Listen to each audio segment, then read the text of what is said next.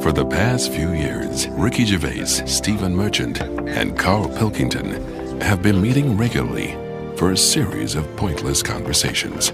This is one of them. Testing. Is that all right? Hello and welcome to the Ricky Gervais Show with me, Ricky Gervais, Stephen Merchant. Hello. And the little round-headed buffoon that is Karl Pilkington. All right.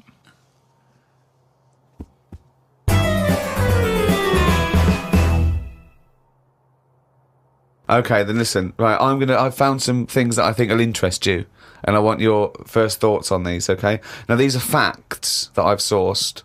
Okay. What's the actual topic? Well, you love animals, don't you? You're interested in animal Some facts. of them. I don't love them. Some of them fascinate me and stuff, but a lot of them also get on my nerves. I don't know how an animal can get on your nerves. They just do. Okay, then here you Right. go. There's a frog, Karl. Just a little frog, a poison arrow frog, that contains enough poison to kill over 1,000 human beings. Why is it that annoyed? It's not annoyed. Well, why is it going about killing 1,000 people? No, it has the potential to. It has enough poison, it has enough toxin in it that could kill 1,000 human beings.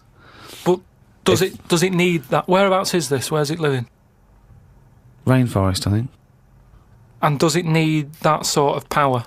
Is it in that much? Is it getting threatened a lot? Is what I mean. Well, no, because it's saying, don't come near me, and it shows it with its colours. It's got the colours that say it doesn't want to be eaten. It doesn't want people to chew a bit, right, and go, oh, I'm an idiot.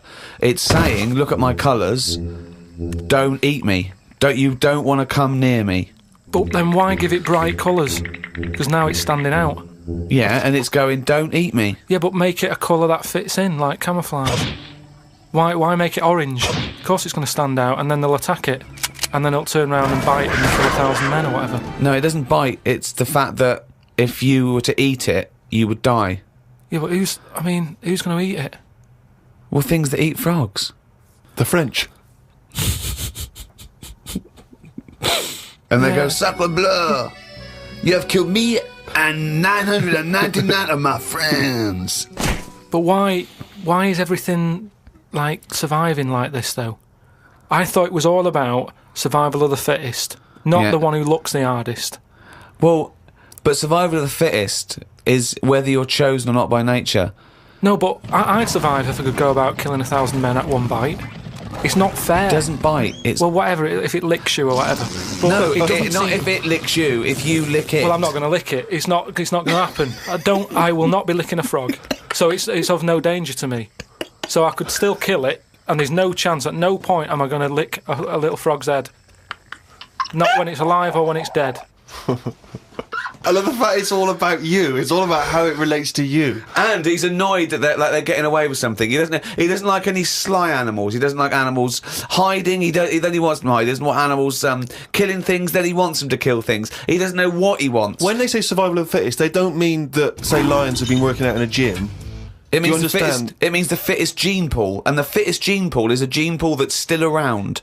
That's all it is. You think that everything, slugs, cats, are all somehow, their ambition is to be like us, or to have the attributes like us, that they can speak, they can talk, they can think, they can act. I only think that because when you see people with these pets, lizards, cats, whatever, they treat them like the humans. So I think if you do that enough times, they're going to start getting familiar with certain... Planet of the Apes. No, He's I'm thinking talking, of Planet of the Apes. Say like you with your cat, the way you talk to it, you give it a little cheeky massage and that when it's stressed out. No, you made that up that it It's was a stressed cat. out. I'm just playing with my cat, right? If anything, the cat is to de-stress me. So you're talking to your cat, Rick. Is it answering back much? How are the conversations going with your cat? Well, I have more intelligent conversations with my cat than I do with him. Yeah, here's one, right? When my gran died, right, she had this rubbish dog, right, and that's all we got left. It was called Fluffy, and like my gran looked after it in a way that it was treated like a human. Do you know what I mean? Had a little coat on when it went out and all that. Anyway, so she died. We get left it. My dad's like, oh, bloody hell, right? Before you know it, it was a wreck. Because we weren't sort of bathing it the way she bathed it. We let it out. If it wanted to go out. It got covered in oil. It used to go under the car and everything. So it went from looking like this fluffy, poodle to just being a bit of a wreck. It got hit by a car, it ran sideways like a crab and all that. In the course of how long? A month? Probably about two months or something. Yeah. Now, so it went from being over-treated to just being treated like a dog. Yeah. But a dog isn't, is not a indigenous species anywhere. We sort of bred those from, but jackals change it. All I'm and saying wolves. is change it. Take away the dog thing. I mean, that lizard thing you've got... Salamander. It's still sort of treated as part of the family, even though it Well, does it's not. nothing. How is it treated as part of the family? Just the way, it's looked after, that big area that it's got to itself. We stick it in a case and feed it a cricket now and again. How is that like one of the family? It doesn't matter because it's in your flat. It is in Karl's family. It's in your flat, innit? And it's sat in that corner. I just mean, as time goes on, things get educated as they get older. How old's that lizard? You don't. How old is it? About 15 years old. Right. Now, it knows more now than it did when you got it because it's been in those surroundings. It's had its eye on things. It's 15, so presumably it listens to a lot of Linkin Park, goes on the internet a lot. No, but do you know what I mean? You've already proved your point. It's like that fella who kept hitting the dog on the head with a stick. Right. Pavlov, at no point did he hit a dog on the head with a stick. But he kept doing it, and eventually the dog went, I'm sick of this, and wandered off, didn't it? Pavlov there. Brilliant. Do you know what I'd like to do? A programme where you paraphrase someone's theory. So Pavlov's first. We could do Freud. Give us, what do you know about Sigmund Freud, the father of psychoanalysis? Right, come on in. I don't know anything on him. Here's an interesting fact. If the frog annoyed you, this might annoy you. A blind chameleon will still change colour to match its surroundings. You're aware that the chameleon can... Yeah, whatever it sits on. Yeah. But then what happens when you put one of them on a mirror?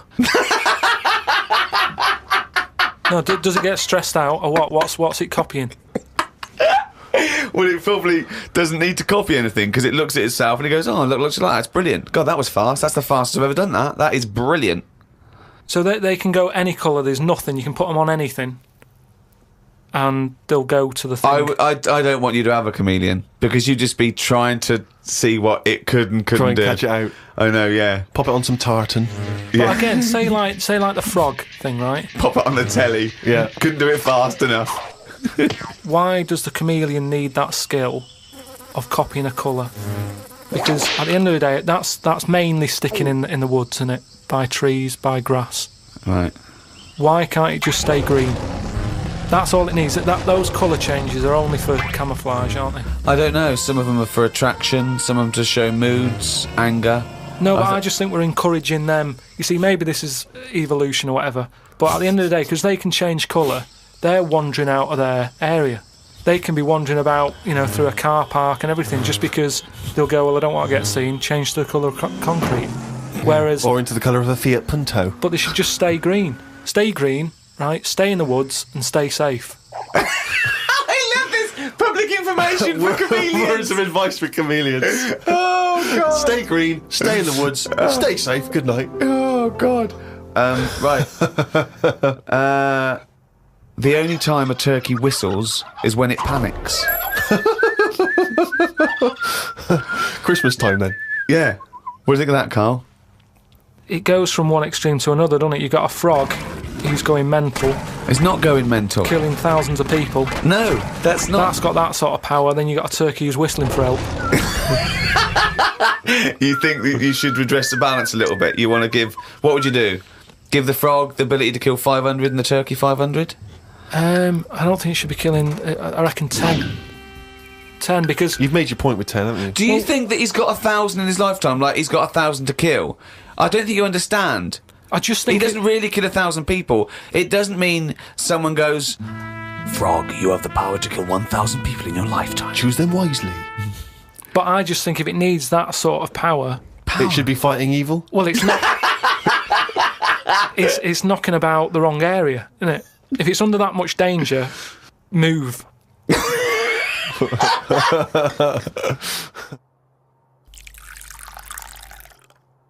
I was thinking the other day about, your body and everything, because it is amazing, isn't it? How it works. Oh, yeah, yeah. Does the brain control you, or are you controlling the brain? I don't know if I'm in charge of mine. Nor do I, There's Karl. a surprise. Nor do I, No, Karl. do you know what I mean, though, by that? Does the brain control you, or do you control the brain? Like, don't you ever sort of think sometimes? Say if you're making, But 'cause you I are was the making, brain. No, but I was making a shopping list, right?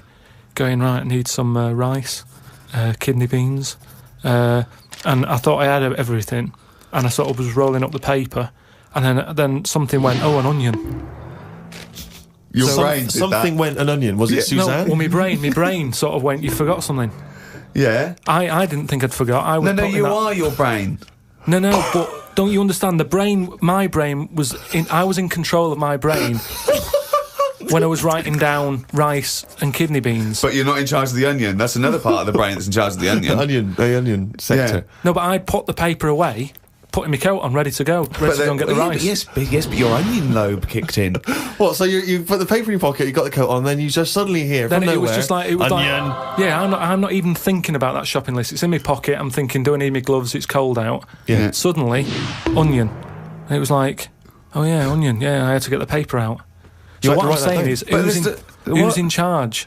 The brain, the mind. The brain is the. What are you doing? Who's in That's charge? just you forgot the onion, and then you remembered the onion. You must have forgotten things in the past. No, but not like that. Not where, like, it just made me think that was weird. Who reminded me of that? You did.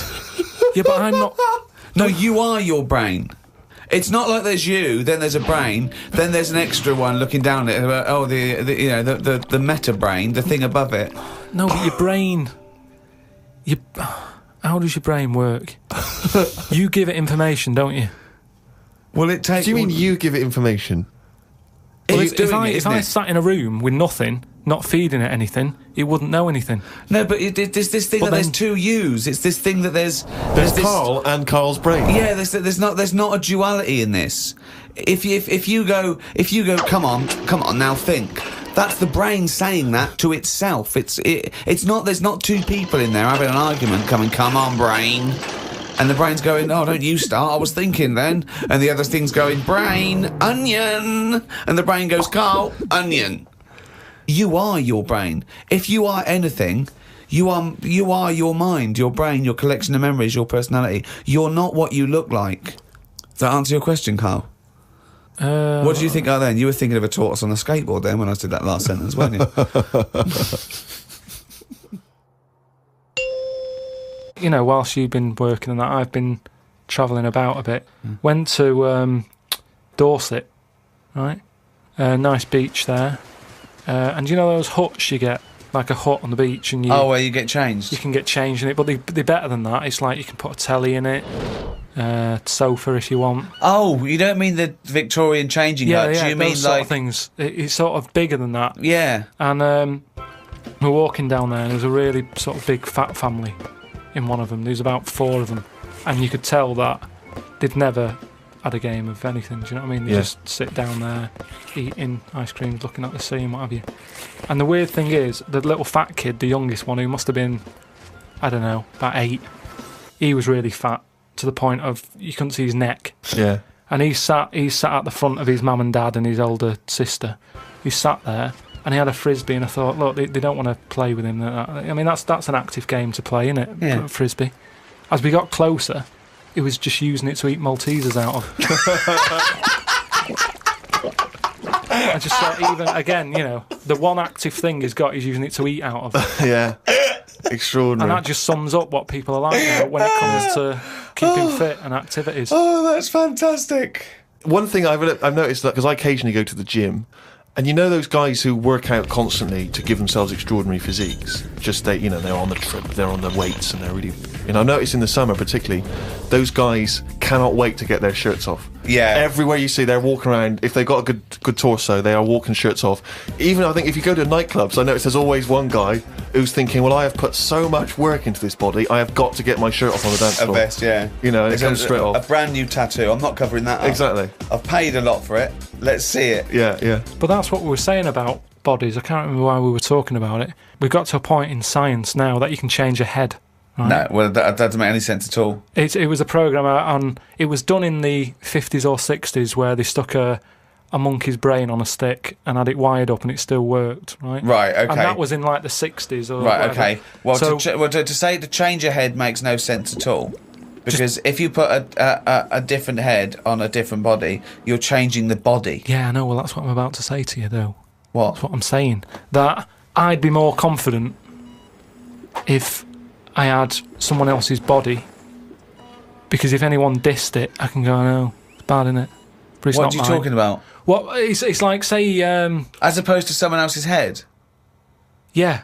Well, What, it you'd wouldn't be rather- me, would it? The head is me. Well, of course it is. That's what I mean. Yeah, So the what do you head's mean? me. You'd be happier having someone else's body? What, than your own? What I mean is, say if you're wandering about, for some reason, there's an incident. You have to take your top off and that, and everyone's looking at you, right? And you're a bit sort of, you haven't got the muscles and that, you haven't got the six-pack, Right. which isn't that nice anyway. I don't know why that's become a nice thing, really, seeing the insides of you. You might as well... I mean, I know I came up with the see-through skin idea, but it's a bit weird, isn't it? You can see stuff. No, it's the muscle in front of the... No, it's not. It Sometimes is. you can It's see not the- It's like, not the tubes. outline of your No, you organs. can't see tubes. You can see tubes and veins and stuff. Well, you can see veins. Yeah, well, I don't want to see that. That's why we've got skin over it. Is Well, what stop I mean. looking at naked men, then. Why- No, you but keep- sometimes you can't help it because it's been hot, and like you say, there's people walking about with vests on and that. So anyway, what I'm saying is, say if some incident happened, I'm walking about with my top off. Right. Girls are laughing at me, right? Why? Dunno, they might. Yeah, go on. So they So, wouldn't look at your body, they'd all look at your head. so what I mean is, Yeah. rewind that, right, and imagine all that happens again, but I've got someone else's body. Right. Whose body? Just some fella who's died, and my body was injured, and they said, we've got a new body in. You can Right. have it. We'll Yeah. stick your head on it. Yes. Yeah. Now, say if... They're laughing at you. They're laughing at the body, They're laughing yeah. at the body. Yeah. But at least I'd be able to sort of go, I know it's a mess, but it's not mine. At least I don't have to claim ownership. So all of this extraordinary technology that can make put one head on another person's body is so you can go, it's not my body. No. But And it's not your own. I'm not being funny though. So if you have a body transplant, right, and you're there, you're at home, naked, you look down, Yeah. lovely penis and a set of testicles, Yeah. right? What do you do with them? What do you mean? What am I doing with them? Well, do you like them? Well, you wouldn't mess about with them as much as if they were your own.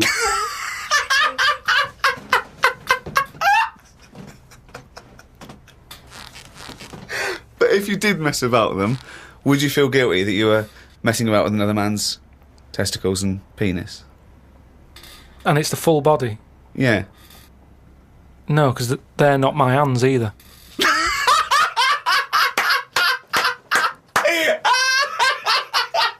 You're a genius! You're a fucking genius! So what you're doing is watching someone else wank. Yeah.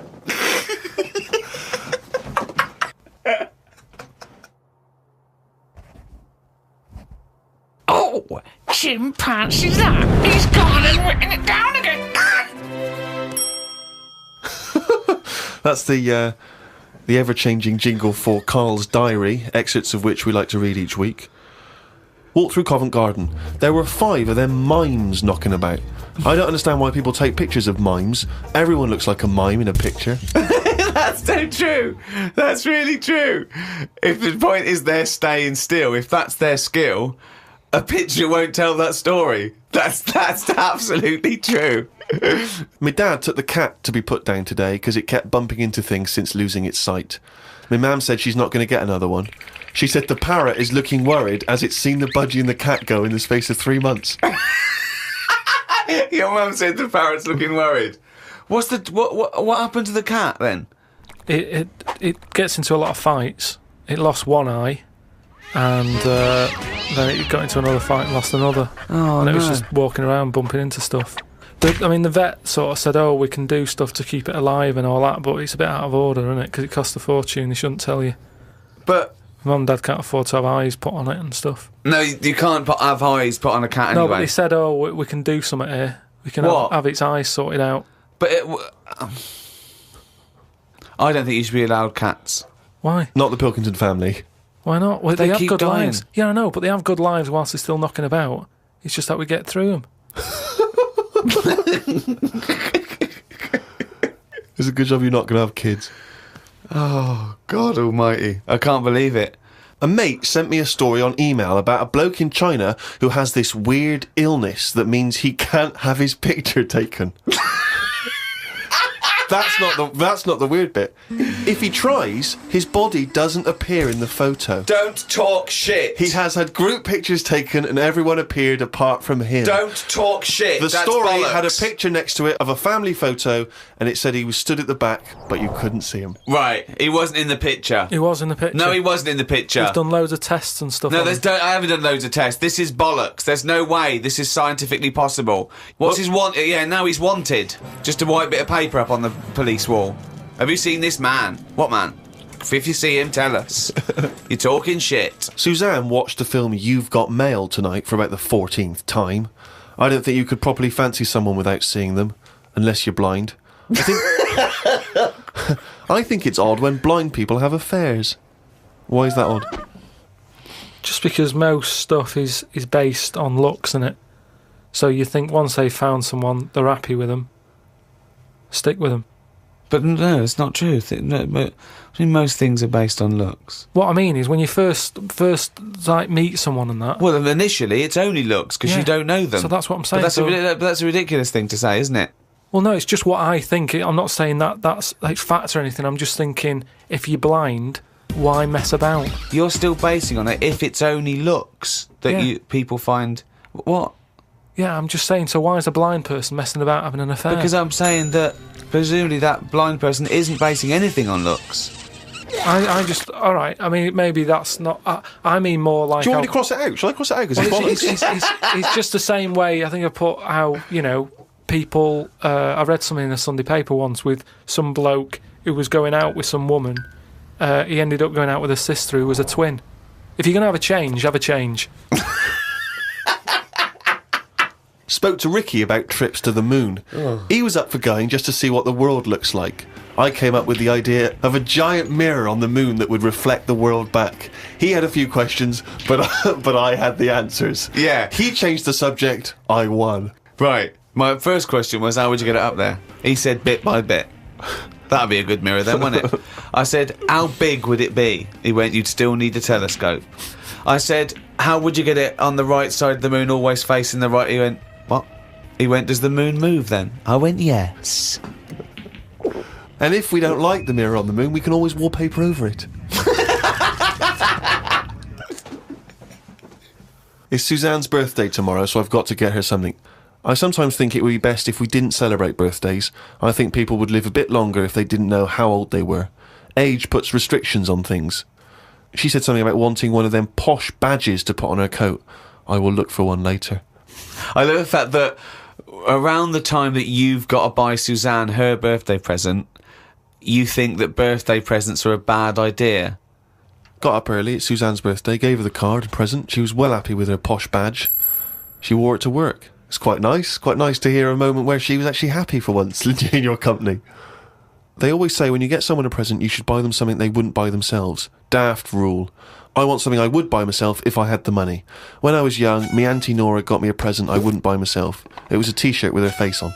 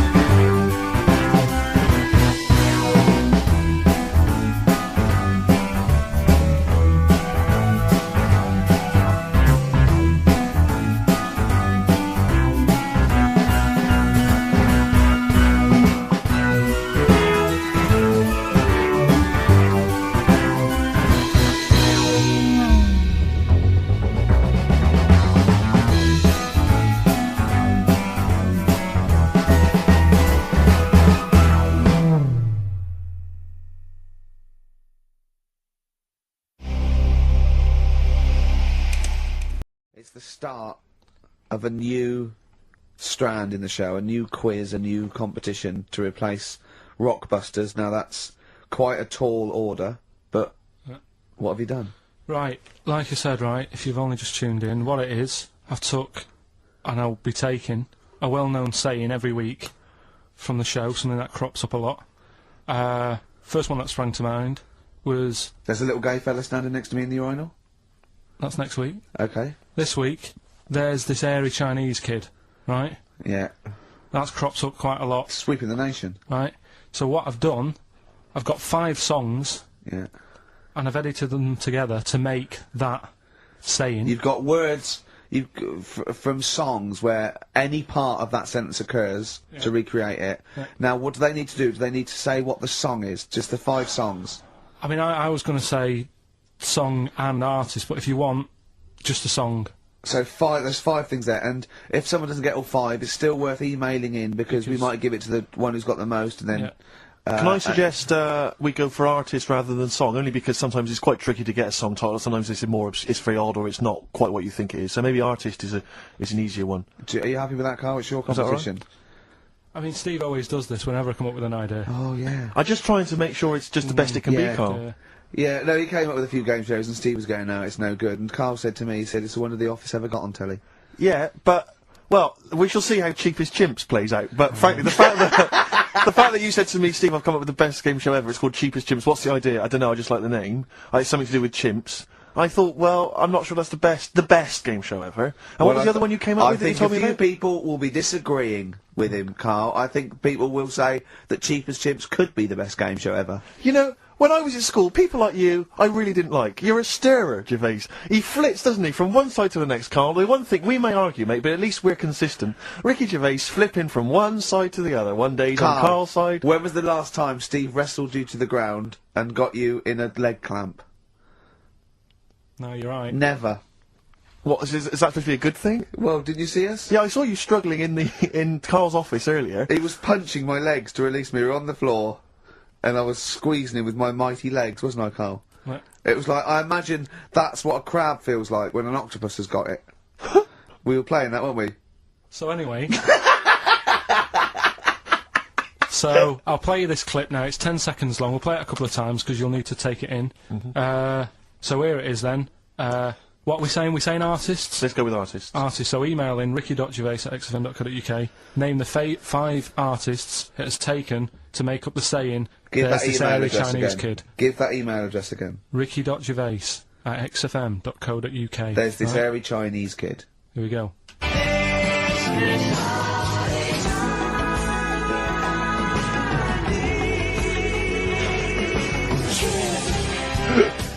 Play it again. Play it again. Here we go.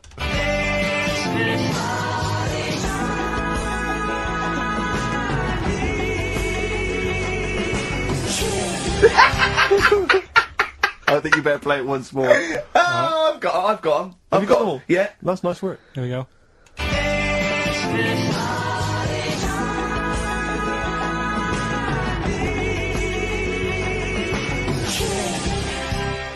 I can just remind you now that the prizes include a Red Dwarf DVD, Mary and Jeff, the first series of that on VHS, a Live Forever Britpop CD, and also the very best on your quiz, Karl. We've had people who've That's got what you get a when you maximum put of 4. a duck in a microwave. Yeah, yeah. Bill Withers. Nice. All right. Cheers. So I'm not talking about Cheapest Chimps. That's safe. That's going to run and run. Yeah, that is going to run and run. That's really got legs. I'm going to check the press Monday. I can only assume it's a triumph. Exactly, another Pilkington triumph. Yeah. I'm going to give the prize, if you don't mind, Karl, to Karen and Jeff Gillian, because they're the only one that got. They were the only couple that got the second answer, which was very, very. But tricky. they got 4 today. But they only got 4 But right. 4 is the top answer. So should we give the So answers play it, now? Karl, and then tell us who each one is. Right.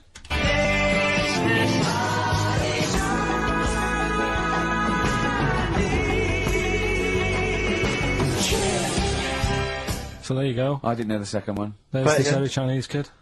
So the first one, the Lars. There she goes. That's George Harrison. No. That's Philip Bailey. And that's Deacon Blue. Right. So it was the Lars, Yeah. What's the second one? Strokes, That was very tricky. That is hard. George Harrison Harrison, for airy. yeah. That's all I could get. It was Ari. Ari Krishna, yeah. But no. Chinese, Phil Bailey. Chinese war is. Yeah. And Deacon Blue Real Gone Kid. Real Gone Kid, yeah. There's This Hairy Chinese Kid. Very, very I hard. love the fact that the normal bit of that, right, the normal bit is like the well-known phrase, there's this hairy Chinese kid. Yeah, exactly. Like, nothing happened there, that's normal. There's this hairy Chinese kid. As a phrase that often... In fact, you're right, we must have said that phrase 20 times today. When was the last time that was said 20 times? Never. I don't think it's ever been said anyway. There's this hairy Chinese kid. I mean... Even in China. I don't think it's... Well, it's very rare. Definitely not said in China. Song's a phrase. What it is. Song's a phrase. Go on. We took a phrase from the show last week. It was, there's this hairy Chinese kid, right? Yeah. Today, we're going back to the good old line of, about you never see an old man eating a Twix. Sure. Right? How long is that? No, you'll never see an old man eating a Twix. You'll never see an old man eating a Twix. It's not as many as you think, though. It's not that many. Well, how is it not that many? Right, well, first of all, anyway, don't worry about that. I think there's about 5, I think. Hang on a minute. Oh, God.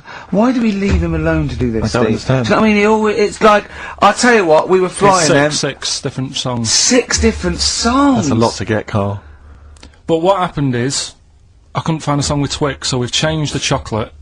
Oh, this is rubbish. We're not doing it. We're not doing it. No, you've got to be punished. We're not doing this. Do it next no, week. you'll like No, shut up, Carl. No, just Well, no, we're He's not put a doing lot it. of effort in. So what? You're right. He's got to do it right. He's got to do it right. No. There's too many. We said too many. It's not. He's changed the thing. It's not one of those. It's ridiculous. No, it's If absolutely only, pointless. Rick, if only his parents had spoken like that to him sometimes in the past, Do you know maybe what I mean? we wouldn't Right. have in this discussion You're not now. doing Oh, it. come on. No, we're not doing it, Steve. What do you think? I'll tell you, we've got the prizes, but I'm Yeah. not even going to bother giving. I'm not even No, going to bother. no, I think we'll just share them out amongst Right, homeless. Absolutely.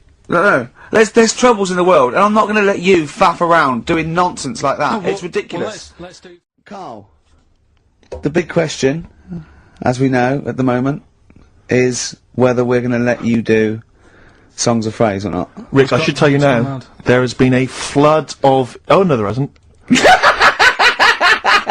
Sorry, I was thinking there'd been a flood of emails, but it was people agreeing with you, Rick. I know Tony Blair has been trying to get through. Yeah, exactly.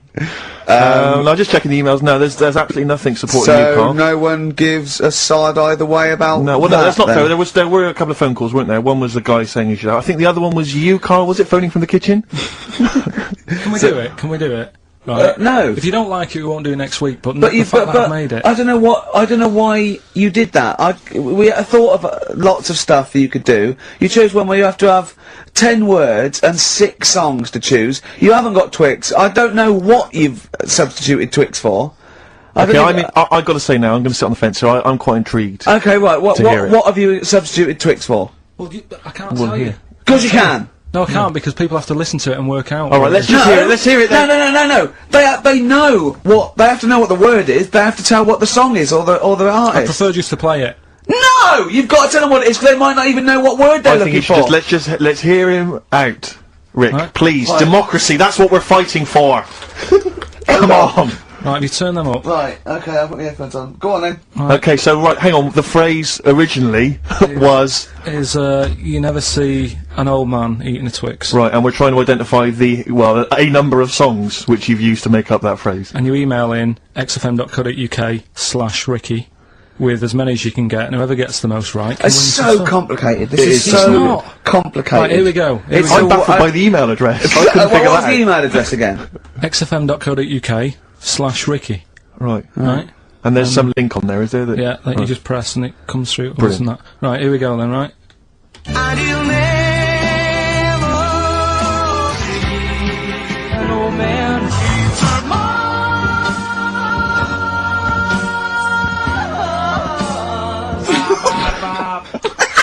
Well, I missed a little bit at the end. Let's hear it again. Mars, ba ba ba. Let's hear it again.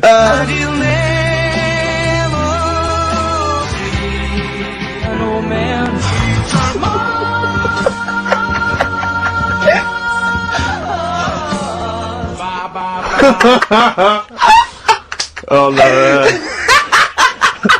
Oh God. Okay. Right, we'd say the prizes, Steve. Right, so how many songs were there? Do we know? I think there was 6. You think there was 6? And you'll never see an old man eat. Oh, it might be 5. 5 or 6. Yeah. Anyway, well, email in the answers and how many there were, and you might be in with a chance of winning on DVD the original series of Citizen Smith with Robert Lindsay. That was good. Paul Whitehouse's Happiness, the first series of that on DVD. We've also got a couple of CDs here. The Best of Britpop, Live Forever, Oasis, Blur, Radiohead, and all the rest of them on there. Right. Supergrass's current album as well. That's I all think right. it's a current album. Yeah, it is. And Okay. less convinced by this one. If I tell you that some of the artists include Delamitri and Deacon Blue, then I know you'll be rushing out later, Rick, to buy this. Scotland Rocks. A compilation of... Is Wet Wet Wet on there? let's see. What the about Biss? What happened to Biss? Let me see, I'm not gonna... I tell you, it doesn't... I mean, we've got Gun on there. Oh, yeah. We've got... Oh, baby, lately. Aztec Camera. Yeah. Big Country, obviously. Proclaimer's not on there. Wait a minute, where's Runrig? There they are. There they are. And obviously Rafferty, Baker Street. Do-do-do-do-do-do. Brilliant. So that's definitely worth entering for, surely. So xfm.co.uk/Ricky. Play it one more time. Yeah. Just right.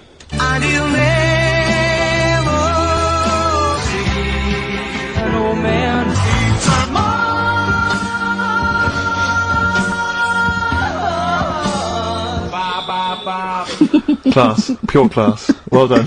Okay. Yeah. Alright, Play we'll give it record. to you.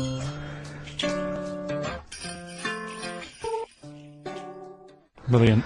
Right, now listen, so that's that done. Yeah. We've done that as well. Yeah. We're running out of time. We've got Okay. like 5 minutes left. Winner for Songs of Phrase. Alright, give us the answers. Right. We did this at the start. We haven't even got time for the film thing today. Oh. But we'll do that next week. Songs of Phrase. It was a phrase you never see an old man eating a Twix. I love the fact that we haven't got time. Like, we've had such important stuff, and it's been so jam-packed and interesting. Not that it's been drivel with gaps we could have filled much better. Yeah. Don't look at it like that, like, oh. What, with his film quiz? Come on. Oh, dear. So, Songs of Phrase. You never see an old man eating a Twix. We had to change it to Mars Bar. Here's what we had. Jerry and the Pacemakers. Echo and the Bunnymen.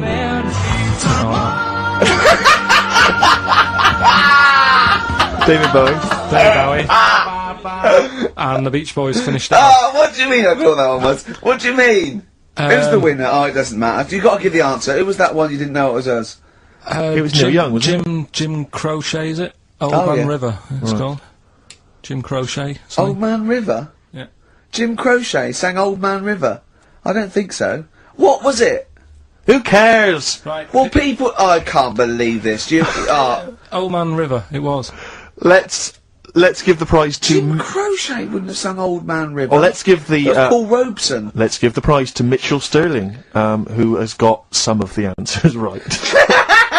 On XFM 104.9. And we'll be playing that great quiz again next week. next week. This week we're. Do you remember the story about my auntie having wind for 5 minutes? Yeah. Your auntie, was it your auntie Nora? Auntie Nora.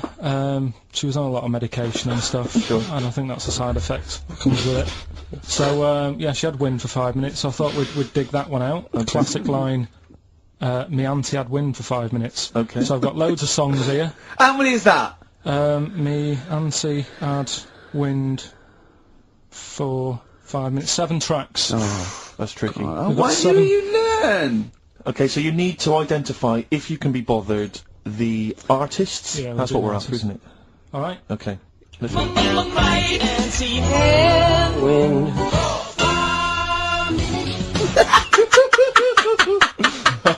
We'll play it a few times. Just remember, as many as you can get, because the Yeah. winner would probably be, who gets 5 or something. So don't worry if there's a couple you can't get, because you could still probably win. Here we go on. again.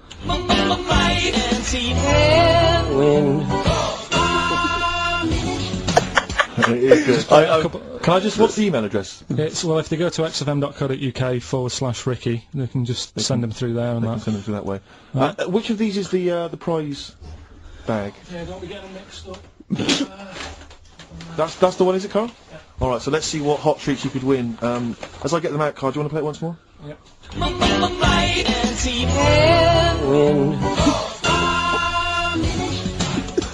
I recognise all of them except one. Yeah. Right, let me Or see what maybe we've got 2. here. Once again, Karl, you excelled yourself with an arbitrary collection of DVDs. Just hanging around, were they? Just hanging around. Again, I'm always interested to know which of our XFM listeners has tastes as broad as this. Go on. We've got the recent BBC adaptation of The Hound of the Baskervilles. Brilliant. Okay, fair enough. That's We've all right. got, what's this? Is this the... This is something involving Air, the band Air. I think it's a single at best. Yeah. This is probably worth having. This is the current Flaming Lips album. So you've excelled yourself there, actually, Karl. That's not bad. An XFM mouse map. They're as common as muck. Oh, hold on. You can't give away that mouse mat. It's a piece of foam.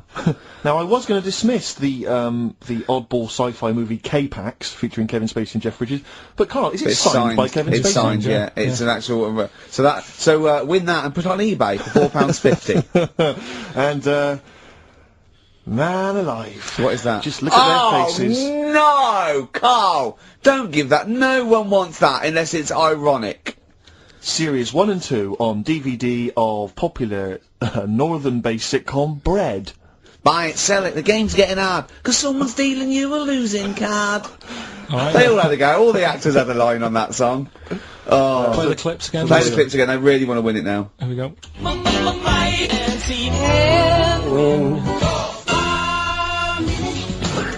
I can't believe this hasn't been done before. The emails, I should point out, aren't flooding in on the No, but it competition. always takes time when they go through the website. Does it? Yeah. Okay. So they'll be arriving in a bit. Do you want to play it once more for those that have just joined us? Alright then.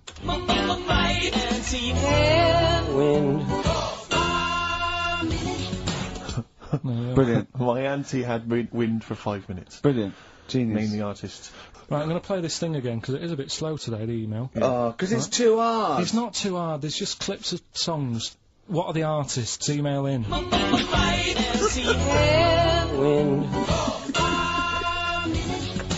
XFM.co.uk. He's getting annoyed because he put the work in and no Well. one's... He's getting annoyed! Oh. Remember, I think Kevin Spacey and the signed K-Pax DVD is probably the only incentive to try and have a go at that one. Just think you could win by getting one of them. Exactly. They're coming now, okay. This is electronic. Right, let's get the answers, let's get this out of the way. Songs of phrase. Songs of phrase, just in case you just tuned in, it's a new feature we've been doing. We take songs and chop them up and that, and it's a phrase that has cropped up on the show a few times. This week we were going back to the classic Me Auntie Had Wind for 5 minutes. Going back to the classic. And let's have a These are the answers, is it? Okay.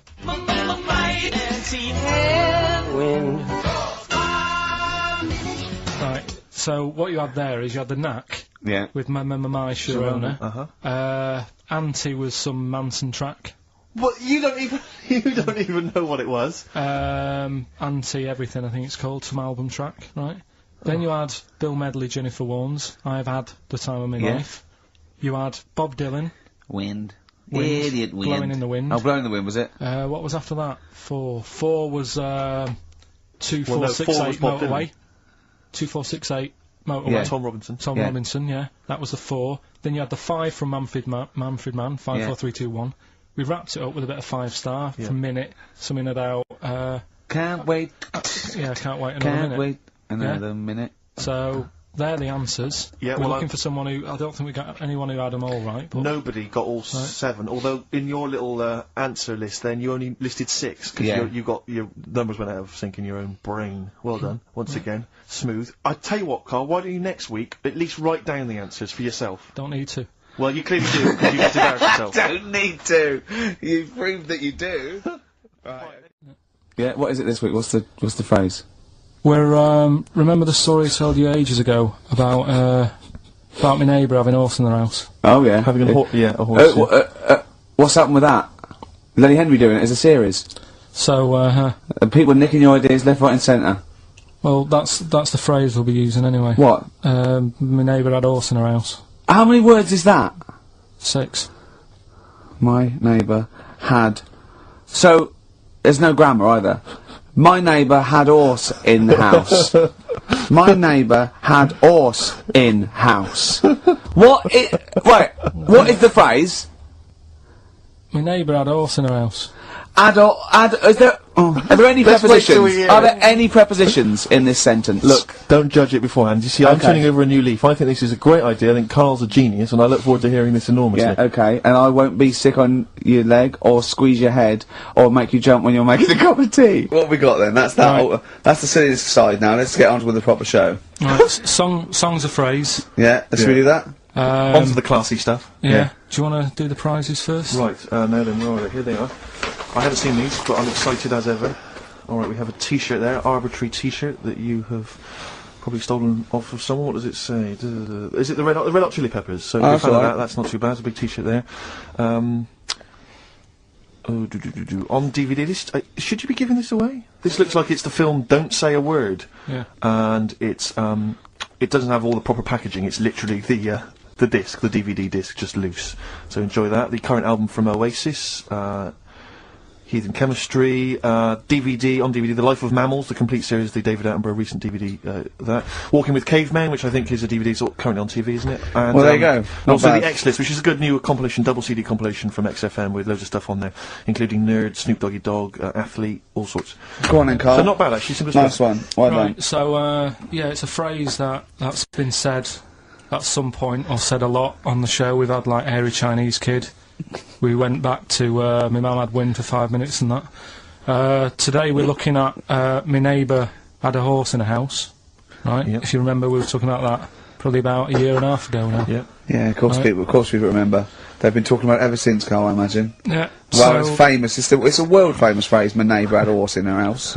right, so this is, this week's Songs of Phrase, and what I've done is I've got songs with those words in that make up that sentence. Yeah. You get to email in ricky.gervais@xfm.co.uk. There's 6 different songs, right? You email in with what? I don't what know. we There do? is 6. Me neighbour had horse in house. Is it really that sentence? My neighbour had a horse in her house. It does work. Honestly, it works. Yeah. Okay. Don't bother explaining it. You Just ready? play it. Right, Yeah. so here's the. Here it is. We're just Right. Right. What in God's name was that? Yeah. Name the 6 songs.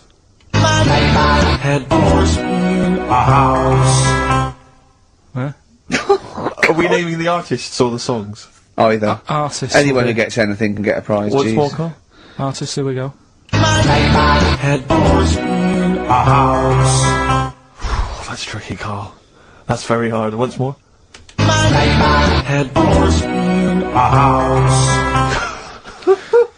Email in ricky.gervais@xfm.co.uk. I'll give it. Another give it one- letdown. give it Another one more. letdown. It's brilliant. This. No.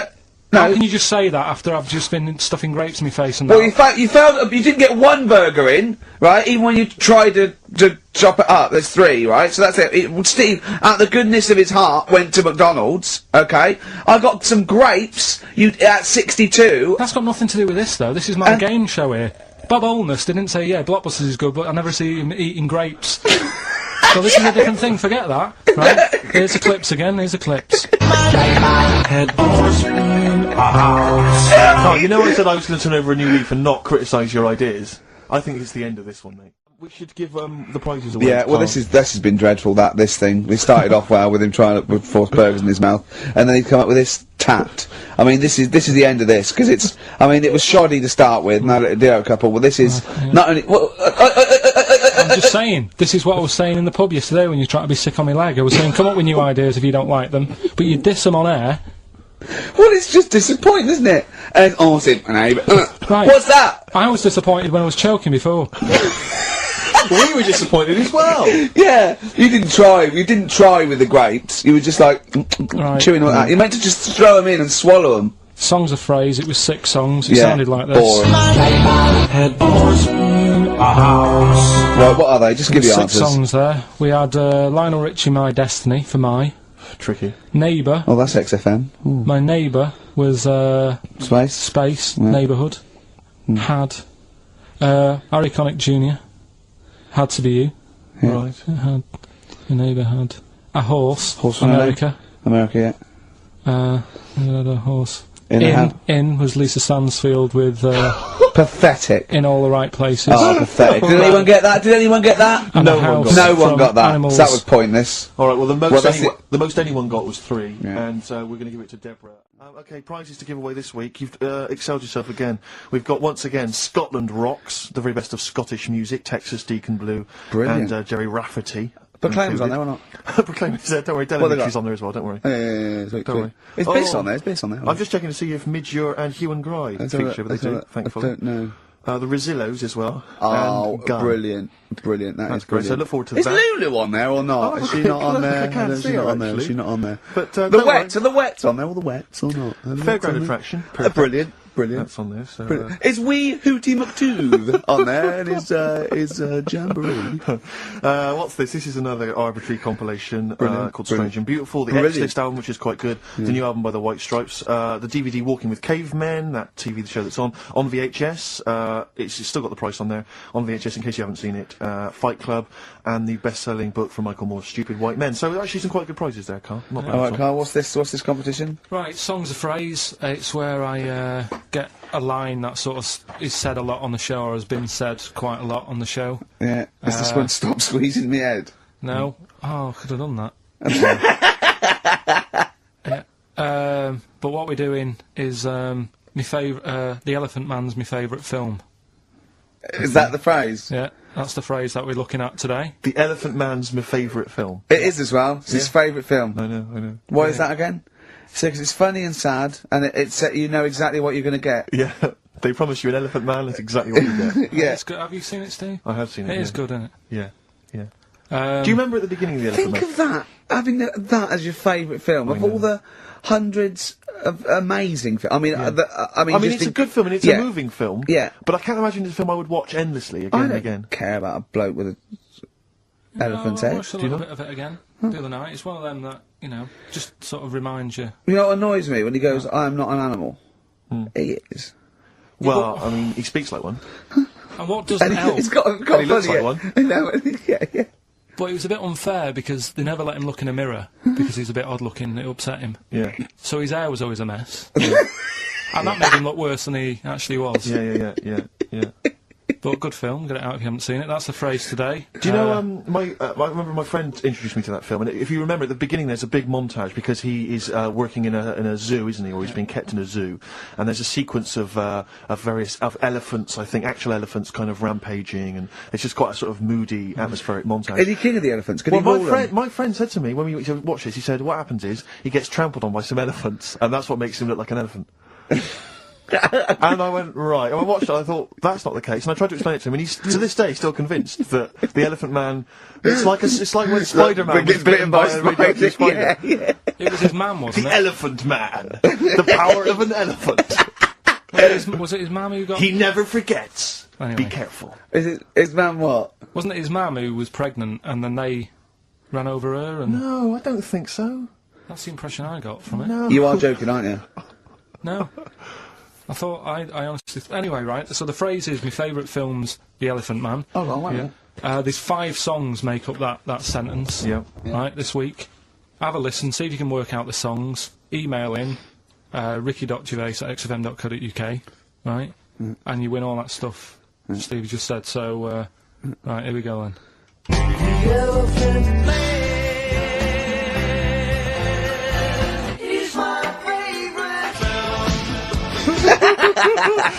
That was nicely done. Genius. All right. Let's hear it again. Here we go.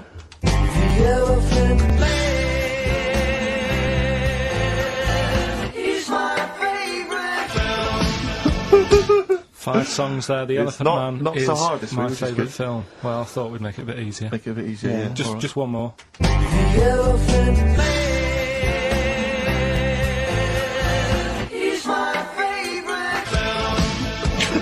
Email only, ricky.gervais@xfm.co.uk. Brilliant. We got the result to the quiz, Karl? Yeah, I'll just play it one more time. It was Songs of Phrase. Is this the last time we're doing this? Oh, I thought so. I thought it worked better this week because it was actually doable. Yeah. I think that makes a difference, Carl. We haven't done Karl's an idiot yet. Karl, you're an idiot, have we? Oh, well, that's a reason to keep it. Maybe we can end with that one Right. when you come back. Right, well, the 5 songs that made up this little thing here was Mystery's Beautiful Blues, Eels. Innocent Man, Billy Joel. You're my favourite Waste of Time, Owen Paul. Brilliant. Bohemian Rhapsody, Queen. Girls on Film, Duran Duran. It sounded like this.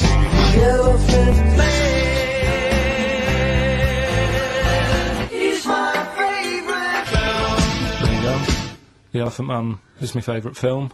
Hang on, was Bohemian Rhapsody in there? Yeah, it is. Oh, right, yeah. Right. Well, we're going to give that to Piley. He just calls himself Piley. Ian Pyle.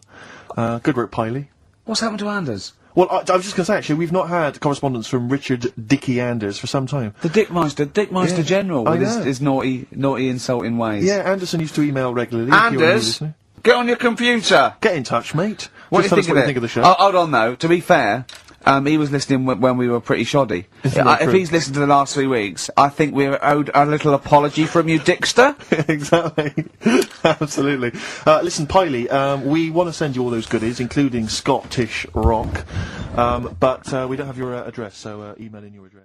Songs of Phrase. It's the mighty return of Songs of Phrase. No one has requested that. It's not due to public appeal. A lot of people have requested some swearing. They have indeed. But, We had a lot of emails for that, but go on, Carl. And remind us again what exactly Songs of Phrase is and why we should care. It's just a phrase that we take from the show, make up by taking words out of a song, edited it together. Right? The phrase that we're doing is no more Cheeky Freak of the Week. No more Cheeky Freak It sounds like this. No more cheeky freak of the week. Right? So... No, that's nigh on impossible. Play again. You got Play to again. I email didn't hear in. that. You got to email in with all the songs that you can hear there. Right? I think there's 5 songs. And we in just total. want the names of the songs? Yeah, that'll do. Okay. All right. Do we just hear it again? No more cheeky freak of the week. All right. Yeah, It is good. It's probably one of the best you've done. It's very tricky, though. That's not too tricky. Play it again. No more cheeky freak of the week. How many have you got, do you think, Rick? Just Well, I've noticed the same person singing twice. Is that right, In a Paul? band and solo. Yeah. And I know one I track think- straight away from the word. Can I just say, I do think naming the songs is a bit tricky. Let's just name the artists. Is that all right? What's the artist? Just the artists, just change the rules slightly. Yeah. Before we play it again, just let you know what the prizes are. We've got on DVD Later with Jules Holland Louder. Lots of the alternative acts he's had on there. A DVD, there, a couple of DVDs. With Boogie Woogie Piano over the top. Let's hope so. Brilliant. I can't Mary wait. Chain are on there, Stereophonics. We've got Sonic Youth, Ash, Hole, Queens of the Stone Age, Foo Fighters. Quite good. Once again, Cruise of the Gods on DVD, starring Rob Brydon and Steve Coogan. That was on at Christmas. It's not bad. It's not the same one. They haven't been sending that back. We've been giving out different ones each We have week. indeed. This is an album just called quite simply I Love You. Yeah. And you'll be pleased because there's the likes of Mel C, Cliff Richard and the Hollies on there. Brilliant. Excellent. The best chill-out album ever. We've got the Beach Boys on there, Elvis Costello, Pink Floyd, Coldplay. That's not bad. And this is the one that's most interesting, I think, the American Song Poem Anthology. I've not heard it yet, but apparently, I think what it is an anthology of recordings that were made, apparently in, I think, maybe 50s or 60s America. There was a particular organisation, you could send in songs or lyrics that you'd written at home, and they would send it to music and record it for you. And this is a compilation of them. So obviously there's some quite idiosyncratic and odd little things on there. I think it's probably worth a listen. So not bad prizes at all, Carl. Let's play it again. No more cheeky freak of the week. Well, we've started that going. Just the artists then. ricky.gervais@xfm.co.uk. ricky.gervais@xfm.co.uk. Once more, Carl. No more cheeky freak of the week. See, we're just great. Yeah, not bad at all. Rick, I can tell you now that the answers to Songs of Phrase are quite literally dribbling in. I think there's 2, maybe 3 answers so far. So very excited about that. So, who's the winner? Answers. Well, let's give us the answers first. Right, This well, was this is how it Rockbusters. sounded. It's not Rockbusters. I'm calling it Rockbusters because No more it's all Cheeky weird. they're all Freak of the Week. interchangeable at the moment. No more cheeky freak of the week. Right, Paul McCartney, Cheeky Girls, Sugar Babes, Space and Beatles. Okay. Brilliant. You've really, I mean, if you're not interested in it, Carl, seriously, mate. Anyway, we're going to give the prizes, which were pretty good this week, to James Waters from Colchester. Well, we've got Songs of Phrase, Right, haven't we? Songs of Phrase then. Okay, let's just have a look at the prizes. Let's just remind us again what exactly Songs of Phrase is, because I know a lot of people put it out of their mind week by week. It's a phrase that's, been said on the show a few times, right? I mean, you remember classics, like, What was? We've had hairy Chinese kid. Yeah, there's this hairy Chinese kid. Stop squeezing my head. Carl, you're an idiot. Carl, you're an idiot. You know, some classic phrases. Classic phrases. And so you use various old-time songs and you put them all together and that spells out the phrase. Before we play that, let me tell you now, you can win. Look forward to this. What's this? The new album from the Star Spangles. That's called Bazooka. Is that out, is it? Never heard When's of Bazooka out? Never heard of them. Never heard of them. The best summer holiday album in the world ever. You've got the treats on there include the Fast Food Rockers and Laz Ketchup. Yeah. I'm waiting for their second single, because I don't know what that's going to be about. Sure. Is it going to be a bit more fast food? Maybe like Pret a Manger? Yeah. Yeah, lovely. This is very good. Yeah, 2-disc set, the best of David Bowie. Inspiral Carpets, the best of them. Still don't know how they spin that over 3 seasons. No idea. Bowie's is one. Yeah. We mentioned it last week, the American Song Poem Anthology. That's kind of a kooky collection of songs. And we've also got a couple of DVDs here. Stephen King's Rose Red. I've never heard of it. Straight to video. Yeah, made for television. Yeah. Will never be seen at the cinema. And I'm sure there's a lot of nerdlingers listening, so they will be loving Richard Dean Anderson in Stargate SG-1. Yeah. Free inside, there's a collector's card, plus you can win some exclusive memorabilia. Brilliant. So I think a pair of their... Right, all you've got to do is listen to these, like, 13 songs, probably, to a well-known stupid phrase. It's only seven different songs, right? Well, just get the most you can. Just be rough. Artist or song, it'd do, right? And the phrase is about me dad nicking from telephone boxes, right? You've got to give them a clue, because they've got to know what they're listening for. It's hard enough when you know. Daddy's never going to stop robbing from telephone box. Is that it? Yeah. So what are these songs then? Go on in. It doesn't matter that some people don't know what that's about, do they? Doesn't matter. No, they're not. Well, your father's a thief. Email only. ricky.gervais@xfm.co.uk. Let's hear it. All right. From...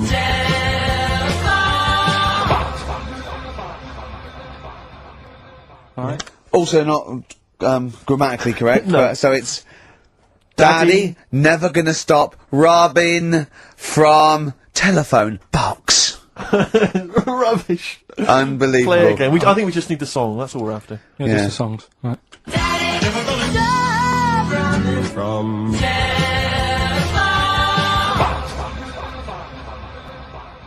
Just again?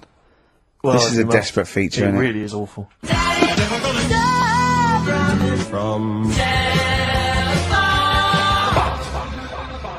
See, Rick, if we took more of an interest in this show, we'd have come in, listened to that, and said we're not going to play it. We'd have said, no way. I don't care how long you spent on it. We've got a reputation. Yeah. We've won awards. We've won major awards. We're not putting that tat out. But, yeah, no. You know, that's what But happens. we're just giving the listener what they're used to. Exactly. So, I think more fool them for listening. ricky.gervais@xfm.co.uk. Excellent. Now then, we were playing earlier Songs of Phrase. We have had... I mean, the answers I could literally count on the fingers of one hand. Now the right answers, even less so. But do you want to play it once more, Karl? Oh God. From... There was 7 songs in there. Right. Read them out. Go on. What are they? It was Oh, have you got it written down? I can remember them. Daddy Cool. Right. Boney M. Yeah. Yeah. Never Gonna. Gives you from up. Rick Astley. Yeah. Write them down! Stop. Sam Brown. Right. Robin was Miss Robinson by Simon and Garfunkel. Mrs. Robinson. Yeah. Hang on a minute. That's not Robin. Oh. From Russia with Love, Matt Monro. Right. Telephone hanging on the telephone, Blondie. Right. And then Box. Living in a box. By living in a box. Well, listen, no, Brilliant. I don't think anyone got them all right. No. If you did get them all right, I'm sorry, but I gave up checking the emails a long, long time ago. So I'm going to give it to Michelle Flower because she got a few of them right. Yeah. Okay, so quiz time. I know everyone's been looking forward to this. Which quiz is Well, it we're this going to week? play along because he's done Songs of Phrase where he cuts up bits and pieces from records. You have to guess the title or the artist, and makes a well-known phrase, i.e. a phrase that we've said a lot. And the challenge is that me and Steve have got to try and work out what it is as well before we tell. We will tell you the phrase, but let me just see if I can guess. Play it. Tell me why, tell me why, tell me why.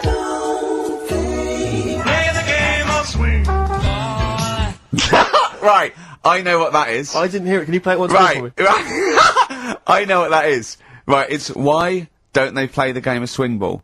Because that's what he said when he turned on and saw people in wheelchairs playing tennis. And his point was... Tell me why, tell me why, tell me why.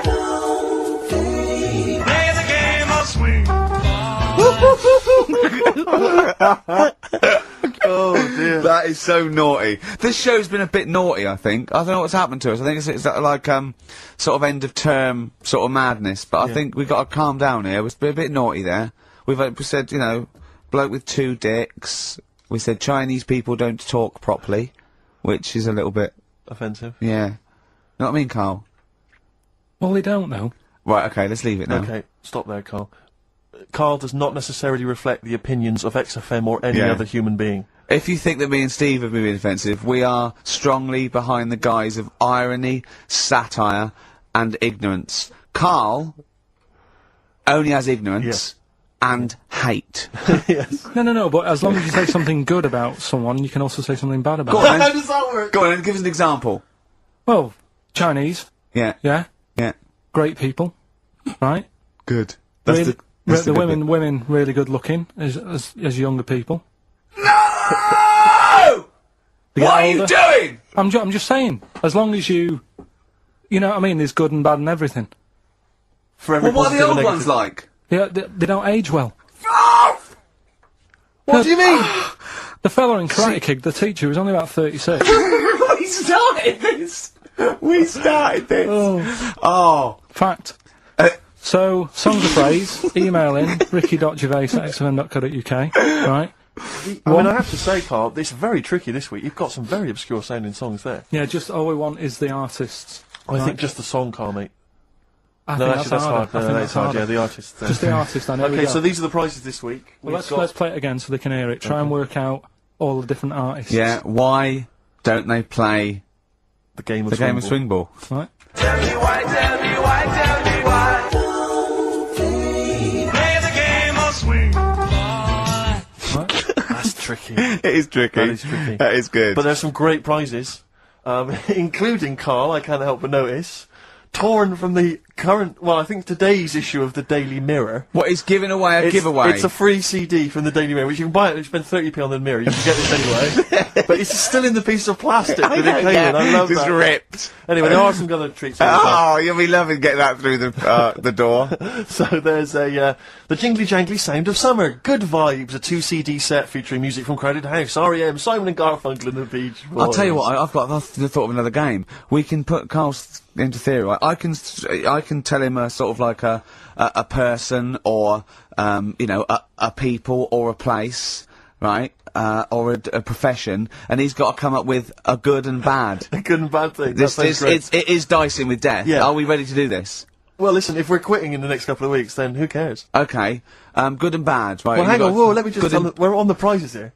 All right, okay. So now 55. I know there's a Okay. lot of XFM listeners who are going to be looking forward to the likes of S Club 8 and the Fast Food Rockers. They're all on there. I can't wait. What is their second single going to be about? The Smashing Pumpkins. This is quite a good little compilation of sort of B-sides and live performances and stuff like that, which is not bad. The best summer holiday album in the world ever. I think we've given that away in the past. All sorts of stuff on there.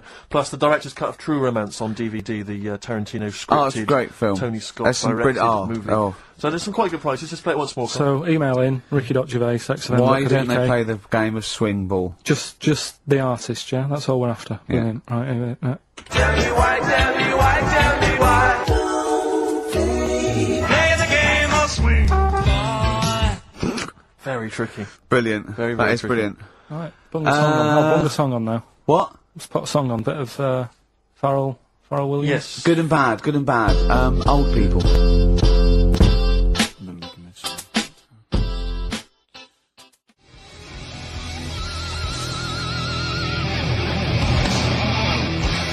Darkness. I believe in a thing called love on XFM 104.9.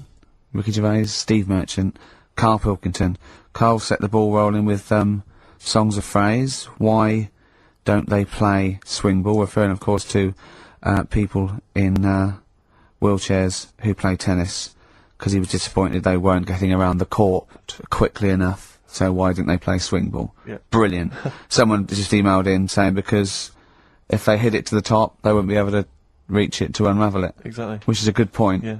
But I mean, nonetheless, good and bad in people in wheelchairs? Do you want to do that? Good and bad. Good and bad things about people in wheelchairs. Good and bad. Yeah. Suppose. Don't know really. They take up less room in cinemas. They've got their own seat. Good. That's good, is it? That's a good thing. Yeah, good. Yeah, well done. Well done. And what's bad? Don't know. I'll have to think about it. Okay. But well, let's leave that, eh? You started it. Songs of phrase. We've had very, very few entries. I really think people aren't interested. They really have just given up. I mean, seriously, Karl, That's the one thing. That's the one thing you contributed to this show, Karl, and it's the weak link. I the think missing link. in the chain, the missing link. Oh, do you reckon there is one, Karl? Do you reckon they'll ever find the missing link? Wandering around Manchester. Wait a minute, Karl. The stats then. Let's have the answers if we can. Right. It was Well, let's specials. play it once more. All right. Tell me why, tell me why, tell me why. Specials. Yep. Jermaine Jackson. The game of swing. Right. It was Play the Game of Love. I think that was Wayne Fontana and the Mindbenders. Right, you think, but you're not sure. Louis Armstrong was the Don't Mean a Thing if it ain't got that swing. Yeah. And Queen, Don't Stop Me Now, We're Having a Good Time, and that. We're having a ball. We're having a ball. Yeah. Well, I mean, considering you yourself weren't entirely clear, I think it's only fair to give it to Paul Brown, who got some of the answers right. We're going to do songs of phrase, by the way, where Karl picks out a phrase that he might have said once, tries to find words from songs to put it together. You've got to guess as many as you can, song or artist, I can't remember. But even though you might look at it and go, that's mental, I don't know any of them, you might win if you get 2 right. I mean, I think the winner last week got about 3 out of 3 Well, or I have to 7. be honest with you, I mean, last week, Rockbusters, surprisingly, was a very, very popular quiz. Yeah. It just happened to be awful. Yeah. This one is pitiful. I mean, it's truly atrocious. Yeah. And it really doesn't even have a fan base. I mean, there's no one championing this one, Karl. Last week, seriously, mate, I got about Karl's face. 7 or 8 replies. Oh god, that's terrible. That was like when you told a kid that you couldn't afford a Christmas present this year. Look at his face. Yeah, it is a bit distraught. Karl, I suppose it's like Chris Evans' face when they said they were cancelling Girls and Boys. It's like, but I can come up with great TV game shows like that. No, you can't, Chris. Not anymore. Oh, his little glasses slid down his nose. I'm the guy who don't forget your toothbrush. Yeah. What all that money you owe me? No, you owe us. Oh, can't believe it. Alright, so, will I just play it to you and Whatever, you Karl. try and work out what the phrase is? Sorry, it's a phrase that might have once been uttered on this show. It was said last week. Oh, right. Alright, okay, brilliant. Alright, here we go. I know you're just 16, but looking all of 21.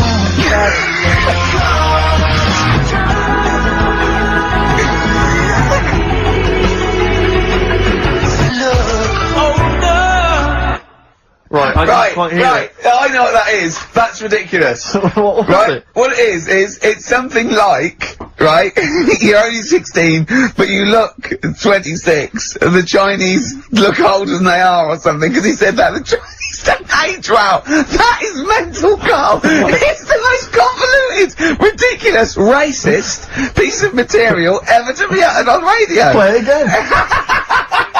I know you're just 16, but looking all of 21. That's...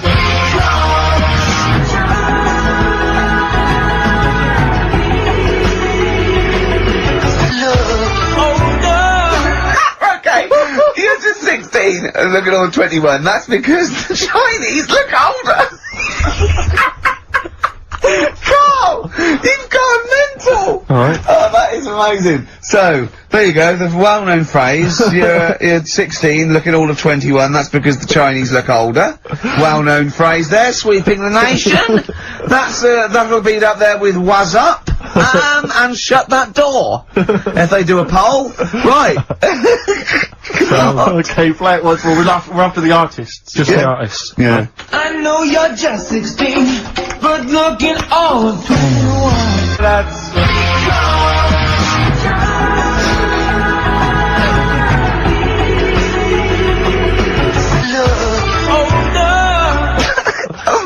Right, let me tell you what the prizes are. We've got, I assume this is the new album from Mower. Everyone's going crazy for Mower. I've not heard people stop talking about Mower. But there it is. We got the new album from the Webb Brothers, which might be quite good. The Polyphonic Spree album, the best dance album in the world ever, which is ideal perhaps if you're having a barbecue and you've got lots of 8-year-old children coming. The Polyphonic Spree, I look at them and I think, well, you know, you're a pretty good band, but if that album sounds like a million, you're gonna make like 40 quid each. I know, it's extraordinary. I mean... They're the sort of indie equivalent of the So Solid crew. Yeah, you're not gonna make any money. The manager's getting 20%. Exactly, yeah. And also on DVD, Red Dwarf Series 1, so, some absolutely barnstorming places. And if you can identify what artist are using this well-known racist phrase, that's because the Chinese look older. Play it once more, Carl. One more time. I know you're just 16, but looking all of 21. That's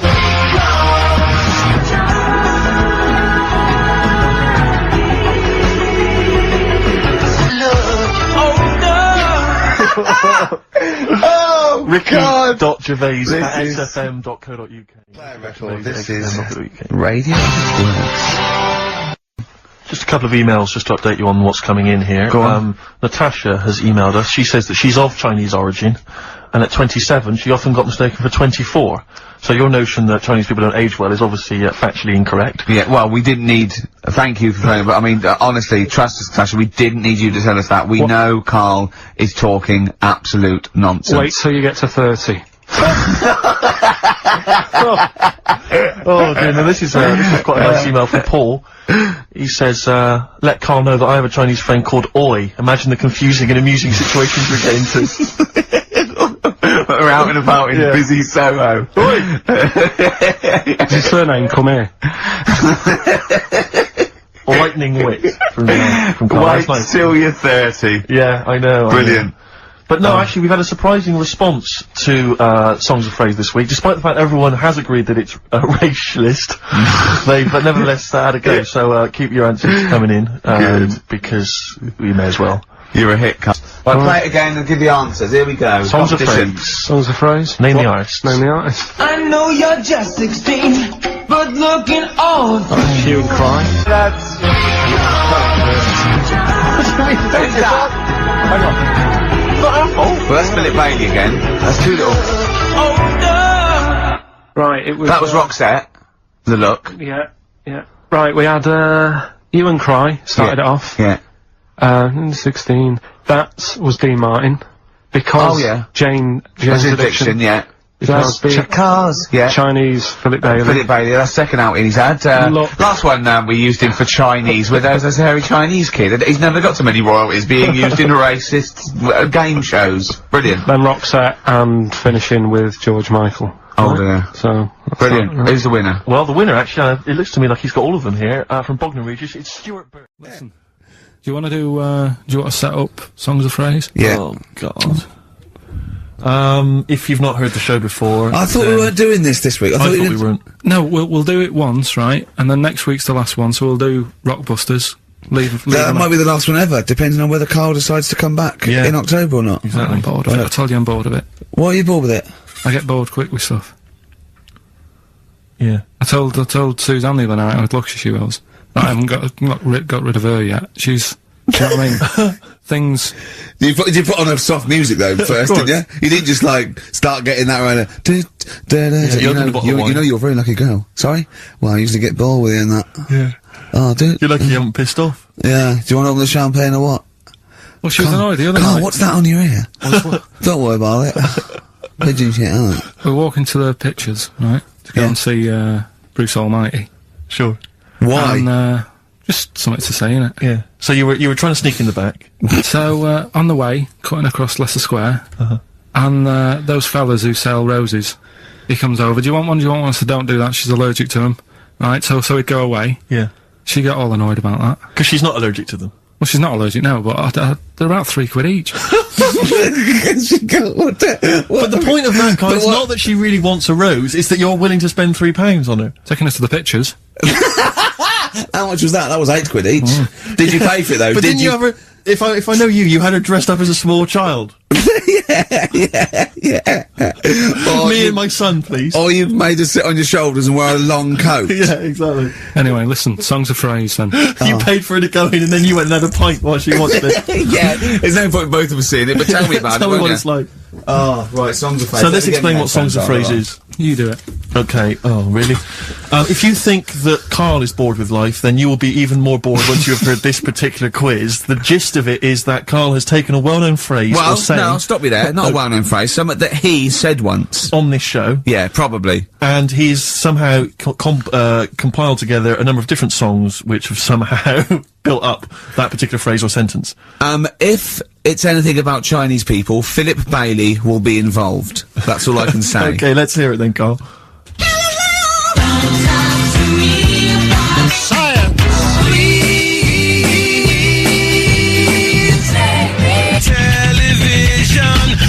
Right. Alright, I don't know what that is. I don't know what that was. This is appalling. I don't know This is what that appalling. is. Carl, I do not know what that is. What is the phrase?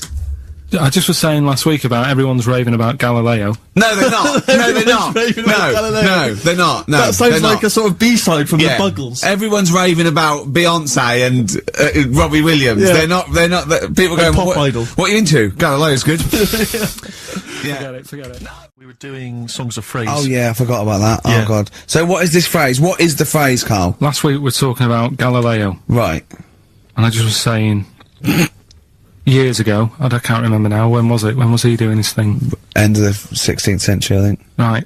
And he was messing about, trying to find out about speed of light or something, is it? No, he did lots of stuff, Galileo. All I was saying is, Gravity, back then, yeah, surely yeah. everyone was saying, stop messing with that, make us a telly. You know what I mean? There was other things that people would have been happier with. Sure. Back then. Like they, Yeah. like they didn't So have. the phrase exactly is what? The well-known phrase is what? Galileo, well, it goes like this, doesn't it?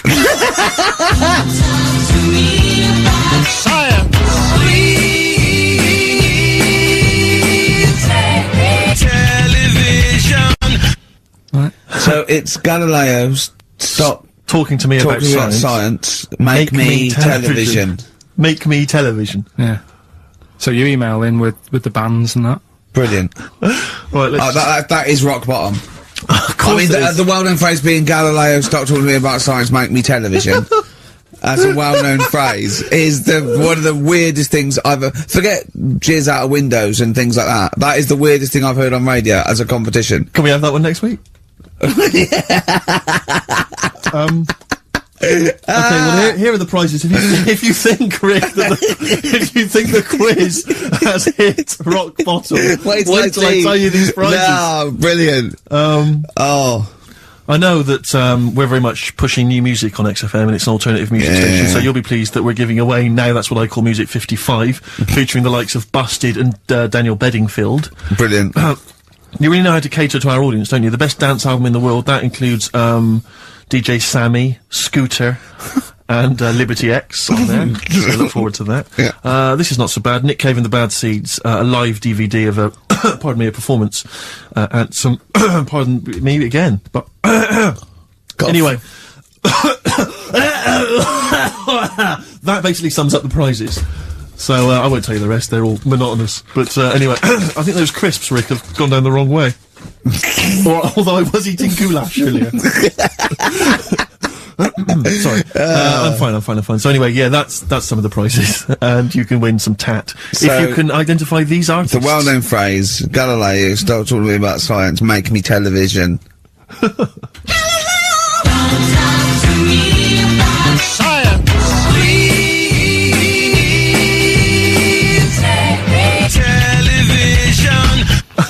Just It's email in. appalling. Bit easy this week, I think. Those, yeah.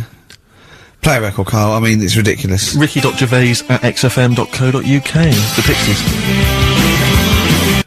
Answers rushing in, we should point out, for the quiz. Most of them agreeing that it's pointless.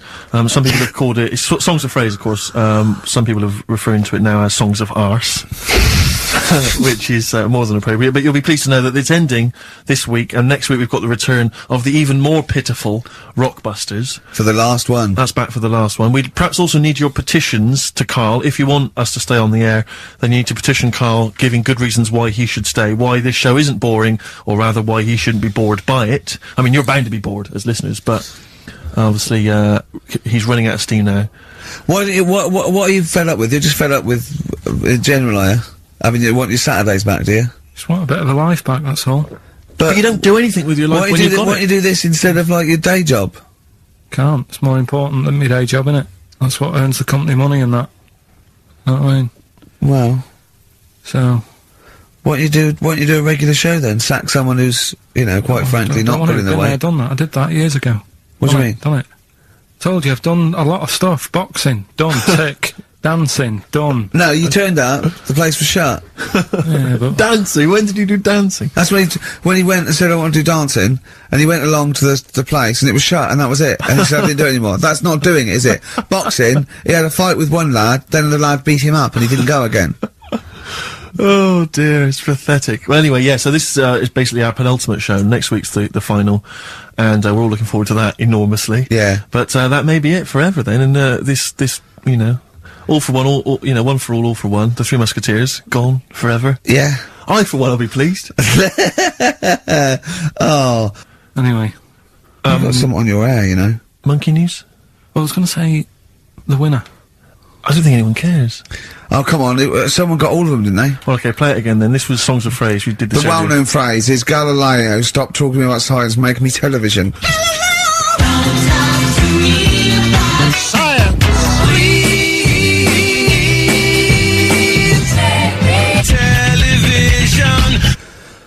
The most convoluted, banal quiz on any radio station ever. I mean, I'm including Moyles, Chris Evans, do you know what I mean? Simon Bates.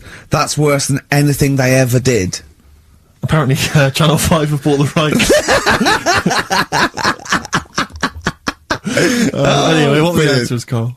We had Queen in there, Altered Images, Thomas Dolby. Yeah. Beatles, Aretha Franklin, and Red Hot Chili Peppers. Well, extraordinarily, Tracy and John Burton from Colchester and Essex got all of those right. Why they would want the prizes, I've no idea, but... Right, are we... Competition then, come on then, what is it? Oh. Songs of Phrase. Remind us of this? We got the film one coming up later as well. Oh. But Songs of Phrase is the one where I take a popular phrase from the show. Well, no, it's not a popular phrase from the show. It's sometimes something you said once. Oh. There's this airy Chinese kid. Yeah. And I get all different bits of songs, so, you know, I make up that sentence, and you have to email in with the artists that you hear. What's the popular phrase then? What's this popular phrase that's sweeping the nation? It's what we talked about last week. Go on. My girlfriend had a problem with a marrow. Right. Yeah. Alright. Okay. She wasn't your girlfriend? Oh, yeah, but I couldn't find sort of No, okay. blind date or whatever. So, so seven artists it's taken to make up this Me Songs of Phrase. girlfriend had a problem with her marrow. Well, that's at least 8, so... Well, maybe I not. think I've managed it in 7. Anyway, Okay. here we go. Oh, What the yeah, artists? We'll listen yeah, at the names the of the artists. artists. Yeah, Get a what- pen and paper, make a note. What artists are you hearing here?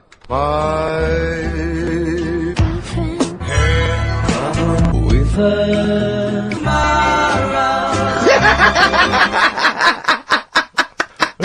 Very good. Oh, okay, Alright, what's so, more? So, what are the artists? with her Very My good. girlfriend had a problem with her marrow. We want the names of the artists. What can we win, Karl? Just can I just recap that story? Girl can't run a blind date. But when he found out that this girl had some sort of bone marrow problem, he said he didn't want to see her anymore. What's the point in getting to know someone that's going to die? Yeah. So that's what you're dealing with. That is what you're dealing with Karl Pilkington. Would you buy a car with a duff engine? It's a fair point. Ricky.Gervais at xfm.co.uk.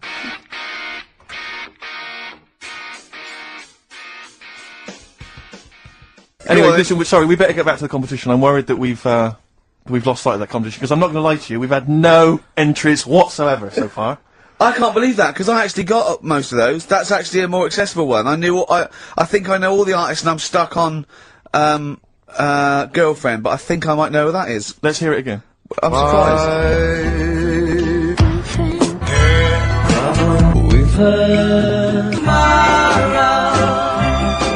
Now I think that's a pretty accessible one. An accessible quiz? Yeah, so no one's... Is the email up, or no one's listening? No, well, I think there's a little bit of that. But, I think we've accidentally closed down the texting. Oh. So if you're texting in... This don't is bother with that. rubbish. It really is awful, isn't it? Yeah. Just play it again, hang on a minute.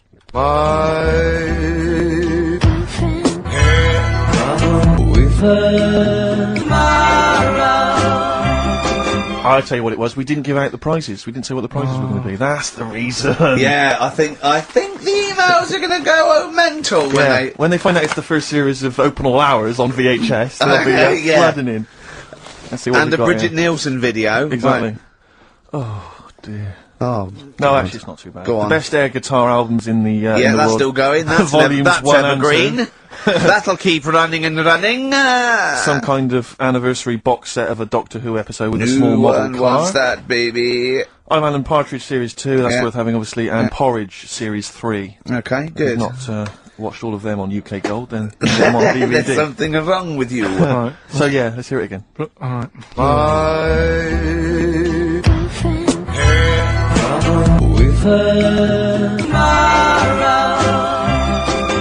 Just name the artist, that's all we want, just the artist. Oh, have we got the results?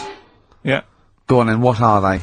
Play it songs again, of let's play it phrase. again then. Okay, This songs of was the phrase. phrase, these were the songs.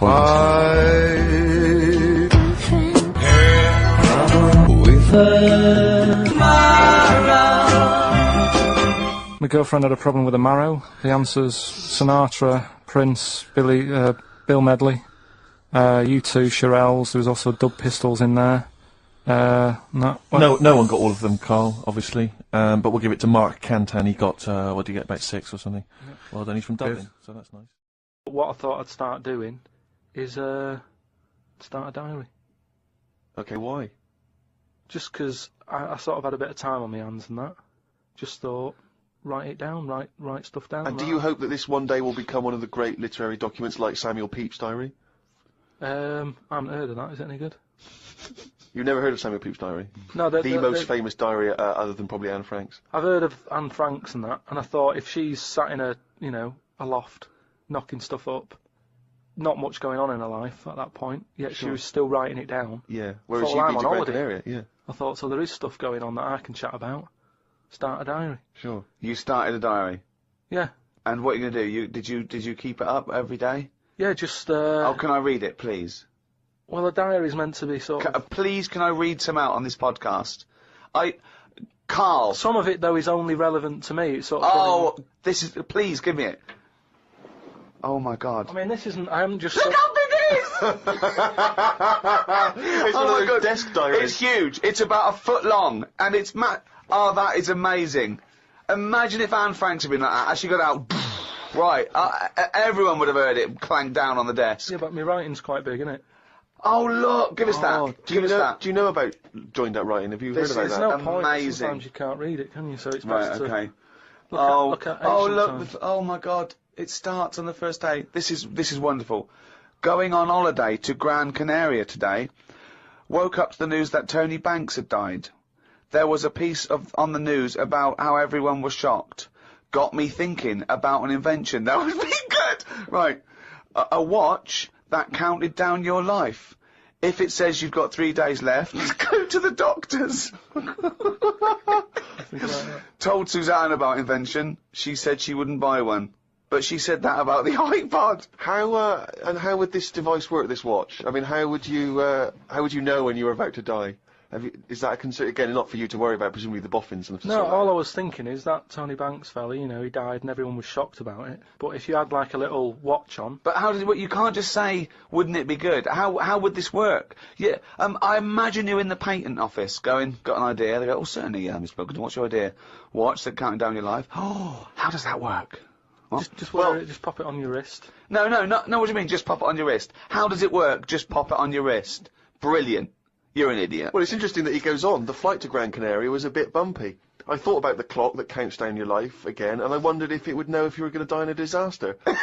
No, he's querying his own design. He's wondering if he would know. He's invented this. And now he's not even sure. A fellow on the plane was reading Koi Mag. It was a fishing magazine. I glanced over and noticed he was reading the Pond of the Month article. Don't think they could make it into a weekly magazine. Well, to be fair to you, because I remember seeing a guy on the train once reading Carp Monthly, a magazine dedicated entirely to carp, and it had Carp of the Month. And I just thought, you know, once you're like 3 months in, the editor must be stressing, have we got any more carp? We got a carp that's actually done anything? I reckon if they used the same one twice, there wouldn't be many complaints. No one would be noticing. No, that's the carp they used 2 years ago. There was a really fat bloke on the plane.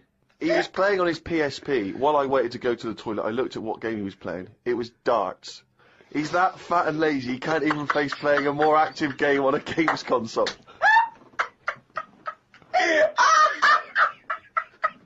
Me and Suzanne got off the coach along with a couple of old people. One of them was in a wheelchair. I don't think it was wise of them to come to a volcanic island with a wheelchair.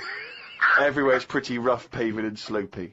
Guess I'll keep an eye on it as the weeks go on. Day 2 in Gran Canaria. Brilliant, we're only at day 2. The hotel's a bit odd. I've never seen as many cross-eyed people in one location. That's enough, isn't it? That's amazing! Well, you may have to let me read on a bit more. No, this is amazing. Well, come back to This it is a later, brilliant diary. This might be the best diary ever written. Oh. While sat listening to the Kinks on my iPod, I wondered if everybody thinks in their accent. I know I do. What's this? What are you talking about?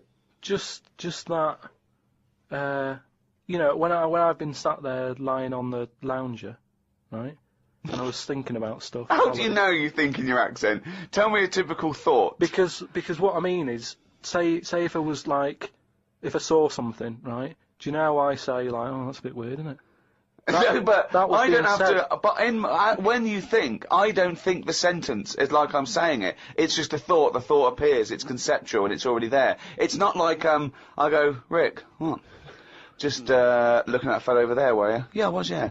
I was thinking it looks a bit weird.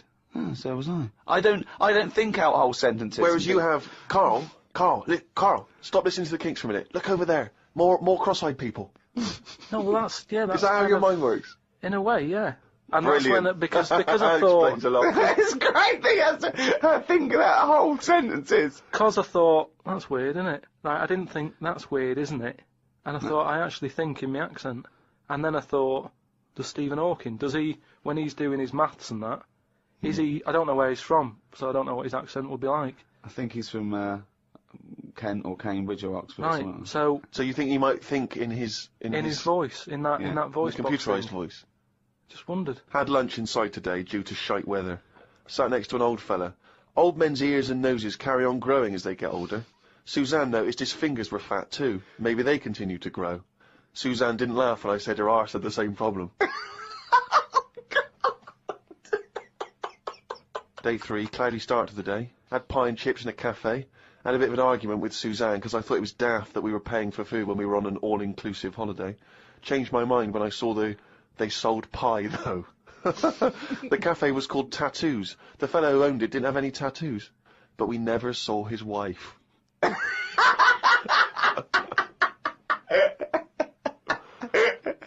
Oh, brilliant. Had a drink in a bar. Everyone sat and watched one of the local cats lick its bollocks. It's the greatest holiday in the world. That's the entertainment in that town. Went back to the hotel and had a sleep before tea. I love the fact you're moaning about old people, but you're just as bad. You've done nothing so far. He's done nothing, he's got a big hip. Oh, God. Woke up to news about ducks being badly treated. There was a really ugly one with bent legs. I'm gonna die. Why does he write this down? Oh, God. Oh. There is a fat bloke from Bolton who is in the pool as I write this. He's got a big tattoo on his back, but I can't work out what it is. ... He just got out of the pool and burped. You just felt like you had to keep us abreast of that. Everything's in the diary. I've just seen it get to the point where you're going, breathed in, Yeah. breathed out again. There was a big fat fella in the sea who kept his t-shirt on. if you're big and fat, is there more chance of you getting burnt because there's more of you on show? I asked Suzanne, and she said she didn't know in that sort of not listening kind of way. I wanted to hang about to see if the fat bloke was going to get in the kayak, but Suzanne said we had to head back. I just love him waiting to see if he's going to capsize. We go home today, so we got up early to get the last bit of cloud. No, it's just that it wasn't. It's not that sunny all the time. I mean, I was sat in weather that if it was like that here, there's no way to be sat in the garden. But because you're on holiday, it's like, well, we've got to sit in it. Put your coat on. So are you going to continue to write this diary? Every single day? It's amazing. Keep this diary up. It's amazing. No, I will keep it up, because what I find as well is, I think earlier on, before I went away, I think I did learn something. And because I wrote it down, I remembered it a bit better. So... What was that? I just was thinking then, I forgot it now, but but I remembered looking back at it and not having to read it all, because I remembered the end of it before I read it, if you know what I mean. I have no idea what you're... It's a regular feature now, when we read from Karl's diary. Karl decided to keep a diary. He's gone through with it, I can see it there. It's massive. It's a huge desk diary that he has to carry around with him, and the pages are getting full up. You're really keeping to this. Yeah. Right, this is extracts from Karl's diary. Did podcast and went for an Italian with Ricky and Steve. Italian place is good. We've been there a few times. I always have the same thing, spaghetti.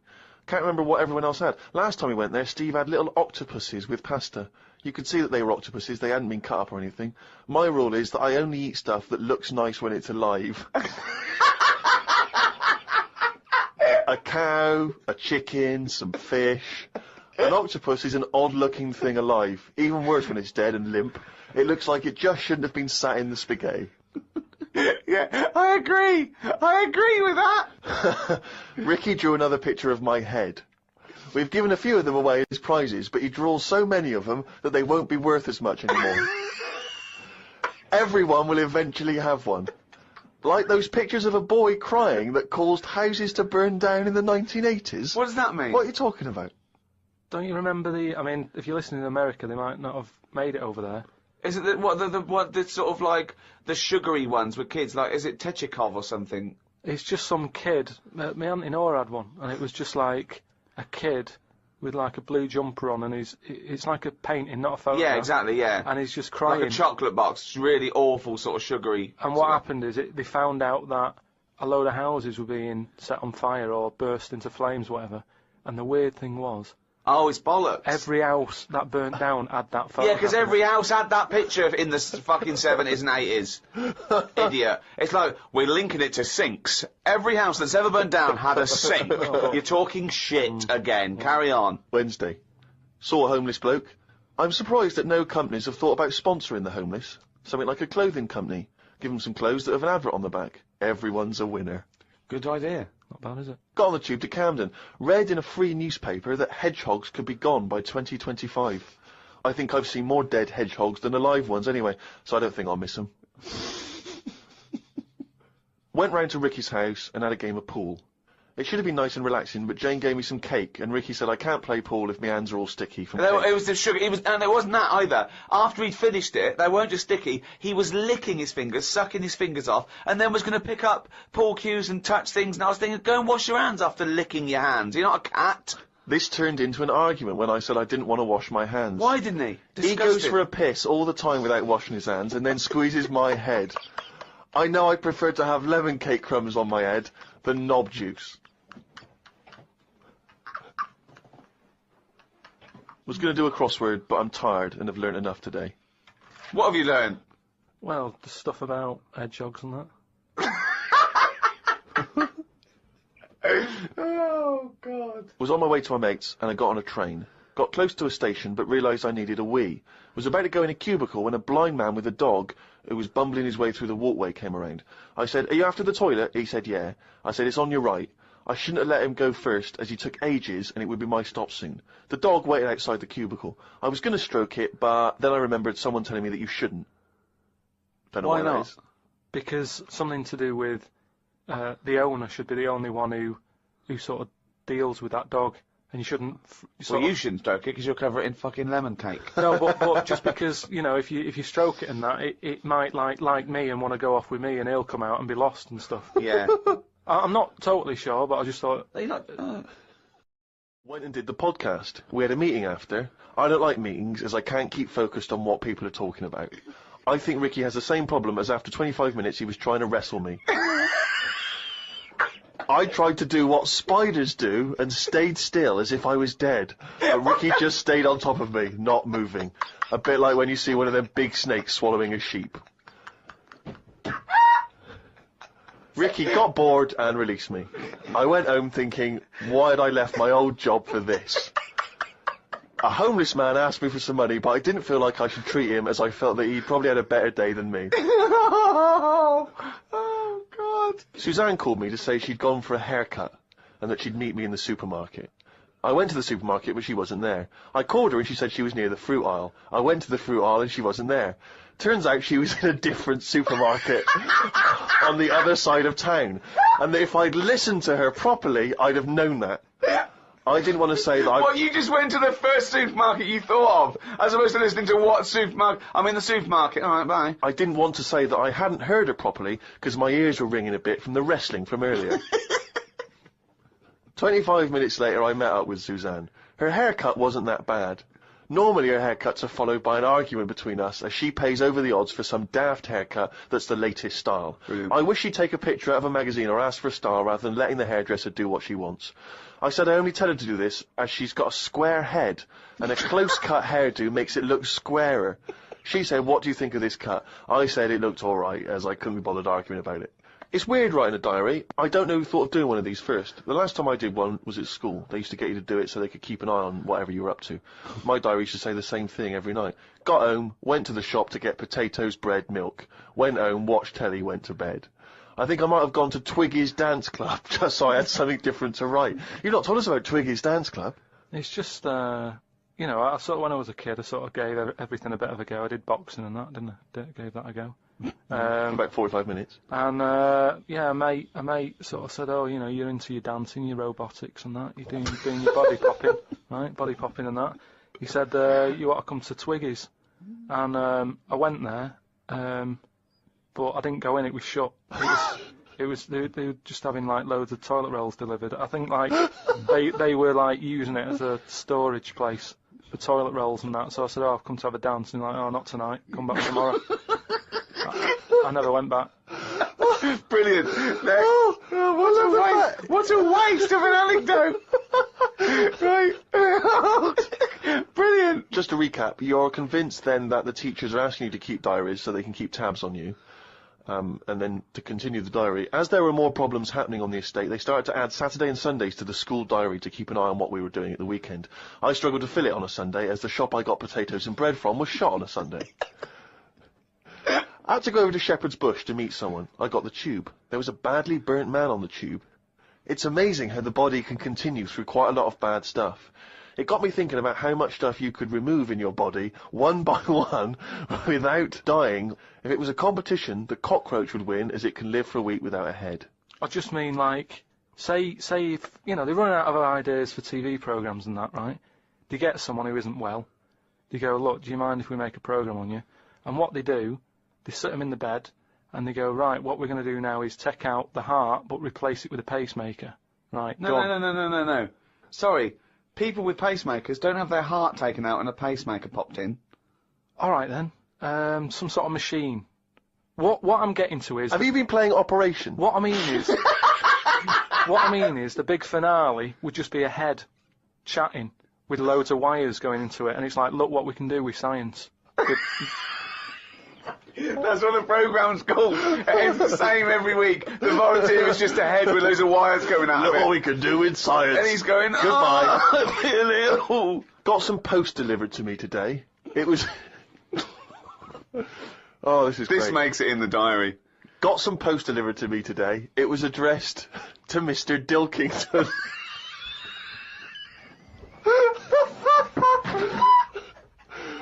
I don't know why that's so funny. Oh, God. I got some post delivered to me today. It was addressed to Mr. Pilkington. I opened it and the first sentence read, "Dear Mr. K. Pilkington, you're one of our most valuable customers." I put it in the bin. Thought I would learn some new words, as Steve always says I don't use enough different words. I read in the Fortean Times that the word "wew" means an ugly female ghost with drooping breasts. What do you mean? Is that how am I pronouncing that right? Who's using that word? Who is using that word? It was just W-E-W-E. Let's call it a woo. An ugly female ghost with drooping breasts. I think I'm right when I say there are too many words in the world. I don't think I will ever get round to using the word woo. Watched a health programme. Wasn't watching it properly, but heard some doctors say that we only get so many heartbeats in a lifetime, so don't do too much exercise. I told Suzanne, and she said I probably hadn't heard it right. We got talking about death. Suzanne said she didn't like thinking about it. I said she might end up being a woo. I was chuffed as I'd managed to use my new word. I went to the supermarket to get tonight's tea. On the way I stopped and looked in the fishmongers at all the different fish they had in the window. It's like a child like in one of those kids' TV shows. I know! Mr. Pilkington went to the fishmonger. He stopped and looked at all the fish in the window. Hello, Mr. Pilkington, they said. There was a newspaper clipping stuck on the glass about a two-headed fish that they've made in Taiwan. I don't see the point in doing this, as a fish having two heads ain't gonna solve the world's hunger problems, as the head is the bit you throw away. Invent a fish with two bodies, and I'd say well done. Good point, isn't it? Suzanne watched one of her favourite TV programmes. I've told her the telly only goes on if there's something she wants to watch. If there's nothing on, she has to talk to me about stuff I've learnt. Like Descartes. Watched a programme on him the other day. He is the one who said something like, "I know I'm about 'cause I dream." Doesn't work for everything, 'cause ants don't sleep. I don't know if I'd like that or not. Sunday, got up. Sunny day, so went for a walk in the park. There was a bloke walking down the street who was whistling some kind of annoying tune. He seemed quite happy with himself. Do people only whistle when they're happy? I don't whistle very much. It's a good point. Whistling is so inane to me. But yeah, it's sort of like going, I'm content, it really is that thing that if they go, you go, "Well, Mr. Mellors, I'm afraid, we've got some bad news. Not only has your wife died, but you've lost the house. Thanks, doctor."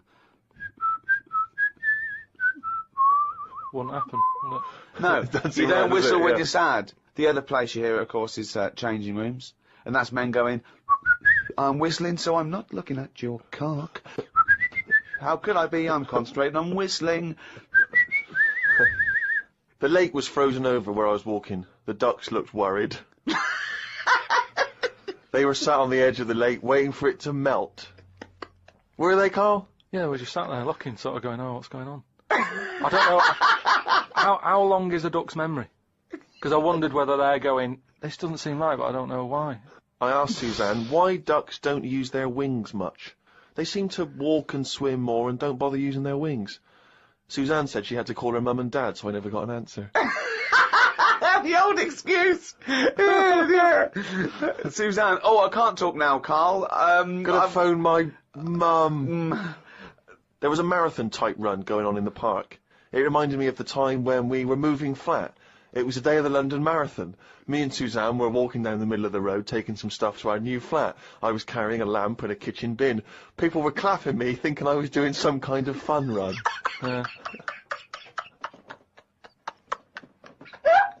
Why were you walking on the same route? Because it was when we lived on the Docklands. Oh, brilliant. There was no other route. The flat was just about 100 yards down the road. They're going, "Look at the bloke with the bald wig. He's carrying a lamp and a bin." Took a bag of old clothes to Oxfam. It was just old T-shirts and a couple of jumpers with holes in it. I don't think anyone will buy them. But the Oxfam is closer to the flat than the wheelie bin is. On the tube on the way back home, saw an advert for a book about a woman who works in a funeral home. She went into work one day, she goes to work on a body, she takes the sheet off of one of the bodies, and it looks exactly like her. This is called a doppelganger. What's a doppelganger to you? It's the thing I read about ages ago where someone was walking down the street. Yeah, and he sees someone who looked a bit like him. And no, this was weirder than that. Go on. he remembers, like, going down that street as a kid on his bike whistling. Yeah. And then he's walking down the street, going to get some milk or whatever from the shop. Little bike comes whizzing past. He hears the whistling, he goes, that's weird. Looks at it, it was him when he was a kid. So it's like a time. Shit. What do you mean it was him as a kid? This is like a different form of doppelganger. It's just... Well, it's impossible, it's rubbish. Some sort of time thing, isn't it? No, it's time, but that's impossible, so don't It's worry just some about kind it. of time thing, Rick. No. Yeah, it's something you read again on the internet, or as a short story, or something someone told you. On my walk back from the tube, I saw a jogger who was pushing a pram at the same time. The kid looked terrified. Got my science book out. It said that the static you get on the telly when a channel isn't tuned in properly is radiation that is still knocking about from when the Big Bang happened. I thought about the Big Bang and wondered if it was really a Big Bang, or did it just sound louder as there was no other noise to drown it out. Good point, though, isn't it? Karl's diary, Rick, never ceases to amaze. More from that next week. I don't believe it, he's written it down! Well, that's the jingle that signals it's time for more extracts from Karl's diary, and we'll lunge straight into it. Wandered down Carnaby Street. There was a happy homeless fella. I gave him £1.50. I thought of a tongue twister after giving him the money. It goes, if you can't treat a cheerful tramp, what sort of tramp can you treat? It's good, that. All Say right. it fast. If you can't treat a cheerful tramp, what sort of tramp can you treat? Good, isn't it? Good, that, yeah. You've got too much time on your hands, Karl.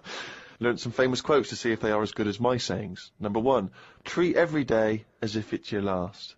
Very famous saying. Now, is that something you do, Karl? But you know, me problem with that one is that if it was your last, you wouldn't want to be doing much. That's the only problem I've got with that. I wouldn't want to, go to a fairground or whatever, because you're going, oh, it's my last day, what am I going to do? And I think you'd spend so much time worrying about what you're going to do that you'd end up staying in. I think you're right. You've taken some of the poetry out of it.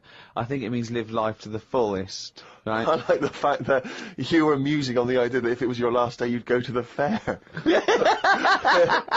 It's getting such a 19th century way of spending your final day. I know, yeah. Well, the thing is, the other thing is that, the only thing that people get depressed about in terms of sort of like, life and death is, not the knowledge that they're gonna die, but more the knowledge that they know they're gonna die when they're dying. If someone told you, no one ever knows when they're gonna die, no one ever gets an illness, no one ever gets hit by a truck, everyone passes away peacefully in their sleep, dreaming they're riding a big marshmallow, right? Then you wouldn't care about anything. It wouldn't matter when, it wouldn't matter if you died tomorrow or in 30 years' time. You'd just live life to the full. You'd have it, every day would be great. You'd go out, you'd come back, you'd fall asleep. That would be amazing. There'd be no stress. There'd be no angsty, we're all gonna die stress, because it wouldn't matter.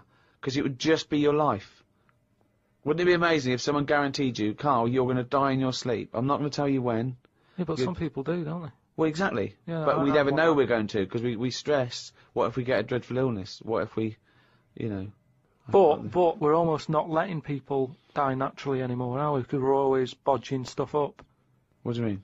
Well, someone who might naturally die in the sleep aren't allowed to naturally die in the sleep because they wake them up with those electric things and get them going again and pop in a new lung or whatever whilst they're at it. That's what I'm saying. They don't just... You never hear it anymore, do you? Frank peacefully died in his sleep. No, he died on the operating table whilst we were putting in a new lung. They don't die naturally anymore.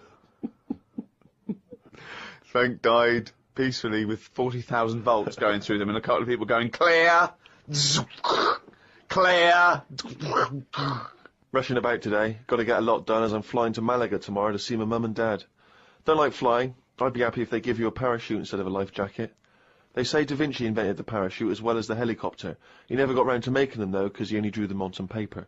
Got up at 5 AM as I had to get to Heathrow to get on the plane to see mum and dad in Malaga. Went out for a drink with a cousin who lives in Spain. Ain't seen her for 27 years. Oh, that must have been tricky, making conversation. I didn't really bother. Because where do you start? I might as well go up to anyone in the street and start having a chat. Yeah, you have to get further back than, did you want Chantal to win Big Brother? Yeah. me dad and me talked about history. I said we shouldn't go on about things that happened ages ago because I bet something similar has happened more recently. Brilliant. Read about an island in the Indian Ocean where there are tribesmen still living like they're cavemen. A helicopter tried to land and the tribesmen chucked spears at them. This is what I meant about not having to talk about things that happened ages ago. We have got new cavemen now, so why do we talk about the old ones? People could have lived before, but computers and all that blew up and books got burnt, so all they had left was what these tribesmen have got left. Ramblings. And that's the ramblings man. of a maniac. That's just a few hours before you go crazy with a gun in the... No, but what I mean there is, right, say if all this has happened before, right, podcasting's been happening years ago, something happens. Again, a lot of information from the Planet of the Apes. Something happens, world ends, right, we come back again somehow. Yeah.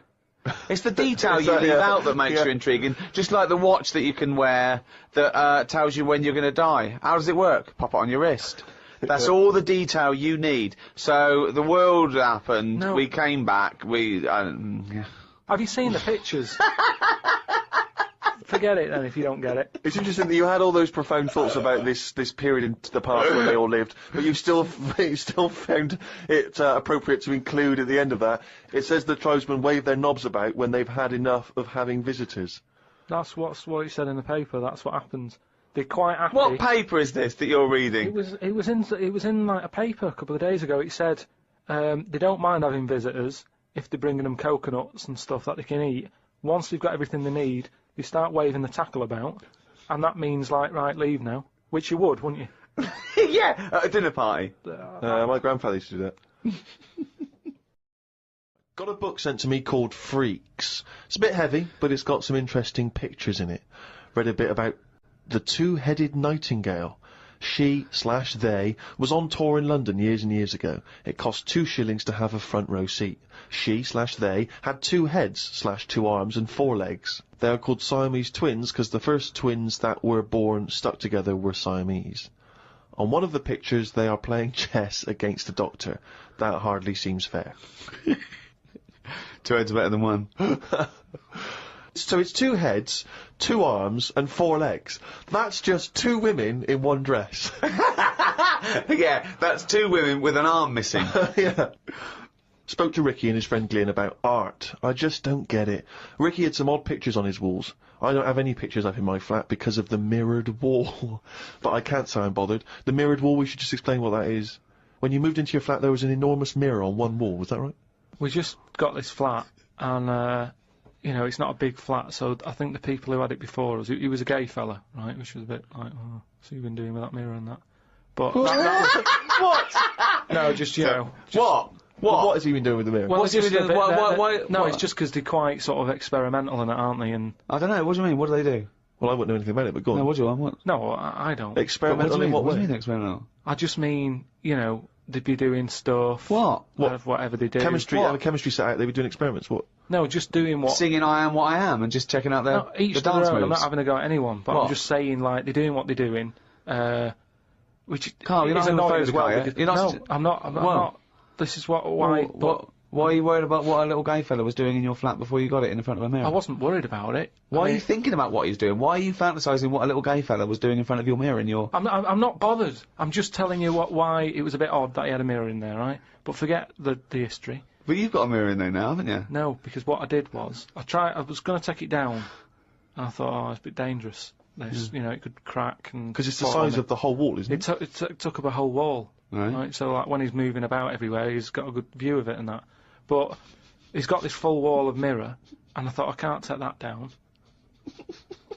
And I thought, what can I do? So I've just put wallpaper on it, Brilliant. and it looks all right. You wouldn't know, what have you? But it means that I can't put any pictures up.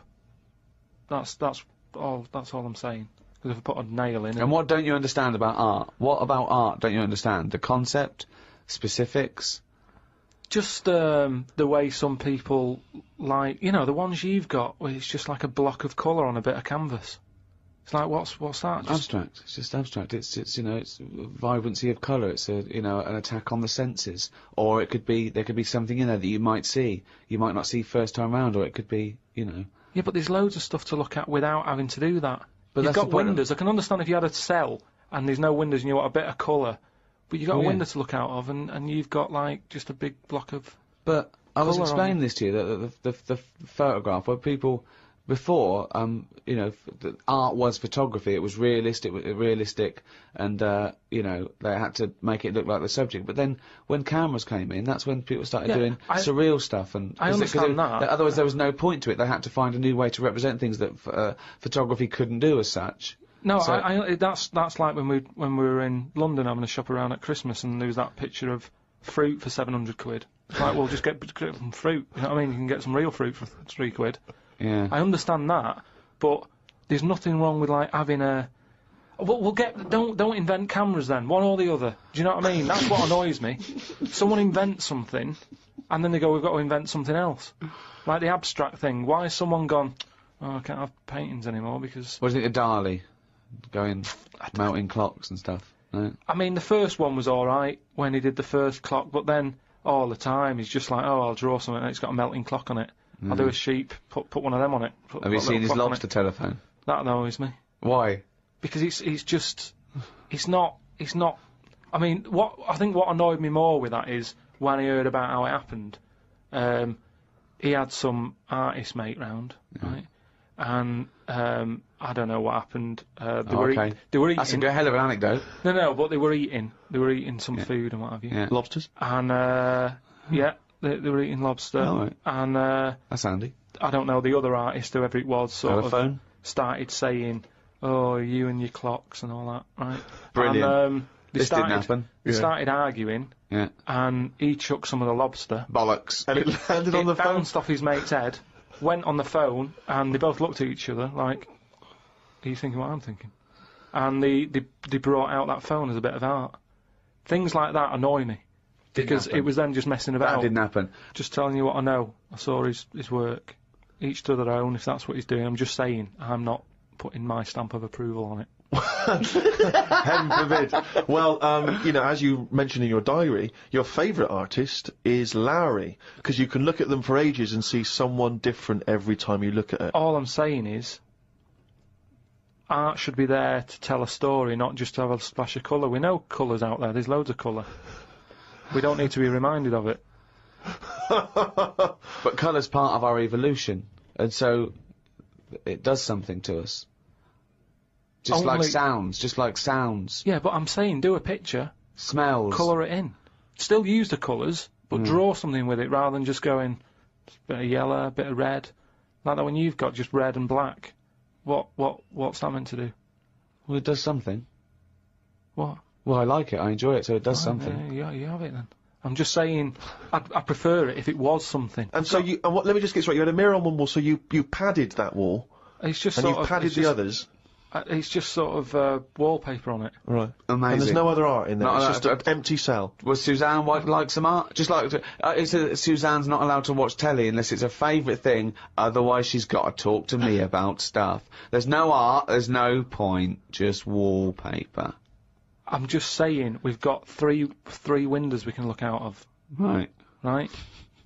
Stop looking at the walls. Look out the window.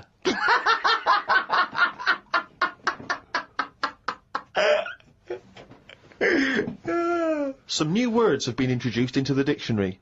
Too many words. We should have some system where we can get rid of words if they aren't used a certain number of times. Well, that we do. They do die out, don't they, eventually? Like what? You don't have to use them. No, but they don't, do they? They keep adding them. And I just worry about, you know, this is the problem with, like, your head can only hold so much. Can't it? Yeah. It all very well when Adam and Eve was knocking about. There's no history, they don't have to remember anything. All I'm saying is, fine, bring out a new word, but once you bring out a new one, bin another one. The dictionary's getting bigger and bigger, no one's keeping an eye on it. Well, I think they are. They're not, they keep adding. It doesn't grow. They don't just dig it up one day. It's So- got bigger. What have you done? So you're Left happy, it out. you're happy for them to stick in iPod, let's say. But you we know. can pride ourselves on having more words in the English language than any other language. I think we've got twice as many as the second. I think maybe Russian. I'm not sure about that. I'm sure someone email us, but But we don't it's- talk the most, so there's a lot of clutter there. what do you mean we don't talk the most? Well, you'd have to. You'd say Nothing that. as expressive as the English language. You know, because we've got a word for everything. I'm just saying that I don't use all these words that are coming out, and I just think, like I say, keep an eye on it. Some sort of, I don't know how it can be controlled. But Shakespeare invented words. I think Shakespeare invented about 1,200 words. Yeah, and we're probably still using a lot of his. So why do we keep sticking more in the pot? Right. Stop using loads of words. People are panicking in New York about the snow they're getting. It's 2 foot deep. They're saying it's to do with global warming. I don't get it. 2 days ago they were saying the world's getting warmer and the ice is melting on one of the poles where the polar bears are. As long as we get snow on the world, does it matter where it goes? Read on the internet that heads are bigger now than they were years ago. Brains are getting bigger, apparently. This is because we're being told too much information. We are told too much stuff about things that we wouldn't have known about years ago. You've just made that leap, haven't you? Presume maybe heads and brains are getting larger, but the fact that it's because there's too much information cramming in them. Where have you got that from? As time goes on, isn't it? It's that thing of we're being taught more and more every day. As the time goes on, something's happening every day. You've got to remember that. No, you haven't. You have. It's the same, like I said, you know, with the Adam and Eve thing. They didn't have that much to remember. They come on the world, they go, what happened yesterday? Oh, not much,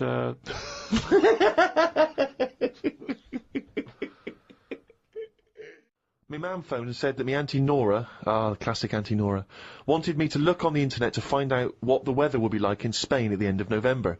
I don't know where she gets her money from. 2 months ago she was asking me dad how much it would be to get her back garden astroturfed, because she's sick and tired of the grass getting out of What does hand. she want to do? Start a football team? Why does she want a back garden astroturf? She likes the sort of green look, but she doesn't like the headache that comes with it, so she's just looking into getting that false grass put in there. Brilliant. Don't know how much it is. But. Went round to Ricky's and had some chicken curry that Ricky's girlfriend Jane had made. Ricky and Jane were going on holiday for a few days and had arranged for Glyn to come in and make sure the cat was okay while they were away. I'm sick of that cat. I was surprised that they hadn't paid for the little shit to go away with them on first class. Blimey, getting a bit vitriolic in the diary. Why doesn't he like the fact that I've got a cat and I love the cat? Why? It's just everything in that house that you've got gets sort of special treatment, and it's a cat. And it What do you mean annoys you get me. special treatment? Sometimes We put food down for it, and sometimes it gets on our lap and we stroke it. You don't just stroke it, We're you not sending massage it. You massage its back, you go, no, you're stressed out. Well, you're no, it's stressed out. good. No, I'm not saying you stressed out. At no point did I say you stressed out. You said, what the fuck are you doing for? Is it stressed out or something? I like touching my cat. To be honest with you, I don't like Ricky's cat. Oh, I can't believe Because every time I go around there, it goes straight for my ghoulies.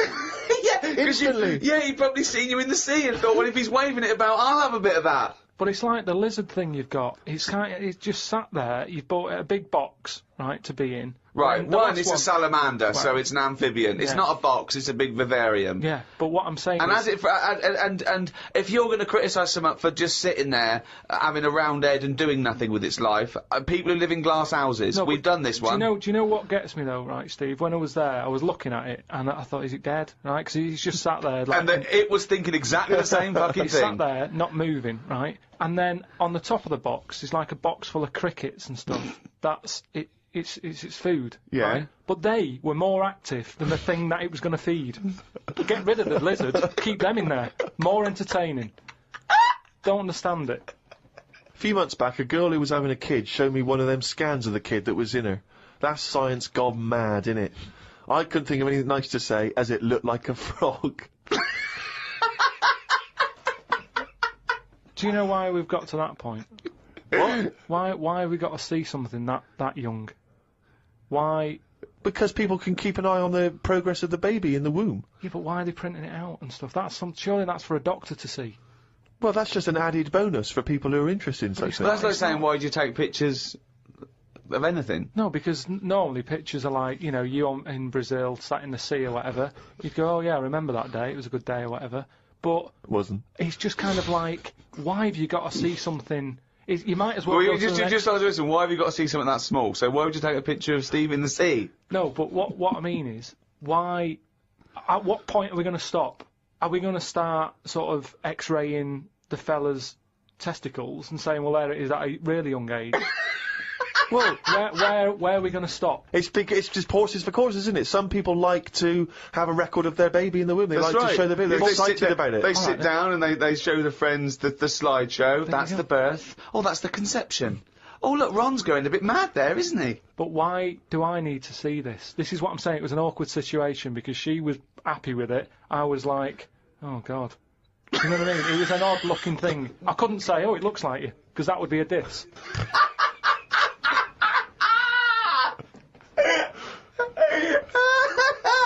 Oh, Christ! Met Suzanne at Euston Station.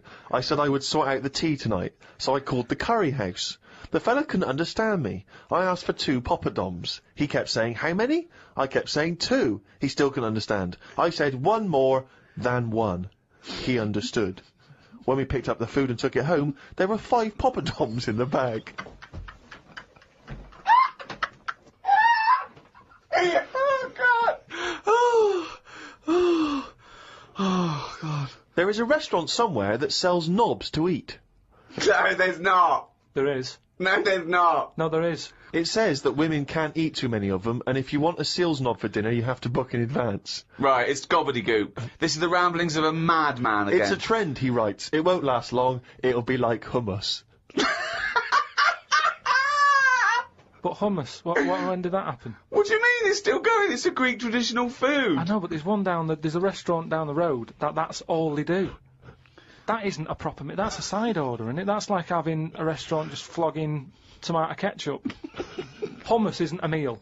They don't even try and kid you and get you in and flog you just hummus. They actually say it's hummus today. Not going to work, be shut down within a month. Called Ricky and asked what the difference is between the mind and the brain. Yeah, he did. That's a hell of a phone call to get. Unbelievable. Unbelievable. Ricky did explain, but I can't remember what he said. I wondered at what age you are when the mind kicks in. Okay. Ricky changed the subject and said there is an island called Spider Island. There's nothing but spiders on it. A bloke went to visit the island and said there was 1,000 types of spider in one tree. Yeah. Excited by that? I didn't tell you that. No, I looked it up after talking to you. Oh, right. Is that true? Yeah, they just said there's loads of them. What do you think about that? What do you think of an island that's just full of spiders? It's a bit daft, isn't it? What do you think they should do then? I don't know, because you need spiders. I don't know what they do, but they say a world without spiders, like, wouldn't be good. Who says that? I don't know, someone. But they sort of do something. There's something about if you did get rid of them all, it would have an effect. Well, of course it would. Get rid of anything, it would have an effect. Not everything, though. Like I've said, jellyfish and what have you. Well, no. The world wouldn't change. Well, it would. No, it wouldn't. Well, it would, because it's part of an ecosystem, so they're something's food, aren't they? No, but it's 97% water or something. Yeah. So how much are they doing? Just give them another 3%, make them water.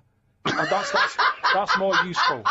Give them another 3% and make them water. Oh God. The rain ain't stopped. The old woman with the bent neck. Now, we've not heard about the old woman with the bent neck Who's before. She's a whole new character. What's this? Incredible. She's really old. And she's got a bent neck, yeah, but tell us something else. I don't know what's up with her, but her head sort of comes out of here. It's radio. They can't see what you're doing. It comes out of her chest. So from behind it looks like she hasn't got an head. It's really weird, right? I mean, she's old and I don't know what's happened. Just Suzanne said it's sad and her bones have sort of bent up or something, or maybe she carried something heavy when she was younger. On her head. And, I don't know, it's sad and everything. Yeah. But she's wandering up and down the street, always looks fed up, but you can see her, you have to sort of bend down a little bit. But her head's just, I thought I'd told you about it. She finds a lot of change. Yeah. I said, yeah. Well, as you write in the diary, the old woman with the bent neck is struggling in the weather. The rain must be running down her back. Don't know why she went out in this weather. Me back's doing me head in today. It does this every time the weather turns a bit grim, ever since I tried to kick me height. Oh, remember that? We've heard this before. Kicked me height and landed on me arse. Was going to treat Suzanne to a trip to the pictures to see Breakback Mountain, but then remembered there is a programme on about two-headed kid tonight. A bad band from the Conga have won the Best Newcomers in a Radio 3 competition. They use pots and pans for instruments. It says that the Conga is a poor, sad place. So why do people do that happy dance at the end of parties called the Conga? Right, one is the Congo. There's no place called the Conga. They come from a place called the Congo. Where do you come from? Okie dokie. It's a terrible place that we don't know whether to put our left leg in or our right leg in. Sometimes we shake it all about. No, we're not sure if we should. But, Conga! Fucking hell, you're such a... Went into the gadget shop today. It's full of stuff that we don't need. Gadget used to be a good word that made you think of James Bond with all his gadgets. The best thing I could find in the shop was a clock that ran on potatoes. We are definitely going backwards. I agree. Well, who cares about that? A little electrical impulse, so what? Had a night out with old schoolmate. Found out about more of the other lads I went to school with. One is living underground. What do you mean living underground? Not like a mole. Do you mean he's got a basement, or do you mean he digs a hole every night? My mate went to visit him and he said it had been raining really heavily and that, and it's all the rain's running in. What do you mean he went to visit him? He went down here? What's that? That's an hole in the ground. Yeah, come in. He just said, oh, come round see us, and he's living underground. What do you mean he's living underground? He wanted to be in the army but was turned away, and that's the closest thing you can sort of... How is that similar to living in the army? Oh, that's exactly like the army, yeah, where they teach you trades and, engineering and flying. He's happy down there. He said it was really muddy and what have you. He said he won't be going back to visit him. What's he got down there? Just stuff, just like a sleeping bag, a lamp.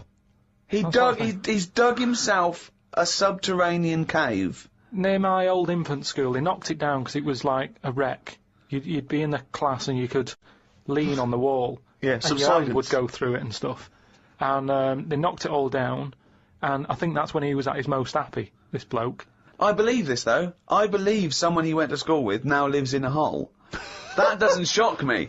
Whether the tales I've heard of horses in houses and big-headed kids with webbed hands and feet, and him, I believe that someone he went to school with now lives in a hole. That isn't bizarre to me. You spent far too long with him if now you're just happy to accept. I totally accept that. I'd be surprised if I walked round where he lived that there weren't more people living in holes. His dad wanted to throw his budgie on the fire. True. His budgie died, his dad said, let's throw it on the fire. I mean, his mum, what did your mum do when your budgie died? She just was worried about the other bird that was left, so she made it a bit of company by getting a rock, getting a feather off the dead budgie, sticking it on the rock, putting it in the cage. So, a man living in a hole is not that bizarre. Right, carry on. I read me science magazine. Some things I learnt from the science magazine. Number 1, space is running out of space. We should stay out of the sea 'cause shark attacks are up. Yeah, probably 4 a year now. Well, he just says here, we should just stop going in the sea. Yeah. There's no need for it. Exactly. Why is there no need for going in the sea? Just 'cause there isn't now, is there? We've got loads of land. So just, one or the other. We walked out the sea. Now, this is what I mean about going backwards. Getting back in it again. We came from the sea originally, now we're going back in it. Don't go in it. Unless you're in a boat. The rules, according to Karl Pilkington. The rules of Karl Pilkington. Oh, God. Did the podcast and then went for a walk round Manchester Square. Years ago, a woman lived round there who had a head like a pig. She was known as the Pig Woman of Manchester Square.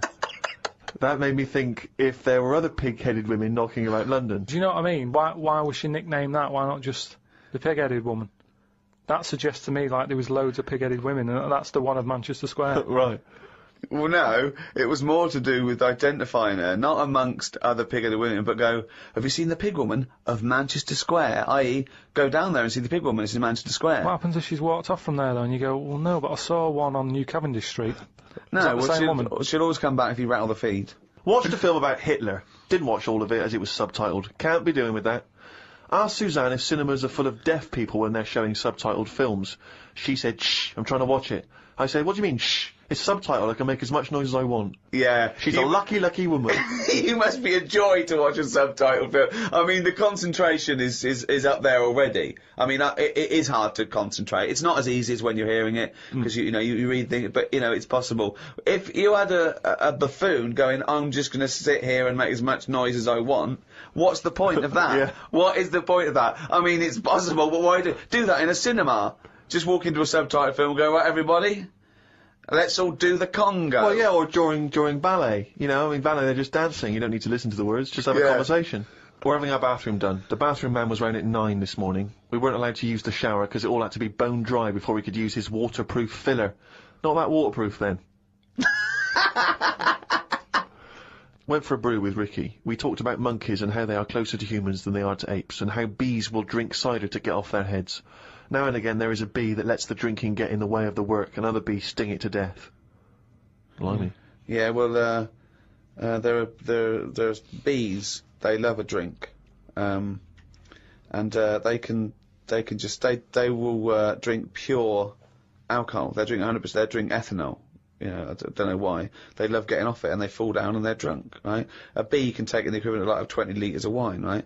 But some bees get addicted in the same sort of percentage as human addiction, like 10% of bees, they can't get enough of it. They take ethanol, they take cider apples and that, and then when they get back to the hive, they go in a bit pissed, and they've got guard bees, and they go, come on, we've all had a drink. Bouncers. Yeah. They sort of are, right? And they push them away, and push them away again. Then the next time they go, right, I've had enough. And they give it a good hiding. And Karl couldn't get over this. I saw his face, but I knew that he was thinking of that bee with sort of like eyes rolling round his head, a little bit belligerent with his jacket on backwards. Yeah. And the bouncer going, come on, son, we've all had enough. Let's move away, Yeah. move away. You're not coming in, right? You're wearing trainers. Yeah, you're wearing 3 pairs of trainers, and I'm sick of it. But what I did find out, because I went home and went on the computer trying to find out about drunk bees knocking about, they're not actually meant to fly. It's only because they don't know. Fly. Well, no, but if they were told that you're not actually designed to fly, they wouldn't bother. No, this is that thing that goes around that aerodynamically, on the face of it, looking at the size of the wings and the body proportions and everything, that it's a surprise that they can fly. Okay, it's not that no one's ever told them they can't, and as soon as someone tells them you're not meant to fly, they all fall out of the sky going, oh, what are we doing? Like in a cartoon. No, but it's something about the confidence and that. At the moment, nobody's saying it's nothing to do with the confidence. There is no such thing as confidence in bees. A bee never loses its nerve. That's not why it drinks. Because what are you drinking for? I'm just not confident anymore. There's no point to turn to the bottle. I can't go up there again. You're an idiot. Suzanne said today can be my day because she has been a bit of a pain with her illness and that. So she said I can do what I want today. We went for a walk around Green Park. Loads of tourists were about looking at the Queen's house. She was in because the flag was up. I wouldn't want to live there. Why wouldn't you want to live there? Just because it's right in the centre of town? It's just not in a good place, is it? It's got a roundabout outside and that. Really busy. It's pretty good. I went for a pee in the toilets. When I came out, a pigeon had shat on Suzanne's coat. She was in a bit of a mood about it. A bird shat on my ear once. I left it for about 10 to 15 minutes until I got home.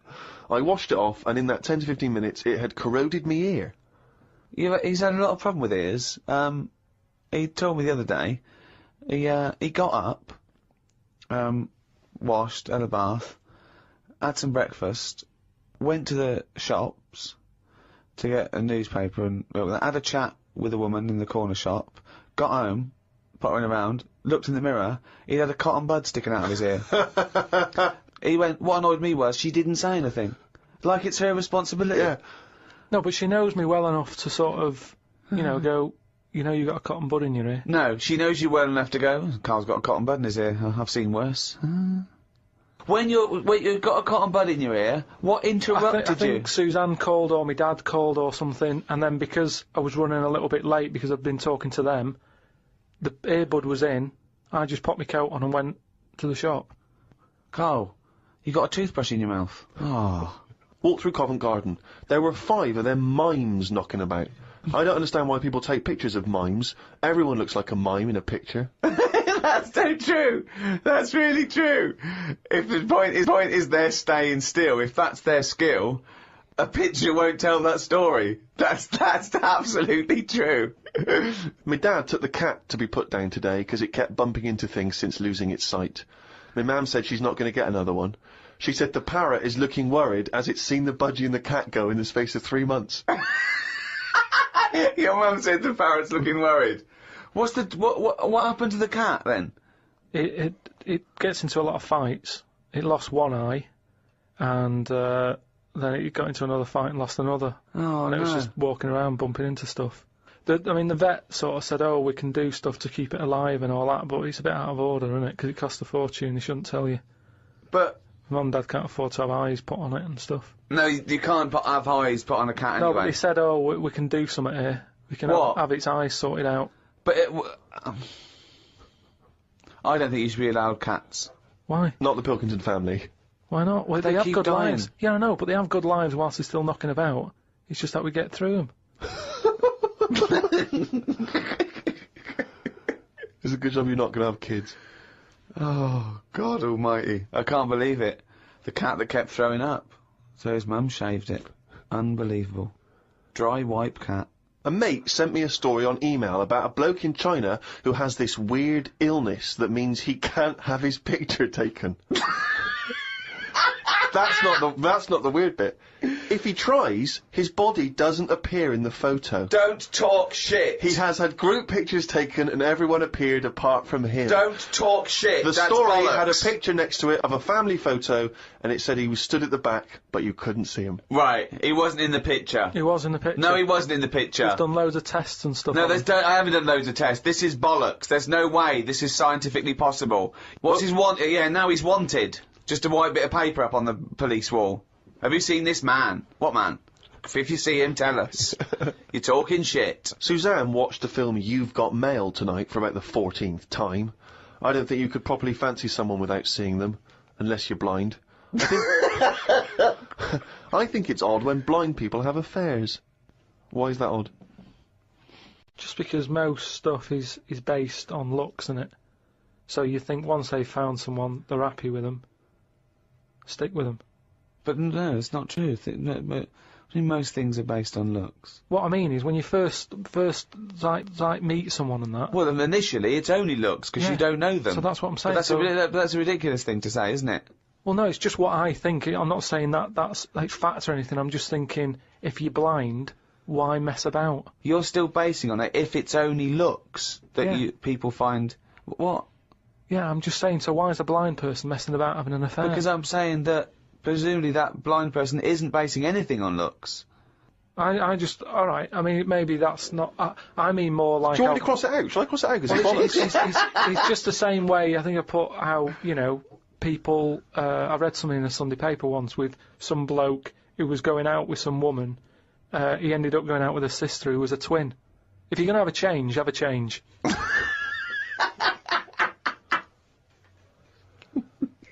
Spoke to Ricky about trips to the moon.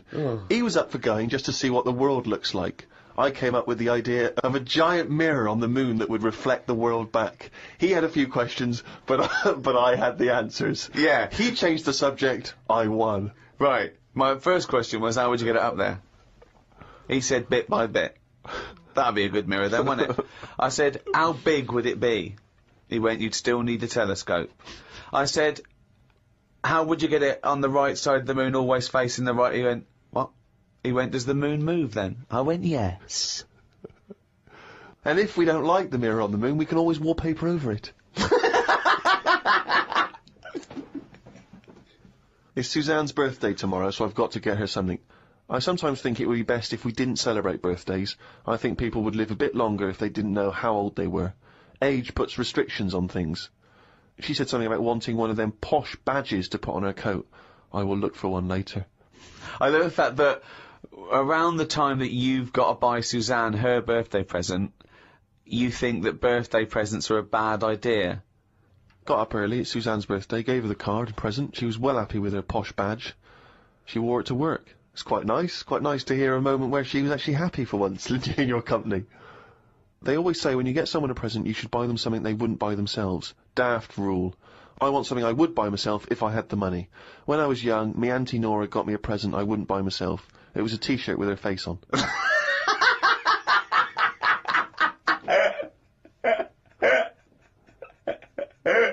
Looked at what's been going on in the world. Someone has found some people who live in an old town somewhere where they are so old-fashioned they still walk on all fours. There is a picture of them and they use shoes on their hands. That's not old-fashioned. Why is that old-fashioned? That's some kind of regressive evolution. Yeah, really old-fashioned. Yeah. It's not true, is it? It is true. It's somewhere in, Well, I believe they have found a group of people that are living and walking around on all fours, but Yeah, I but don't believe they're wearing shoes on their hands. And I don't believe they haven't evolved to standing up. No, they just haven't seen other people walking on 2 feet. Don't talk shit all your life. That's all it's about, though, isn't it? You copy. When you're a baby, if you were stuck in a room, you'd wander about on all fours, because that's the way, that's an easy way of getting about. So you only walk on 2 feet because you see everyone else doing it. Well, I don't believe that is the case, because as I understand it, some of the family are walking on 2 feet. So I don't know what the ins and outs of it are. I know there's a forthcoming documentary on the BBC, so maybe we should watch that and then we'll all know what's going on. Right. Instead of just leaping to conclusions because you read half of it on the internet and then skipped on to something all else. I'm saying is, though, you would wear shoes on your hands if you're roaming about like that. So I mean, you just confessed there that you leapt from fact to fiction, did you, in the space of one diary entry? It's just that I saw a little picture. And you assumed that they'd be wearing shoes on their feet? If they've got shoes on their feet, they might as well have them on their hands, because their hands are doing the same as the feet. If you're not going to wear them on your hands, don't put them on your feet then. I'm beginning to think some monkey news was bollocks. Treated Suzanne to her tea, went and got her a curry from the shop opposite. While I waited for the food, I read a story in the Metro newspaper about an alien gang that kept appearing in someone's garden. Christ. The bloke moved, but when he used to pass the house at night, he would still see the aliens knocking about, hiding underneath his old shed. There was other alien stuff, but I had to go as the food was ready. Brilliant. Yeah, it's a bit annoying, that. Yeah, load of bollocks again.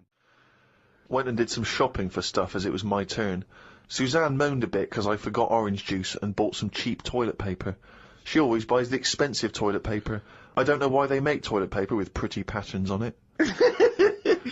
That made it into the diary. Up and out at 9 o'clock to go to the Cotswolds. Now, I think this was a gift for your girlfriend, wasn't it, for her birthday? Yeah, it was a You went to the birthday and Cotswolds, that, so I just went for one night. Got the car and headed off. We stopped at a service station to get some breakfast. We had fried toast with an egg on it, 1 sausage and beans, twice.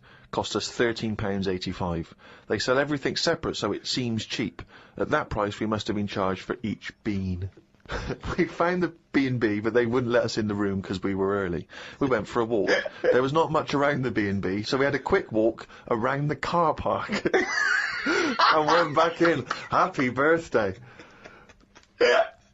The room was now ready. It's an alright room. 3 biscuits, so I ate them straight away. Like a child. Like a dog! He runs in, jumps on the bed. No. Get off the bed, not on the furniture. The room overlooked the car park that we'd already been round.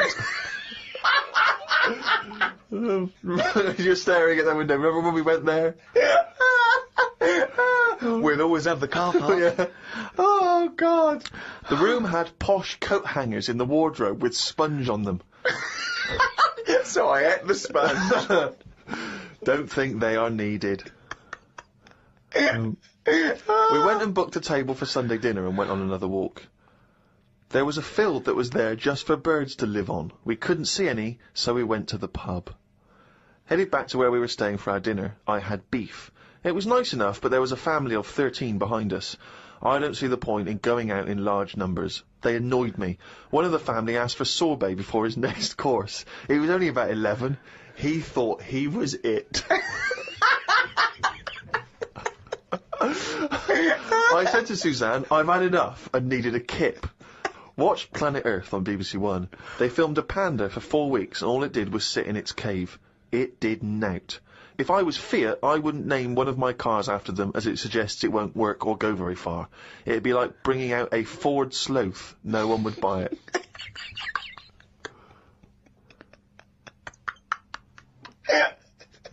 A Ford Sloth. I would love that ad campaign. Oh, that's amazing. Oh, God. The new Vauxhall Slug. Oh. We had a look around the local village. There wasn't much to it. We did the usual thing and had a look around the church graveyard to see how old the dead people are. Suzanne's at the end of the time so far. She's gone to the Cotswolds, the room wasn't ready, she's seen the car park, an empty field, and now let's go and play how old the dead people are. I like the fact that you mentioned we did the usual thing of having a look round the church graveyard. Do you make her do that every time you go away? I like the fact, I want to know what she did for 2 hours when you slept. Did she just like... She went to a club, had a whale of a time. No, she just looked out at the car park, just like, memories. But that's what you do, though, isn't it, when you go to these places? There's nothing else, unless you want fudge, or, you know, you walk round a church graveyard and have a look. There's nothing. We went home. It took 3 hours to drive back. People say they go to the country to see the wildlife. I saw rabbits, pheasants and a fox on the way home. They were all dead in the road.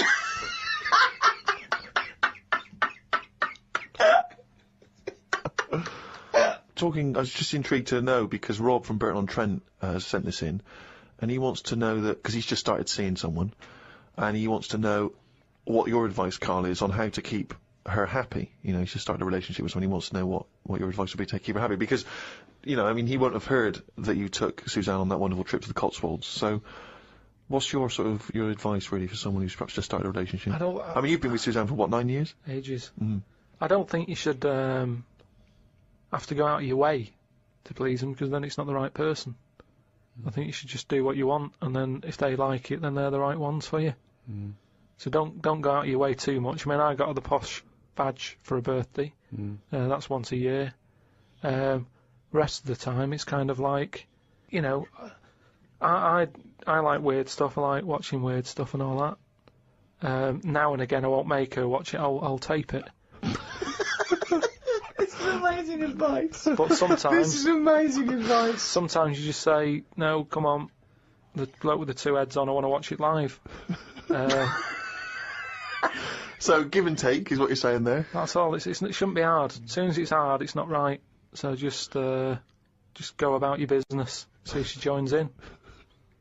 Brilliant. Another quote for the book. Woke up to the Commonwealth Games on the radio. Now, what are you making of the Commonwealth Games? Is that something that interests you? Are you a sports fan? I'm not really. I mean, Suzanne's sort of been getting up early, especially to watch it. You know how I feel about a lot of it. It just seems to be sort of wasted. If people are running fast, use it.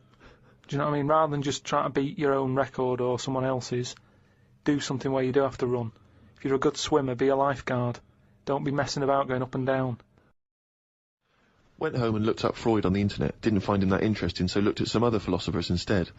Socrates, Aristotle. Why have you just listed some philosophers? Just to show that I'm learning.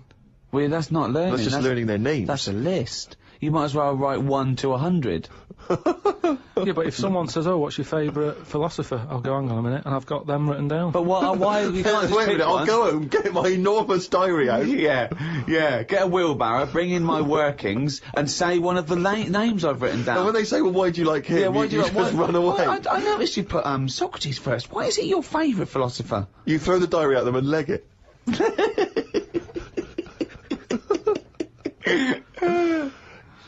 Oh, and then you go on to say, it's weird how names have changed, but then there's no other point there. It just is, isn't it? When you think about, like, Socrates, I've never heard that on anyone who I know, is what I mean. It's just, in a way... But you're not Greek, are you? But how did that go about back then? I mean, say if you were phoning someone up and they said, I'm booking a table for 2, they go, name? Socrates. Did he ever go, cheers? Without going, can you spell that for me? But I don't know what point you're making. I'm just saying it's a name that's awkward. You're always going to have to go, can you spell that for me? You go, and it's not just him. Look at all them other names that are on that list. But they're from a different country. And a different era. Yeah, I know, but the names, I've been to Rome and stuff, and you sort of go... What, ancient Rome? Just Rome. It hasn't changed, has it? Rome, so it can be ancient Rome or Rome in 2006. It's the same buildings. I used to love Nero going around in his Fiat Punto. Lao Tzu from years ago came up with some good stuff. 1, he who knows does not speak. He who speaks does not know. Not entirely true. To lead people, walk behind them. Yeah. And of course, the journey of 1,000 miles begins with one step. Yeah, did that.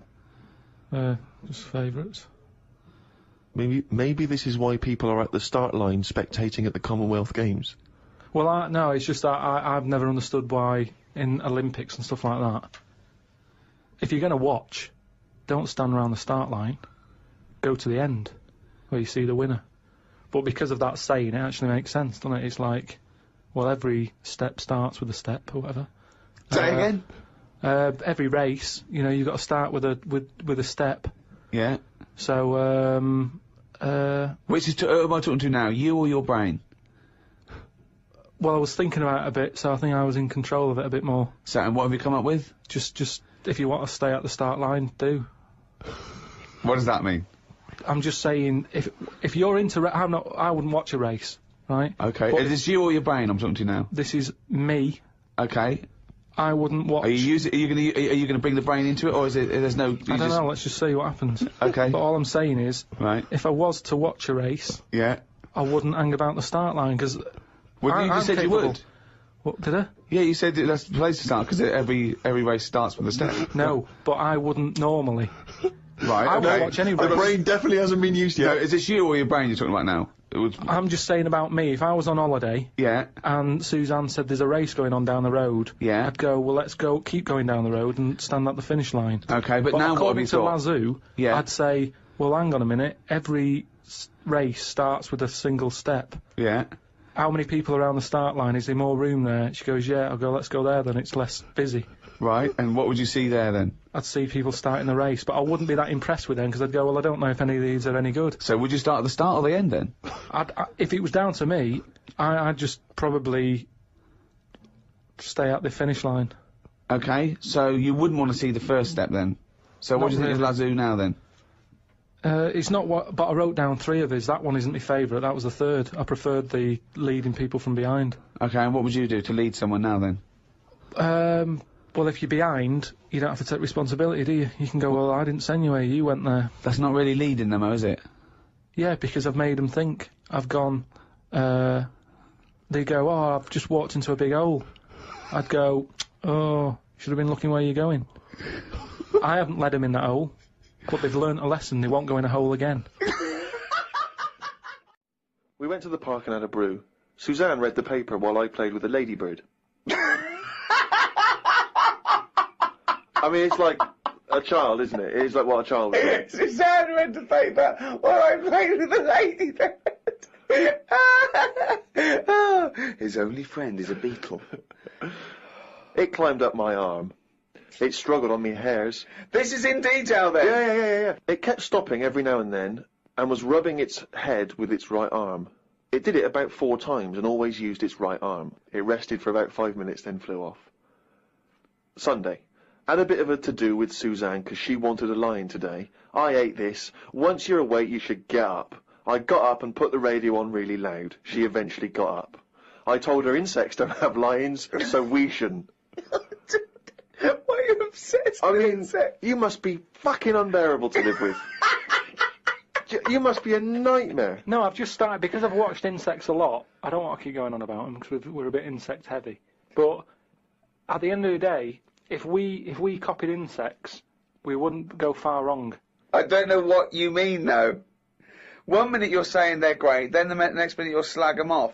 Yeah, I'll slag some of them off if I don't know what they're doing, but because I've studied them a bit longer, I just think they do it right. You haven't studied them though. He thinks he's like Darwin. But you just slagged them off again, don't you think that insects are doing stuff? They're not. It goes there, then it goes back again. The ant was messing about, but only that one. The others were carrying stuff. That's what I'm saying. There's snidey ones in everything. In everything in the world, you get a hierarchy. Oh, long words! Ooh. The bookshelf was dusty, so Suzanne asked me to dust it if I get a minute. I ended up looking at every book. Just the spine. Yeah. Just for a few seconds each. Yeah. Didn't open them. I looked in the dictionary to see if the word dictionary would be in the dictionary. I didn't think they would bother with it being on the front page, but it was in the book as well. It's a good point though, isn't it? No, it's not a good point, because you didn't tell us anything. Dictionary is in the dictionary. Well, of course it is. Well, why? If you go, how do you spell dictionary? You look at the spine and you go, oh, there it is, D-I-C-T, and all that. So what does dictionary mean? It's a book full of words, isn't it?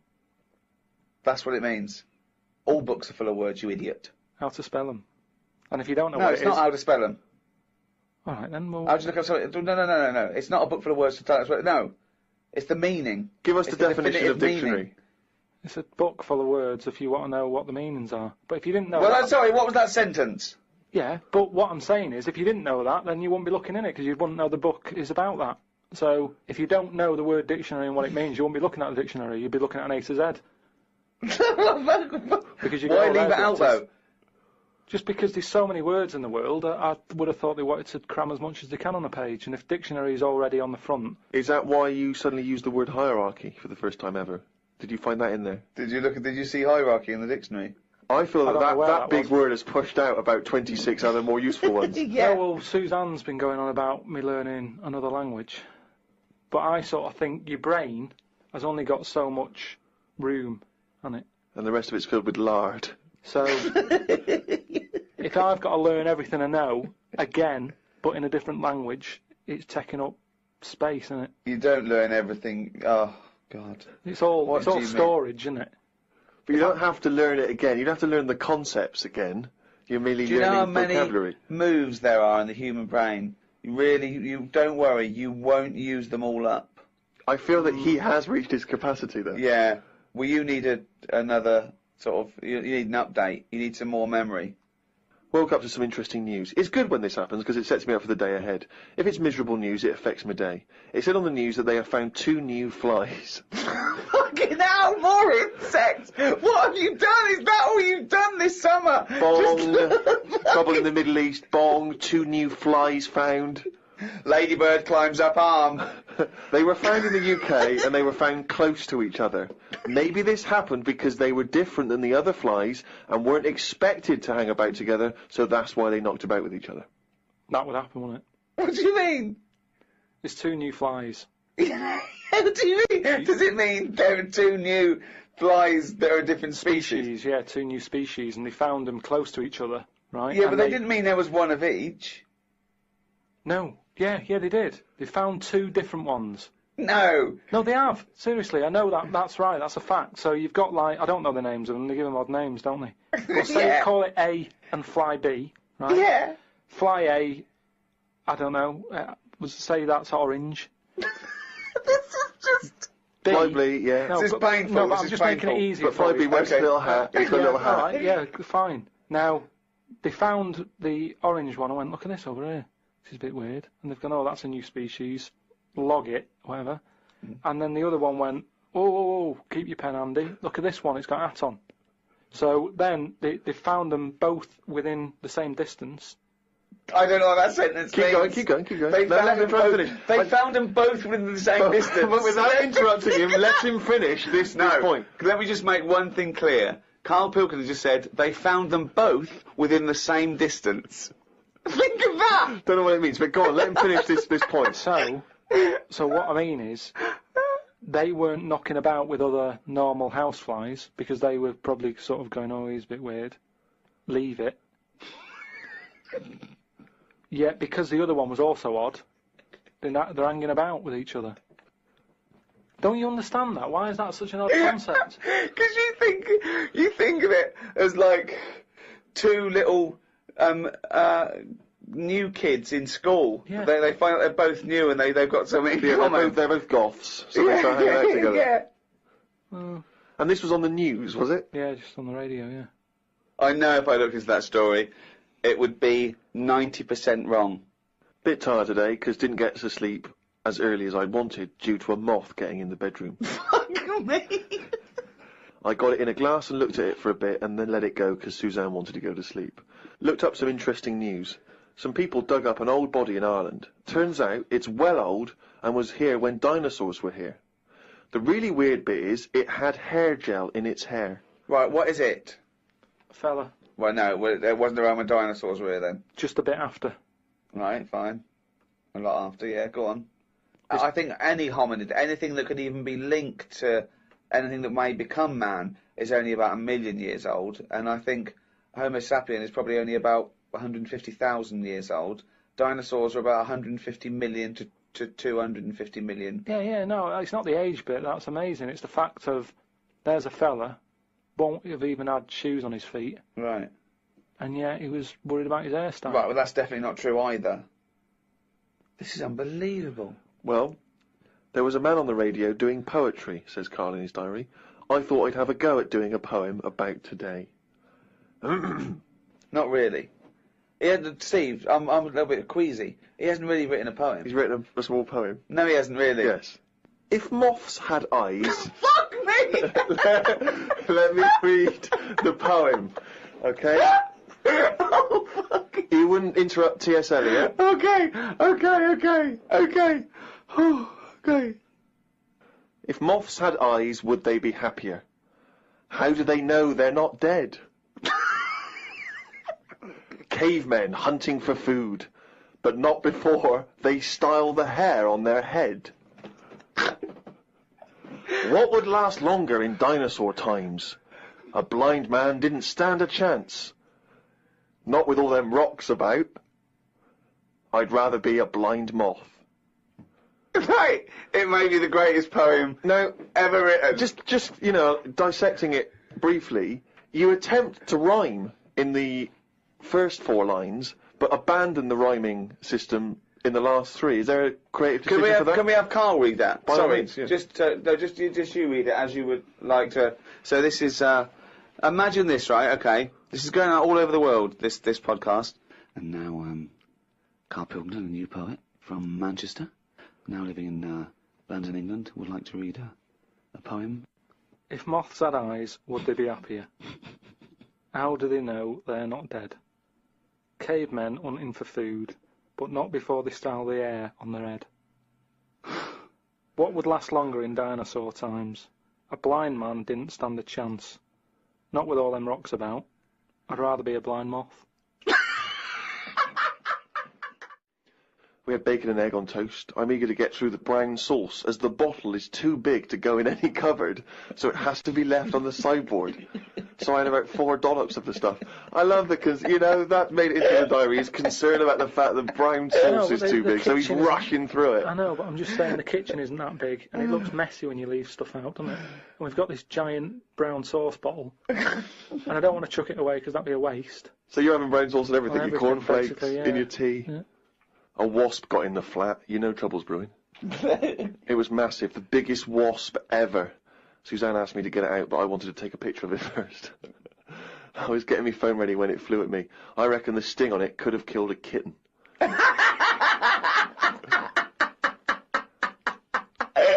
So specific. It ended up flying out the window on its own. Drama averted. Oh, God. We went out for tea. You're always in a cafe. That's what this diary. You spend so much time in a cafe. There were loads of flying ants. I kept kicking the table because I could feel them on my legs. I wouldn't be that jumpy normally, but I still had flashbacks of the giant wasp from the morning. Suzanne told me to stop being stupid because I was ruining her night out. A night out in a cab. Brilliant. Oh, what was it, her birthday? And flashbacks from an incident. Yeah. Like he's some sort of, like, war veteran. What is it? It's the wasp. It could have killed a kitten. Bought some wallpaper. We got back and got on with it. The wall that we've papered before has got a big mirror under it. We papered on top of it again. I ended up reading my phrase book while Suzanne did the rest of the tidying up. Now, what's your phrase book? This is just you trying to master English, is it? It's just a book that tells you little sayings and how they came about. An interesting phrase is potluck. It came about when all people ate is stews. They used to chuck all sorts of stuff into the stew. You stuck your spoon in, and sometimes you got something nice like beef, or you could end up with a bit of frog. It's potluck.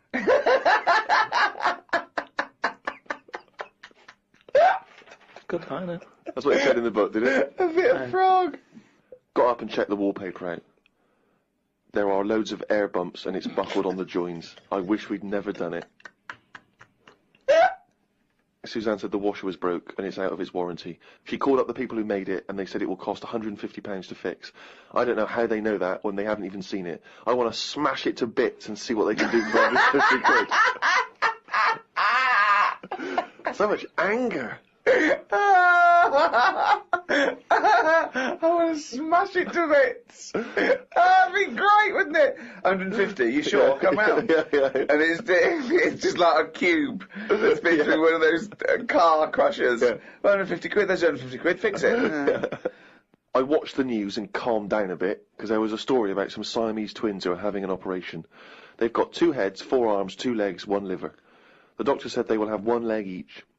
I felt bad worrying about the washer when people have bigger problems like the Siamese twins. Ricky and Steve asked me to do a poem about one day a week, so I thought I'd do one today. I can't obviously do it justice, so I should let the master read it. You've done another poem? Yeah, you said, just do one. If you have a day where you've had a lot of emotions. Well, I loved the poem, and so did the listeners, and I knew they would, so if you can do that every week, that'd be a joy for me. You can't force a poem, though. No, I know. A diary's easy to do, because you just write down what you're doing. But you've got to have some really meaty subject matter to be able to write a poem, Rick, as you'll discover. I know. Right, so, you've heard what problems I had that day. Go on then. Bubbled wallpaper. What a mess. Washer dry and knackered. What a mess. Siamese twins separated. 1 leg less. There was an animal in the paper today that I've never before seen. It's called an alpaca. They are gormless looking. The fellow who breeds them said they are easy to look after because they're used to harsh conditions because they normally live in the mountains. The problem with this is they will turn useless eventually, and then if we tried to bung it back on the Andes, they won't like it. It's like how people win these live like a star for a week competitions. They're not good for anyone. Okay? Do you know what I mean?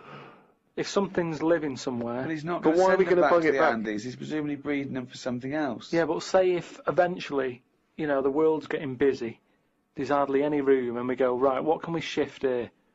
What's getting in our way that we can shift? Well, those funny-looking things came from the Andes, bung them back. All right, then let's put them back. And they go, oh, they don't like it. They're not surviving, they're dying out. Why did we bring them here? Oh, it was closer. Yeah, but look, we've died out now of the... Sorry, this is not with yourself. This isn't happening. They're angry about it, like it just happened and you're sick of it. None of this has happened yet. I'm just looking at how it will happen. Leave them where they were. But you're getting angry about things that you're speculating on now. It's absurd, Karl.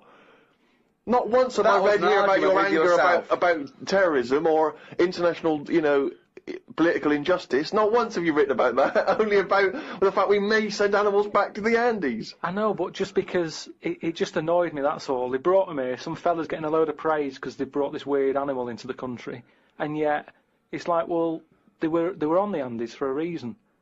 Leave them there. It was happier there. I feel guilty when I open a bag and a fly flies out of it, and I think, where's that come from? What bag are you opening with flies? What bag? No, just when, the bag I took the computer home in, a fly flew out of it, and I thought, when did that get in that bag? Wherever brought that from? And it's the same thing. It doesn't want to be somewhere else. It was where it was.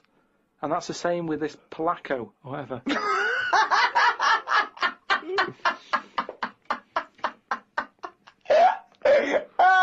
Ricky Gervais, Steve Merchant, and with us, Karl Pilkington.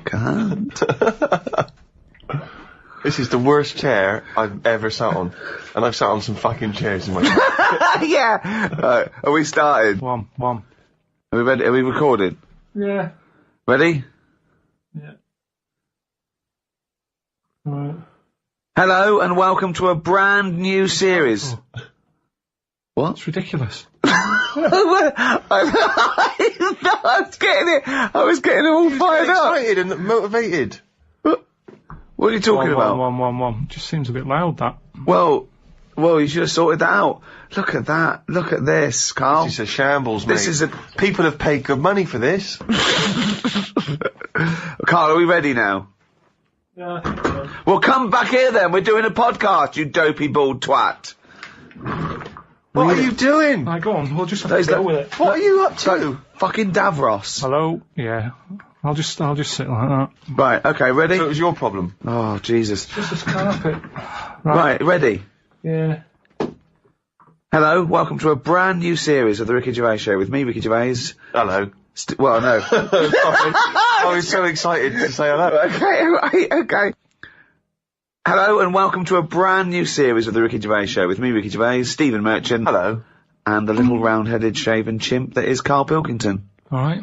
The boys are back in town. What concerns me, is this the tail end of the last series of podcasts, or is this a brand new comeback? What I mean is this Take That, when Robbie Williams had left, they sort of limped on with a couple more songs and then called it an end? Or is this the triumphant return of Take That? This is, I mean, no, I think we're like a great rock group who's just been away for a couple of years doing their fifth album. Right. Is it the fifth? The Well, mediocre fifth album. Yeah. We've done, 1, 2, 3 series. We did the specials, which is like a 4th series. Yeah, this is like the 5th series. Here it is, the 5th series of podcasts. Although we can't call it podcasts, because, they're audiobooks, because we're charging for them. We're not even giving away free first, then charge for them, because, in the past, we've given away free, and then we put them on iTunes, a back catalogue. You can buy them. If you missed out on the last year when they were free for a year, now you can pay £1. People are complaining. Last time we gave it away for free, like a year later, we sort of put it up there, people can buy it, they're going, this was once free. Well, yeah, it was once free. So we did our bit. We gave it to you for free, and now we're charging for people to get, you should have bought it for free. We can't do any more. If everyone did that, I mean, it would just be a better world, wouldn't it? Give it away for free, maybe, and then charge for it if you're too late. So we're not even going to give this one away for free, because they annoyed us, didn't they, Karl? Yeah, a little bit. We actually did a bit of planning for this as well. We thought, we're going straight to a paid audiobook. Let's plan it. Let's not just come in here and shambles. We've booked a studio. We're in a nice little studio in West London. Our own little...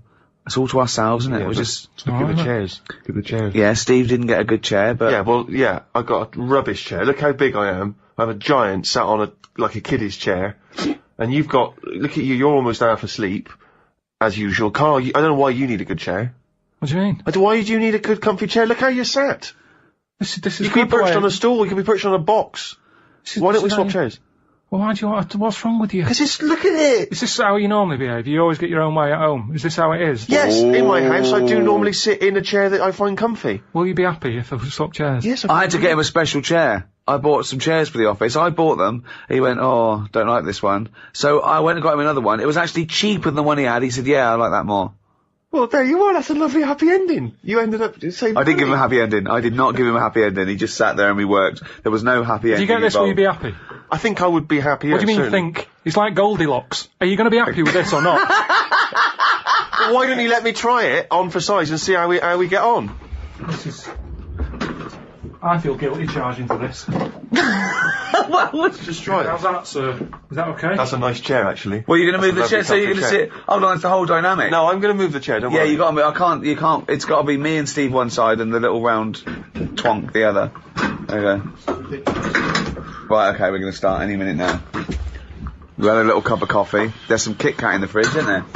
Right. We thought we'd feed Karl a little Kit Kat later, because he's he's there, he's sort of pressing the buttons, he's keeping an eye on the computer and everything, and it's like a doctor. A doctor doesn't swab his own forehead, so what I'll do is I'll get a little Kit Kat later, I'll dunk it in Karl's tea, and then I'll feed him a little Kit Kat. Look forward to that.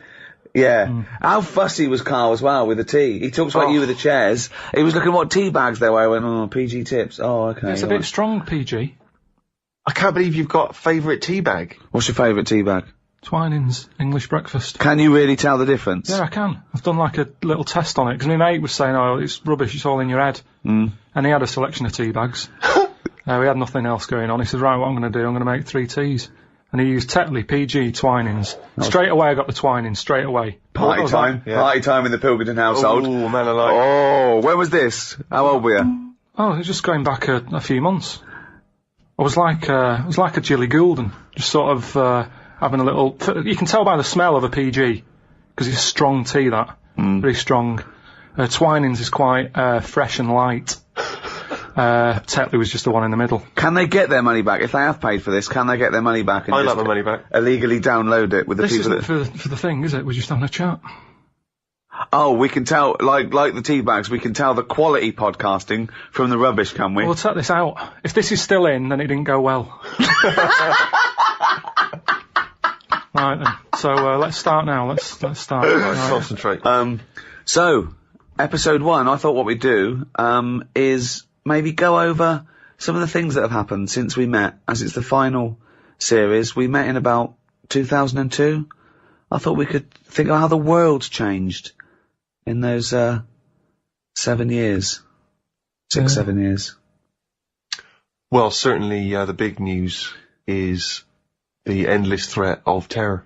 Terror, the war on terror, that had kicked in when we met Karl all those years ago. When I walked into that room, we were given this little, what I at first I thought was a little slack-jawed gimp, sort of techno kid. It turned out that he wasn't very technical either. Didn't even have that.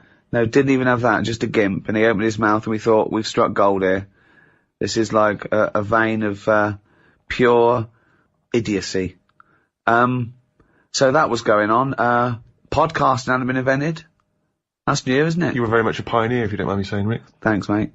The iPod. We've talked about the iPod. Karl not impressed. I think it's just an amazing piece of design. No, it is. It's good. Yeah. I've always said it's good. Now I've got one. I was listening to it on the way here. Yeah. But all I'm saying is... How many songs have you got on it? Because you said there's only about 3 songs you'd want to hear. Well, what I've probably got about 400 on it now. That's right. But there's no sort of filler. I don't just go putting full albums on it. No. I handpick. Yeah. But what's odd is I find that I'm sort of buying stuff that I wouldn't normally buy if it was only on record, which is good but bad because I've got a lot of clutter now. Do you know what I mean? Well, you said you haven't. You said you haven't got a filler. I thought you were cherry picking. No, but what I'm saying is, like yesterday I bought some Dr. Hook. When was the last time anyone thought, I'll tell you what I haven't heard for a while, Dr. Hook? Well, I heard it and I thought, oh, I used to like that one. My mum used to have that one when she was doing the Sunday dinner. I thought, I like What that. one? What did she used to have on? Dr. Hook. What, every Sunday? Well, it's just, that's the memory I've got of it. I'm cooking the turkey, put the Dr. Hook on. It just always on. And some other country western singer. My mum was Jim Reeves. She always put Jim Reeves she on. liked Jim Reeves. Yeah, I like Jim Reeves. My parents didn't like music. Silence. Oh, no. In my house. It was, constantly. Never put record on. Oh, wow. Our house, Suzanne does her head in when she comes round to mum and dad's house, because there's music on in every room, all different. And my mum's got into this fella called Roger Fender or something, some country western singer, and it's on all the time on loop, the same song. She said the sheep across the road has started to sort of hum to it. It's on that much. Brilliant. Think of looking over and seeing some sheep humming. No, Roger Fender, whoever he is. I think that's his name, but yeah, so I've bought some Dr. Hook. Yeah. And what I'm saying What did you buy? What Dr. Hook did you buy? It's called, If Not You, it's called. Oh yeah, good. Yeah. And, I wouldn't have bought that if I had to go to a record shop and... Well, no, it wouldn't be available. They'd go, what are you talking about, mate? Have you got that one mate, can you leave the store? Well, yeah, but that's a good thing, isn't it, now that you're being opened up to a whole different... Yeah, but it's that thing of just... That's what excites me most, the back catalogue that you can, without trying to go into it. But I'm just saying that that's what happens, isn't it? If you've got a space for something, you fill it. And that's the problem. If my iPod wasn't an iPod and it was a cassette, Dr. Hook wouldn't be on it. He wouldn't feature. He wouldn't be on the cassette. Elvis would be. Yeah. Just the big boys. What's wrong with having a space and filling it? I mean, there's a space between your ears. We'd love to fill that, but... Just because... It's normally stuff you don't need if you've got too much space and you're filling it. It's like Ricky's house. You've got stuff in there now that you wouldn't have had in a smaller flat. You've got dead owls and stuff like that. Right. Dead owls? Why are you buying dead owls? No, it's an antique thing. It's an antique stuffed owl, and I was assured it died of natural causes of old age. And then it looked in good nick. It didn't look upset. But dead owls suggest that they just fly into the room and I just leave them there. No. Like they crack their head. But you're just sat in your dressing gown constantly drinking gin. Jay, there's another dead owl. Clean up. Feed it to the cat. Feed it to the puma. But that's what I'm saying. I haven't got room for a live owl. Never mind a dead one. So that's the difference, and that's the same with an iPod, isn't it? With an iPod, because you've got so many gig. You go, what will I have? Well, yeah, but Ricky's not sat at home looking at an empty space in his flat thinking, I need to fill that with something. I think he would be. What would be there? If that dead owl wasn't there, what would you put there? But you've picked on one thing. You've picked on one Well, that's all you can do. I'm just picking on an example. What else do you want me to pick? I'm just saying I have not got room for a dead owl. So I'd never look at one in a shop. I'd go, I'm not going to buy that because I haven't got the space for it. But why are you obsessed with, like, someone trying to pressure you into getting this dead owl? I mean, it seems a weird thing to shout. I have not got space for a dead owl. No, but if I had an urge to see a dead owl. Right. Natural History Museum, loads of them. Right. I've never seen one and gone, oh, I wish I didn't have to go to the museum. I want one in my house. That to me is like, right, Suzanne, have we got everything? Have we got a dishwasher? Yeah. Washer dryer? Yeah. Ironing board? Yeah. Right. There's a bit of space there. Is there anything you want? Then, if it's like, dead owl? Alright, we've got the room for it. But the way we're living now, we've definitely not got room for a dead owl. That's all I was saying. And to me, a dead owl... I'd like this to be part of estate agent's patter. There's a lovely space there for you can fit in about 7 dead owls. They don't do it by square footage anymore. It's 6,000 dead owls. You idiot. Well, yeah, I'm still not convinced by this idea of this space has got to be filled. You know, people just choose to buy things and fill up their house with those things because they give them pleasure. Most things we've got are junk. If you didn't have junk, all you'd have is a cooker, a bath, maybe a sink, a bed, and that would be it. Anything else, a television isn't necessary, is it?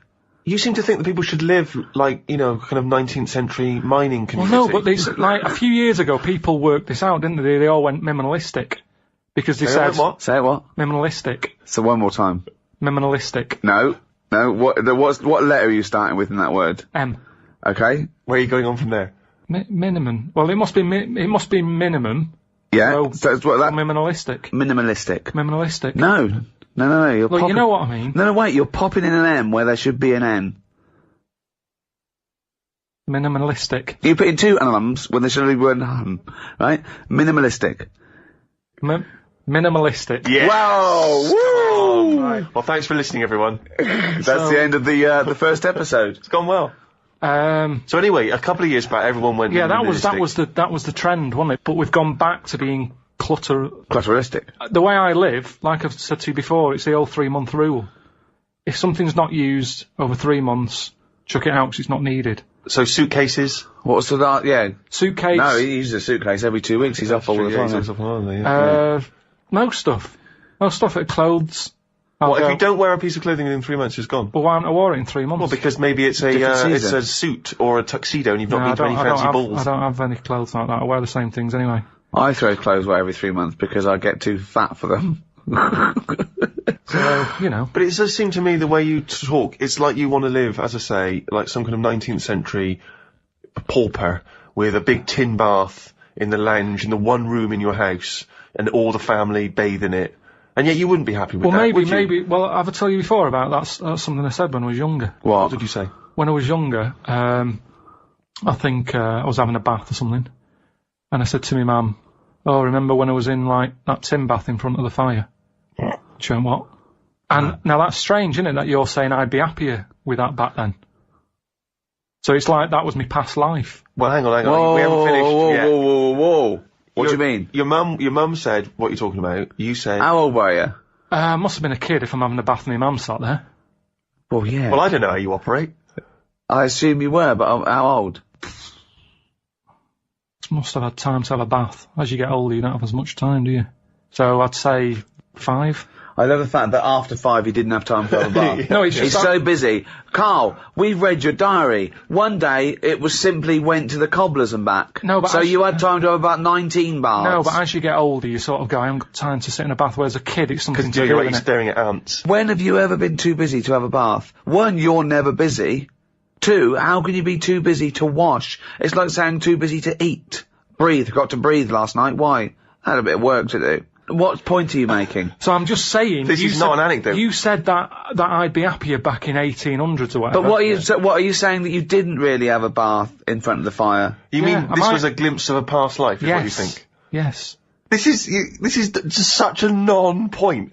This is just nothing. If you'd said, well, then I went off to see one of those people who regresses you, and although it was a load of old bollocks, he regressed me, and it turns out I was the king of Sheba. I love those things, people. Everyone thinks they've lived before, right? Did I tell you that, there was a documentary, about these people in, Los Angeles that they'd lived before and they'd come back and they did a come as you were party. So they went as the people in their previous life. All of them famous. Of course they were. Kings, queens, leaders of men. Not as I was a stable hand, I forget my name. Right, 2 Napoleons, one of them's lying. I mean, absolute twaddle.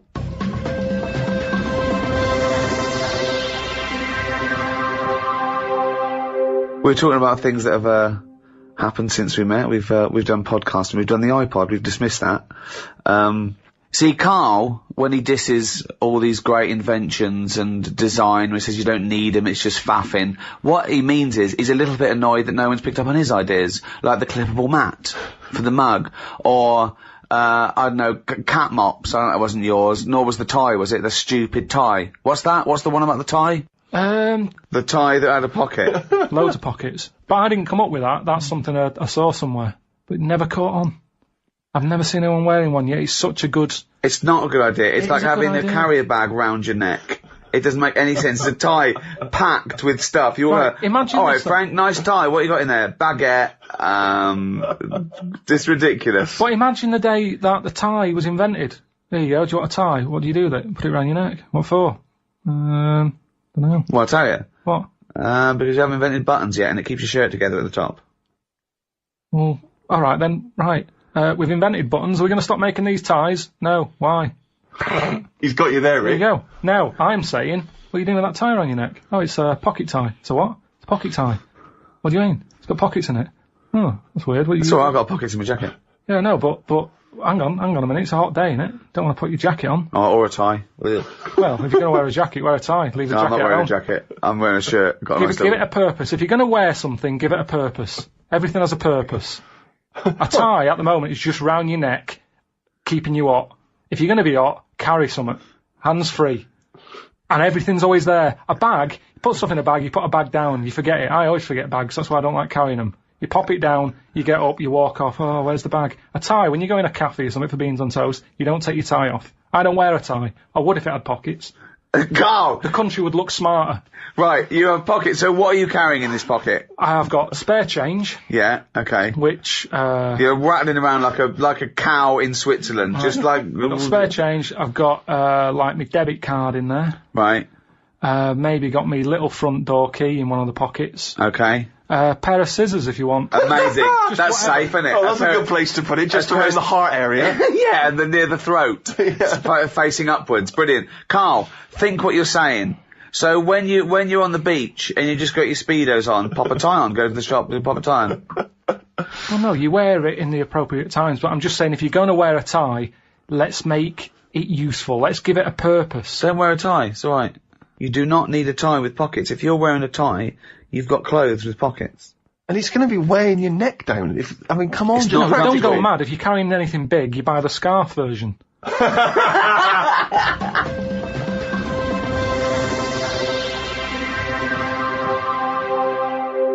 What else has happened since we met? 2002. Gay marriages. That's kicked in. Thoughts? They've happened. Are they popular though? I mean...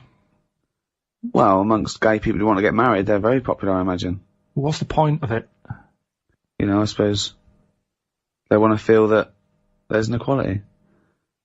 But is it just one of them things where they wanted it because they can't have it? Do you know what I mean? I think any excuse for a fancy dress. They like to dress up. They love a press tent. See, I just don't understand. I mean, whose name do they use? Whose surname do they go with? I don't know. There's a problem. Just creating problems, I always say that. Any problem solved is a new problem made. Gobbledygook. Any problem solved is a new problem made. Yeah. Like I said that time when I was in hospital, and, you know, I remember in the 80s everyone was going, oh, there's not enough hospital beds and all that. When I was in hospital with, kidney stones. Yeah. Loads of beds, not enough pillars. So that's the way it works. It's sorted out the bed problem. They give me a bed at night. I was going, I haven't got a pillar. They had to go off and get one.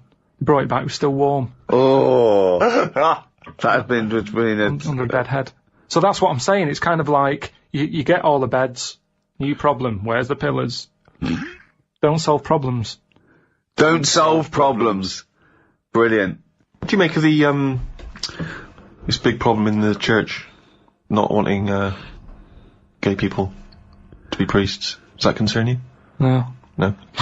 It's a problem if you're gay, and it's a problem if you go to church and you don't like gays, but I don't go to church, and I'm not gay. There's certain problems that just go over your head. If you were gay, Karl, what would you do?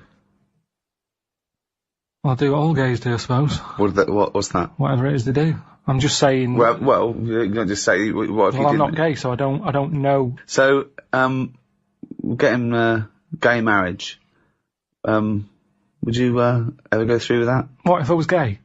Well... It's hard to answer, isn't it? How can I answer it if I'm not gay?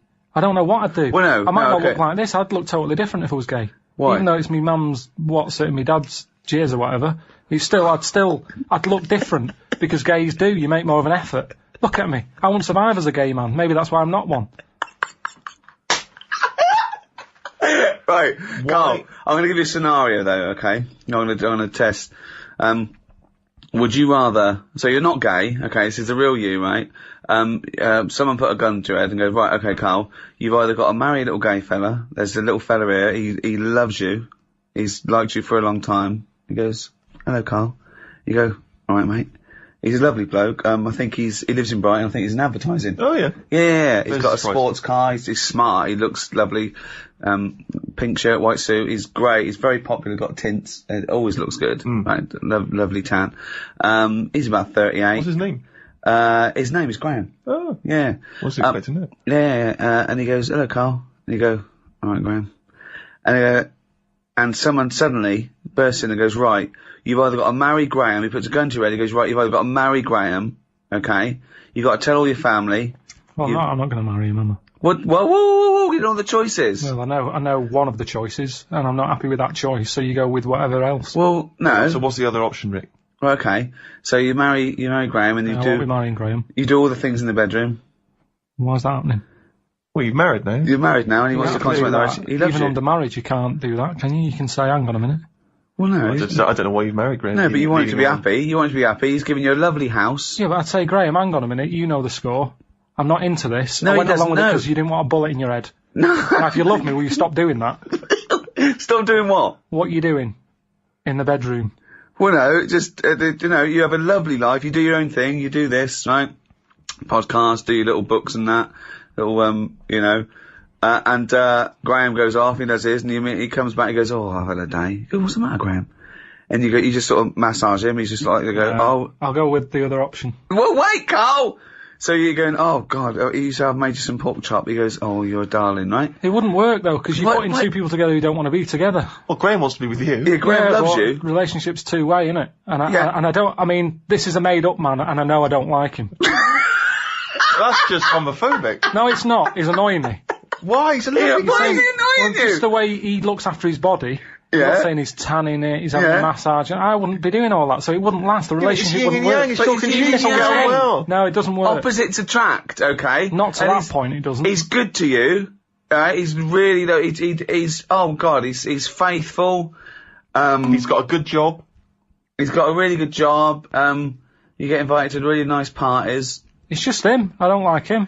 Well, that's a shame. He absolutely loves you. That happens, doesn't it? It happens that. I remember being at school with a girl who really liked me, and I was like, it's not going to happen, Sharon. No, it didn't happen. The first. And that's Sharon, not Graham. So the chances of me letting this Graham move in.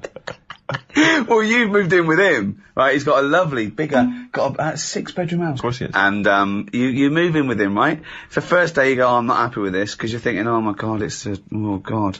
First day in marriage, what's it going to go? He goes off, he gives you a peck on the head. What's the option? Well, what's wait! the other choice? Well, you don't know! Yeah, okay. So he comes home, he goes, oh, he's bought you a lovely little ankle bracelet. Oh, that's sweet of him. With Karl. Karl love. Graham, I need a word. I go, what is it? What's up, love?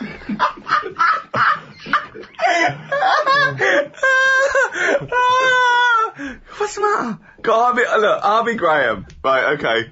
I'll be Graham. What's the matter? You look tense. This is all, we live in a lie here. Well, yeah, but it's just the alternative is so much worse. What's the alternative? Well, what is the alternative, Rick? I think we're all waiting for that. Well, marry a chimp. Marry a chimp? Yeah.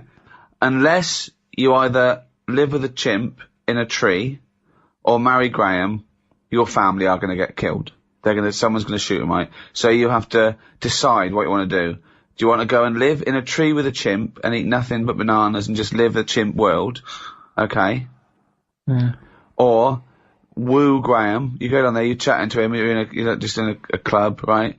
You're there. But who's watching that I'm staying with Whoever Graham all this the evil time? person person is right, yes, yeah. Well, hang But on, where's he watching from? The evil person's going, right, he goes to that club Saturday nights. Don't bother going before midnight. He won't be there.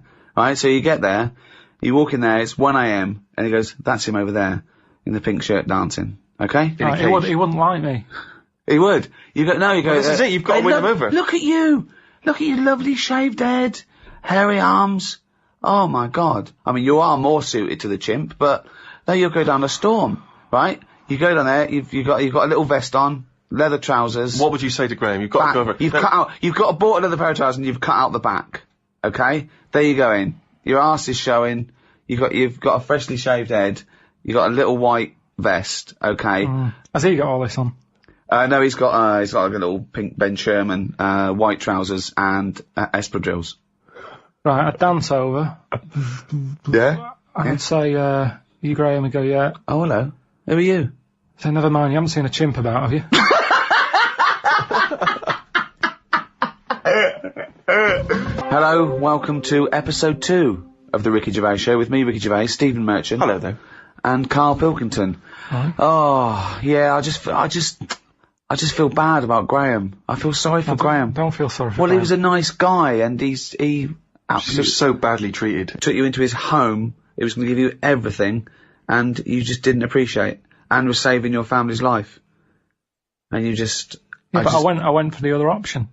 There's no point. All I'd be doing is letting Graham down.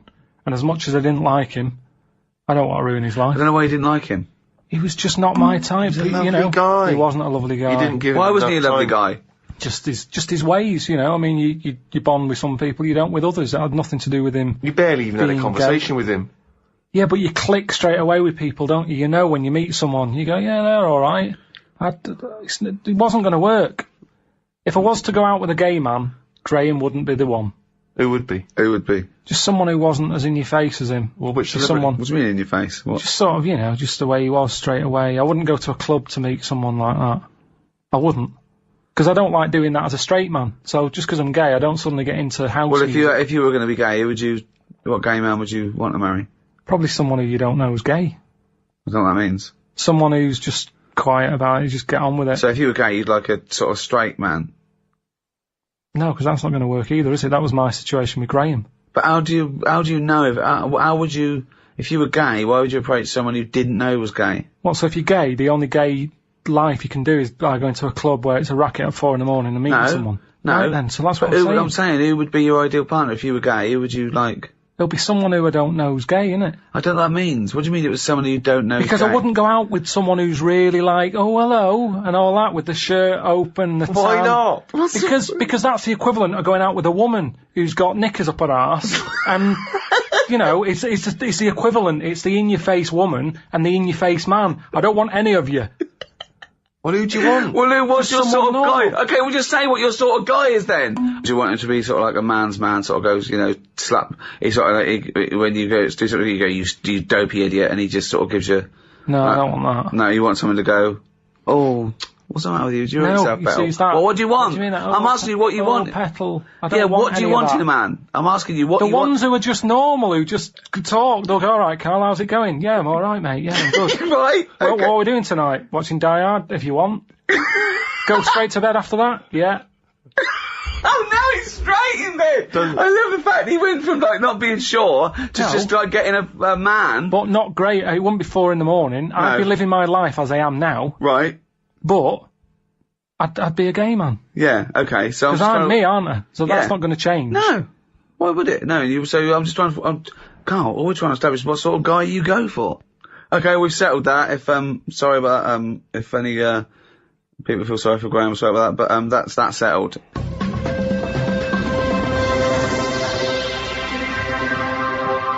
What I thought we could do, Karl, on this, the brand new 5th series of the Ricky Gervais Show. We're talking about things that have happened since we met, looking back, what have you learned, where are we going forward from this. I thought we could play Room 101, the popular TV show where people cast the things they hate into Room 101 forever. Room 101, of course, is taken from George Orwell's 1984. Room of all your fears and terrors, and so. Is there a copyright issue here? Can we just steal this idea? Well, yeah. Well, let's play Room 102. Clever. This is the room next door to Room 101, which is worse, in my opinion. Is it? Oh, Winston Smith. He'd love to be in Room 101 if he went to Room 101. He'd go, oh, get me back to Room. I didn't know I was born. This is much worse. So, Karl, these are things that really annoy you. Don't put in things like, you know, cancer and racism. I mean, that goes without saying. They're already in there. They're already in there. All the terrible things in life here. This is just your little bugbears, the things that really annoy you that, you know. When I actually did the real show, and I put in things like, lateness. That's my bugbear. I can't stand it. I think I put in, parents who let their kids run riot. Parents who think that everyone is interested in their kid as much as they are. I remember I was talking about, this family, right? They were passing the baby around in a restaurant, and it was like being sick, and they were all shouting about it, and I was like, oh. And I got onto, they were breastfeeding it, and at one point I went on this sort of like digression about a friend of mine who moved to the country, and the woman next door, sort of this hippie woman next door, about 40, you know, one of those sort of like long grey hair, you know what I mean? Shave your legs and stop wearing flip-flops. Yeah. And they said, oh, we're just neighbours and we brought you round a rice pudding. And they gave my friend a rice pudding. And she went, oh, it's made from breast milk because I'm still lactating. And I went, thanks very much. And of course she went and they threw it away and washed the dish and gave it back to her. And it annoyed me. The arrogance of coming round and saying, it's rice pudding made by breast milk. Get out of here, you dirty hippie. Is that what you'd have said though if she'd arrived at your door? I'd have said, oh, do you know what? I'm breast milk intolerant. No. Well, I remember the next day it went out on television. A journalist said, "Oh, Ricky Gervais showed his misogynist side." No, I stand by it. I don't eat strangers' breast milk. I said about it totally natural. Well, it's not okay. It's a cum sandwich. It doesn't matter if it's natural. It's fucking disgusting. Don't make me a rice pudding out of breast milk. You know, I'm not a fussy eater. Sure. Well, you are. Yeah. But no, I know what you mean. Surely you'd draw the line there of a stranger's breast milk. Oh, yeah. No, absolutely. Any kind of jizz plan. Jizz plan, do you know what I mean? That's giving you an example of the sort of thing that one might put into Room 102. Yeah, people who try and make you eat their breast milk disguised as rice pudding. It's quite a specific fear, that one. Graham. Oh, come on. He doesn't deserve that. Slugs was in there. Slugs. So, then there's, you have to put a case forward, and me and Steve decide whether slugs go in, or whether they stay out, whether they've got a purpose. It's just because I'm having a problem with slugs at the moment. There's a lot of slugs coming in the house. Why? Dunno. They can get where, like, water can't, you know what I mean? Because they're boneless, aren't they? So any little gap. So's water boneless. There's not many bones in water. No, that's what I said. Yeah, but you're saying they can get somewhere that water can't. Yeah, I know, they're even more likely to, because they sort of move about and that, and they're looking for light. Water's just happy where it is. You understand what I'm saying? Why banish them all to Room 102, slugs? Because they're harmless, aren't they? Yeah, but I also think, I mean, at the end of the day, they're happy wherever, so stick them in Room 102, they're not bothering me, and they're happy. They're not bothered what the room is. No, this is a metaphor. Room 102 means they disappear from existence. There's not really a room where you put in slugs with people making rice pudding out of their breast milk. There's not really, no.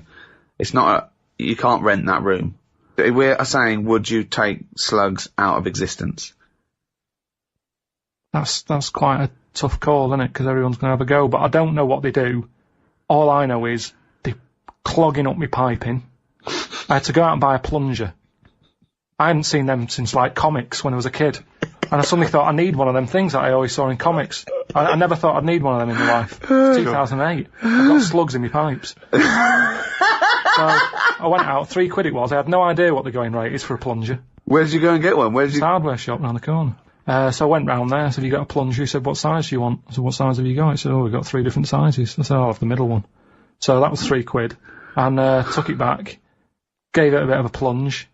And I think it was slugs. Like, all, like, bits of black stuff came up.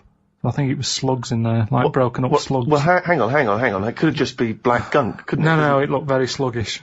Because remember, I've had a problem with them anyway. I'll go to the toilet or whatever, look round, there's a slug climbing up the wall out of the shower basin thing. Are you sure it's a slug? Yeah, definitely slugs. I have to keep chucking them out, because I don't like killing anything. Right. I didn't want to kill the slugs with slug pellets. I bought some copper ribbon. Right, they don't like going over that, They don't like that. They get a little shock charge, yeah. But, now that should be a warning. But instead, they're diverting. They've done a diversion, they've gone up the wall and across.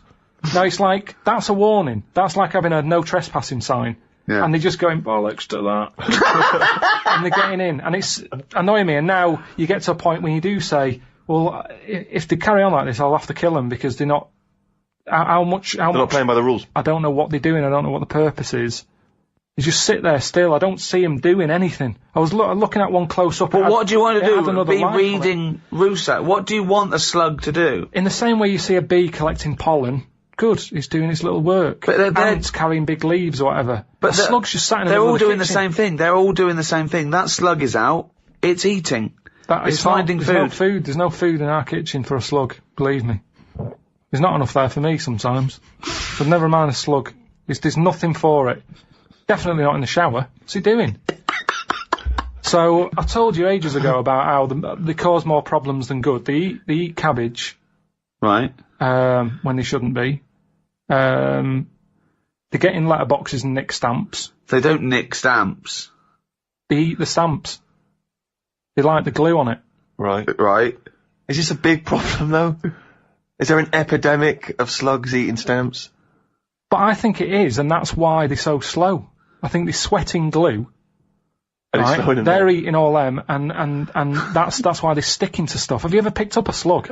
Well sticky. They give off this glue. It's like all the glue they've eaten off stamps. They panic, and when they sweat glue. Sweat! Think of a slug! What do you mean they sweat glue? You're making up nature. This is like Attenborough, but made up. When you see a slug, yeah, you prod it, it gets nervous, it wants to run off. But the problem is, because it's sweating glue... It's not sweating glue! It makes sense. This is just a nonsense theory. It's just what I've noticed on them. Right, Rick, do you allow slugs in room 102? Well, I think we should, if they're going to be gone forever, then we should put a case forward. They're amazing creatures. Yeah, but you haven't got them in your house, it'd be different. All you've got is people coming around saying, do you want some rice pudding? That isn't a world problem. That wasn't me. Right. Whatever it was. No, but they're amazing. They've got 2 sets of like antennae. The one at the top is for light, and the next one is that they can smell and get food in the air, just the slightest. What do they do for the world? They're food. If only. It's not good enough, that. It's not good enough. What do you mean? That's the ultimate sacrifice. Surely them being food for Who's something. eating them? Hedgehogs. Do they like them? Yeah, they love them. They love slugs. Do they? Yeah. The thing is, though, if you're always going to upset someone, aren't you? With anything I put in room 1 No, you just got to make a reasoned case, and I'm not sure that you've argued well enough. I'm just having problems with them at the moment. I've spent £3 on a plunger, and I don't like the idea that every time I get up in the night to go into the toilet or whatever, I've got to put the light on because I might have a bit of sluggage between my toes. Sluggage? A little bit of sluggage between my toes. But if you're going to put everything in your house that causes problems, what else are we going to have here? Boilers? I'm not. It's just, at the end of the day, you only moan about what's fresh on your mind at the moment. And I haven't, I've got to go to the house, and I dread to think how many slugs are going to be stuck to the ceiling and everything. Right, okay, so we need to move on. So, you are not putting them in? I'm not putting slugs in. Alright, slugs have not gone in, Karl, I'm afraid. What's your next one? Okay, number 2. People who don't want to do what the brains would be better at doing. Right, okay, no, I'll get around that sentence. Now, tell me again. Brains that don't want to do what their owners are good at. Ah, so now it's the brain's fault. Before you said you were going to put people in who don't do what their brain's good at, but now you've changed that. Now you're putting the blame on the brain. Now you want to put in brains who don't want to do what their owners are good at. I like the fact that you own a brain. Okay, no, I just need a bit more clarification, Rick. Before you ask questions, can you just expand on that point, please, KP? Do you know, like, people decide what they want to do, right? Don't they, for a living? Mm-hmm. But sometimes they're not good enough. Right. You mean they have a dream and they can't fulfill it because they haven't got the skill or... Yeah, but that doesn't mean they're not good for anything. No. It's just that they haven't unlocked the thing that they're good at. Right. Which is fair enough. You can't always find what's going on. There's a lot going on in the brain. Yeah. You know, there might be something up there that you just never find, which is sad. Right? Right. But you mean you may never discover your full potential because you may never stumble across it. You may never have the means. Yeah. But that of course, yeah. I only got into hospital radio because my dad was in hospital. So I found out about this thing and I thought, I didn't even know this existed. I want to go at it. Of course. So, I mean, there's much bigger issues there that, the poor working class people don't get the same opportunities. People in third world, when you're worrying about whether you're going to live through the next few days, you don't start thinking, I wonder if I can play the cello. Can I refer you back though, Rick? You made an interesting point there, but I fear that's not exactly what Karl was saying. I don't think that his point was quite that profound. Yeah, that's kind of what I meant. Yeah, I don't know. There was something to do with the brain not allowing its owner. Yeah, because that's the bit that annoys me. Fair enough if a brain hasn't decided what it wants to do, because you. What is this? Let him finish. God, this thing let him about finish. the brain Shut up. being in charge, like the numbskulls. Because it hasn't found its destiny, type thing. A brain hasn't found its destiny. When someone is good at something, and they know the brain is good at something, but then they don't want to do it, and they want to go off and do something else. Sorry, who's to blame here? The person or the brain? I'm talking like him now. I don't know who are you putting into room 102? What annoys you? A brain that doesn't let its owner know what it's good at, or an owner that won't do what the brain wants to do? I think it's the owner, because say like a bloke who's good at plumbing. Yeah. His brain loves plumbing. His brain loves plumbing. He's sick of plumbing. So he goes off to try and unplumb. No, he's going to do something else. He's going to do something else. He's carpentry. Now, they say in this country the problem is we haven't got enough tradesmen. Right. We don't have enough plumbers. Right. There's enough plumbers' brains. I don't know what the fuck that means. Shut up. What are you talking about? Shut up. Let him please finish. Because this is like beds and pillows brains again. have not changed over the years. The brain is exactly the same. But it's the owner of the brain that's in charge. The brain could be going, I want to go for a walk, or I want to go and find something out. But if your body's too lazy to get up and go and see the stuff, the brain isn't going to get what it wants. It doesn't make sense, Karl. Right, you are your this. brain. Okay, you could have a good point if you said this. You could say that everyone's brain has the ability to become a plumber. Yeah. Your brain, yeah. But I don't know if it has, you see, because this is the thing. When I was younger, when I first left school, I had two jobs I wanted to do. I wanted to be a joiner, right? Or a car mechanic. I had a go at sort of joinery. Couldn't really get my head around it, right? Did work placement at a garage, messed it up, got kicked out. What did you do? The thing is, why did you get kicked out? Just because I messed the garage up. How did you mess it up? The fella he's a bit moody, this fella, and he just decorated his garage. And you are like the slug in this scenario, aren't you? He just, you know, like the paint the floor and everything? Make it with lines in it and everything like that. Right, what did you do? And he painted it white. You shouldn't have white in a garage. It's stupid with all the oil about and that. It's not the right colour, is it? It's like getting a white sofa, you're asking for trouble. Yeah. So he'd painted it all, and then he sort of said, do you want to change the oil on the car? So yeah, go on then. So what do I do? He said, you pull the sump out, stick a bucket underneath, catch the oil. Alright then. Go down there, pull the sump out, hold the bucket, but because of the pressure, the oil doesn't come straight out, it floats out sideways. Went all over his white floor, he went mental, kicked me out. Now the thing is, that wasn't really my fault, my brain didn't know. It was showing an interest. No, what? Right. Let him finish! Oh God, what does he mean? Shut up, the brain, the brain was showing an interest, but at the end of the day, if it hasn't got the knowledge, what can it do? Now, you could say, was that my fault or my brain's fault? No, I'd never say that. People may be in the wrong job. You might not discover what you're really Yeah, but I'm brilliant at. talking about, you get people, alright, let's go to the extreme.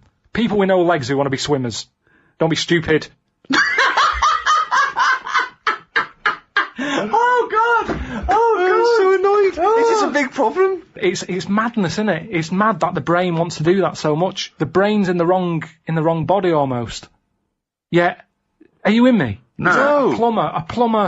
A plumber who can plumb is annoying when he jacks it in as a living because there's other brains who can't do plumbing.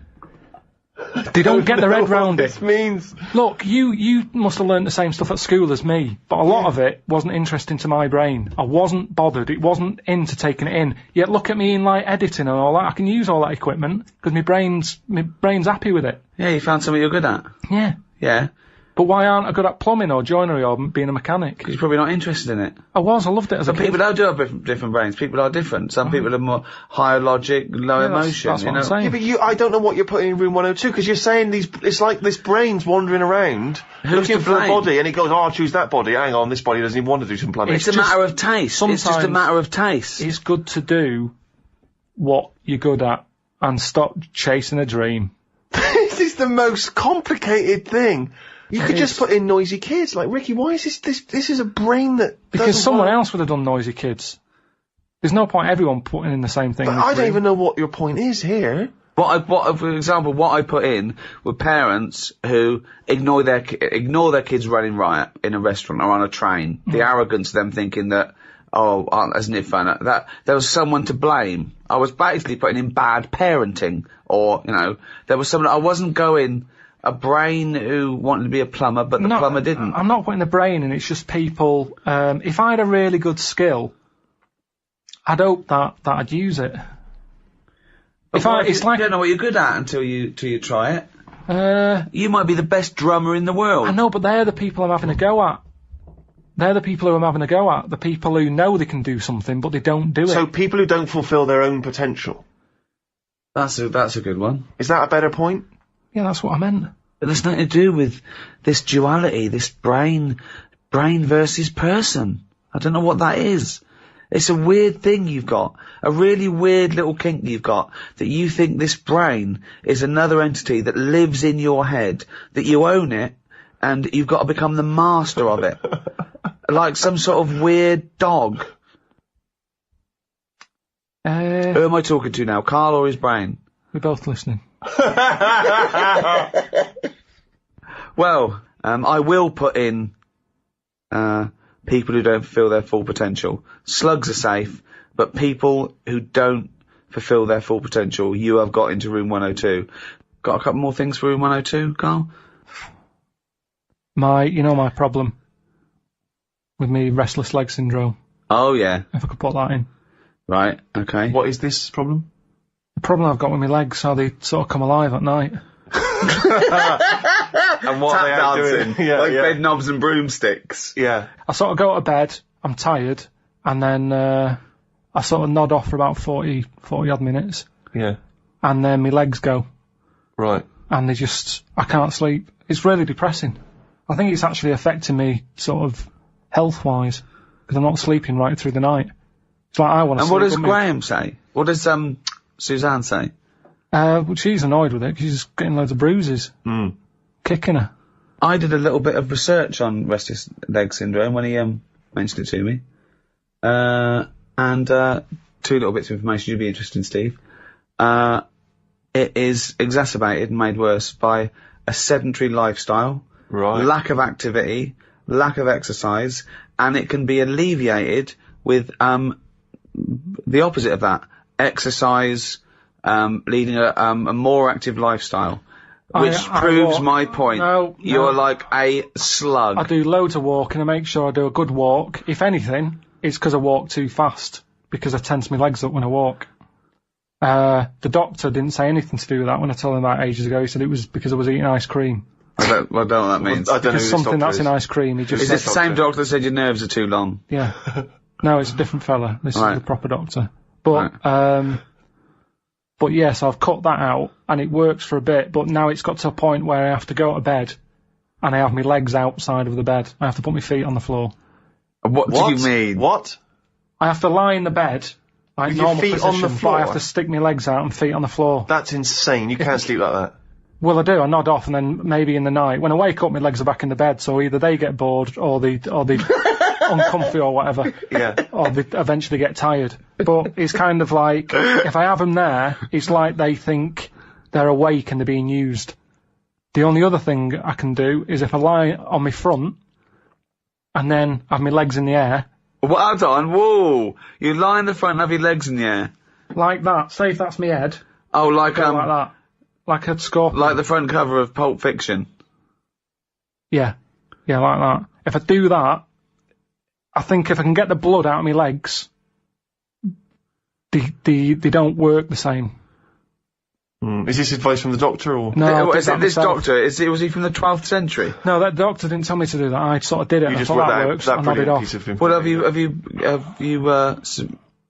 put this into the Royal Society of Surgeons? What? Well, this discovery that if you lay... No, it's my cure. I'll use it. It might not work for everyone. And so crazy leg syndrome is destroying your... Sleep. Right. And it's important to get sleep, innit? If you can't sleep, it drags you down. And my legs, they just come alive at night. It's like they belong to a runner or something. And they want to run. And I'm going, I just want to sleep. But why don't you run? Why don't you go for a run? Because it's late at night. Yeah, but go for a run in the day, tire them out. It's fine in the day. Tire them out in the day. Tire them out in the day. No, you don't. Go for loads of walks in the day, loads of walks. So if you were to go, you go to bed, you got restless leg syndrome. If you were to go for a run, that would cure it. I've looked it up. No, it does. I do have long, proper walks. No, but if you immediately. If anything, it's like the legs like it, and they want more of it. It's like a puppy. You take it for a walk and it's jumping up and down. I want more walks. Well, you can't have a walk. We had a walk earlier. Go to sleep. They're fine in the day. Whilst I'm sat here, they're not probabling me. They're not what? They're not probabling me. They're not probabling me. It makes up words. They're not giving me any grief whilst They're I'm sat not here. probabling me. But when night falls, it's all going to be different. It's like they go, I don't want to go to sleep yet. Like It's like a voodoo little legs. kid. It's a kid who wants to stay up in case it misses something. Yeah. And that's why I just have to let them stay up. Stick them out the bed. I love the fact that you go to bed before your legs. Oh, God. It's annoying. I mean, it's really... well, I don't know if I can put in your restless leg syndrome because, as I say, it can be easily cured. You could get up, you could do a bit of exercise, you could walk around. Yeah, but I've tried all that, doctor, and it doesn't work. Do you suggest anything else? Right, there's your problem. He's not a doctor. No, exactly. That's what I mean. No, well, I'll put it in. I will put it in if you try that. Next time your legs are outside the bed, say, okay, listen, I'm going to go for a run. Put on a sweatshirt. No, because Put on some shorts. It's always late at night. I'm not going out. It's dangerous. Well, you go to bed at 11:30. Yeah. Go for a run at 11:30. 11:30. 15 minutes. So, are they going in or not? No, because you're not... I'm not sure that you're doing everything for it. What's your next thing to try and get in room 102? It's a tricky one, this. Go on. It's people who think that humans are special. Do you know what I mean? But you think that? No, I don't. I don't think humans are special. I think some of us are. I think you get the odd one who creates something, and you go, that's amazing. But the way we say the human race is amazing, no, it isn't. A small percentage of it is. There's a load of numbnuts. And it annoys me how people say the human race did this, human race. No, it didn't. Let's name them, because there's only a few people who have done stuff that matters. Is that what you think? Yeah, definitely. We just thought, we think we're good and we're not. But who matters? Just before we get on to your point. So you're putting in the rest of the human race? No, just people who say that they're good. People who have said that statement that isn't the human race an amazing thing. So anyone who's ever said isn't the human race amazing goes in room 102? Yeah, I'd say don't be stupid. So most of the human race is going in?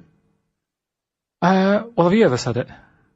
Well, I think all species are amazing. But when people say the human race, they sort of mean... They think what you mean, that you can go... The great people. The art, inventors, the things that were, that we've... And how is the human race not amazing? Because we're not needed to keep this planet going. We're an added thing that was added on later. Food chain. Yeah, that's right, yeah. We were added last. Yeah. It's like, there's some room left, what we do? Stick some humans on. But don't forget, this thing of we being added doesn't make sense, because it was a process. There was no point when someone goes, we don't need this, let's stop now. We kept mutating and being selected. Yeah, I know, but sometimes you can keep, it's going back to what we were talking about last time about, you've got a house, you fill it with stuff. At some point, you've got everything you need. You've got your kettle, you've got your fridge, you've got your telly. It could have stopped at slugs, Then it'll be you've fine. gone, I'm buying this But nothing needed anything. Yeah, it did. The world needed... I mean, okay, I tried to put slugs in, you didn't allow them in. Yeah. Fair play to the slugs. They must do something somewhere. Yeah. Just not in my house. But it could have stopped at slugs. They got it right. What's this thing that you need anything else? The slug evolved. No, but we don't add anything, do we? All we've done since we've been around is mess up the world. That's true. Yeah. So I'm saying we're not needed. I don't know what the last thing was that was needed. No, we're not needed. We're not needed. Yeah. So what was the last thing before? Doesn't make any sense. What was the last thing that was invented by nature? It's arbitrary. It's a stupid question. What do you mean? It's not a stupid question. Everything is just happening. It's evolving now. Right, look at it like this. You see, we think we're important because we just do. Well, I don't, but some do. And they're the ones I want to get rid of. Another argument with himself. Now, we think we're special. There might be something else going on that's more important. We're in this universe, aren't we? Yeah. They're trying to make a new universe. What do you mean? There's a machine somewhere. What? A Big Bang. They're making a Big Bang again. Right, well you've got that completely wrong, but sure. They're not trying to create a new world. They're trying to recreate the conditions that happened at the beginning of the Big Bang. They're not trying to recreate a new world. Alright, but the world completely came... different. But the world came from the Big Bang. Yeah, but they're trying to recreate the conditions so they can test and they can experiment to see the conditions before. Yes, it is dangerous. Apparently there is a threat. Admittedly, there is a danger. Yeah. Very small danger that they could create a black hole that would destroy the world. So why are they doing that? Who's allowed that? This is what annoys me. It's because humans think they're special. Oh, who made the Big Bang? Oh, I'd like my name on that. I want to claim it. Why do people always want to better someone else? It's happened. Let them have it. Well, what you said about progress, you're trying to change time. Yeah, but that's not going to harm anyone. A Big Bang. I don't think we need... I mean, we haven't filled this universe yet, have we? What you talk about, I don't know what you're saying. You're contradicting yourself. Every other sentence contradicts what you said last time.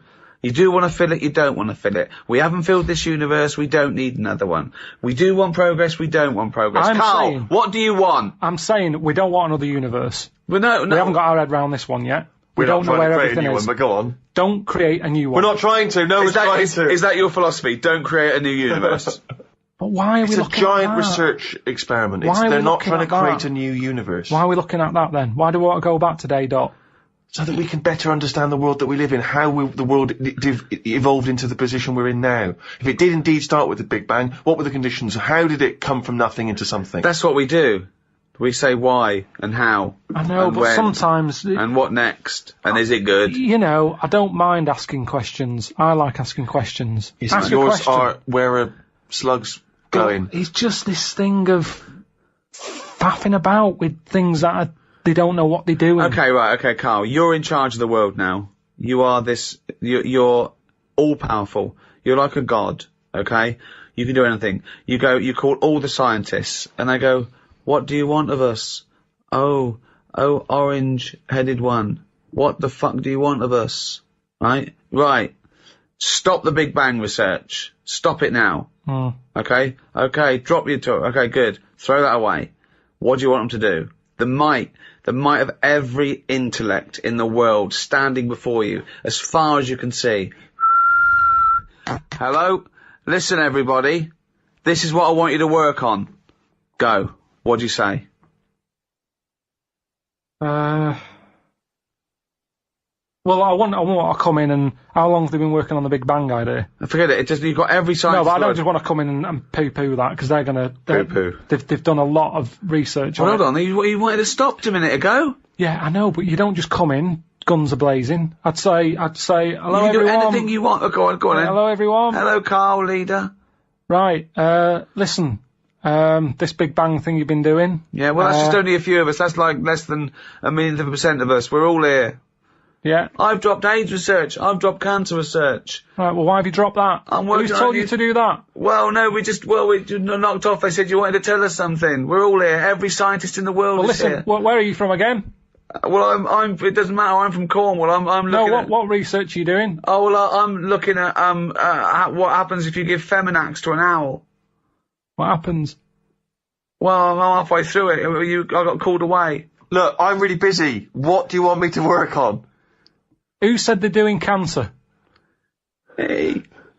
Go back to work. Cheers. Right. Okay, the rest of us doing stuff that you think we're fanning around with. What would you want us to do? Well, I can't do it all today. What about me? I was doing AIDS. Hang on a minute. I was doing AIDS. You just wait a minute. Right, okay, why does cancer get to go back? Are you saying that cancer's a bigger problem than AIDS? You go back to work. So AIDS can go back. I'm doing restless leg syndrome. Right, can everybody but the Big Bang people leave?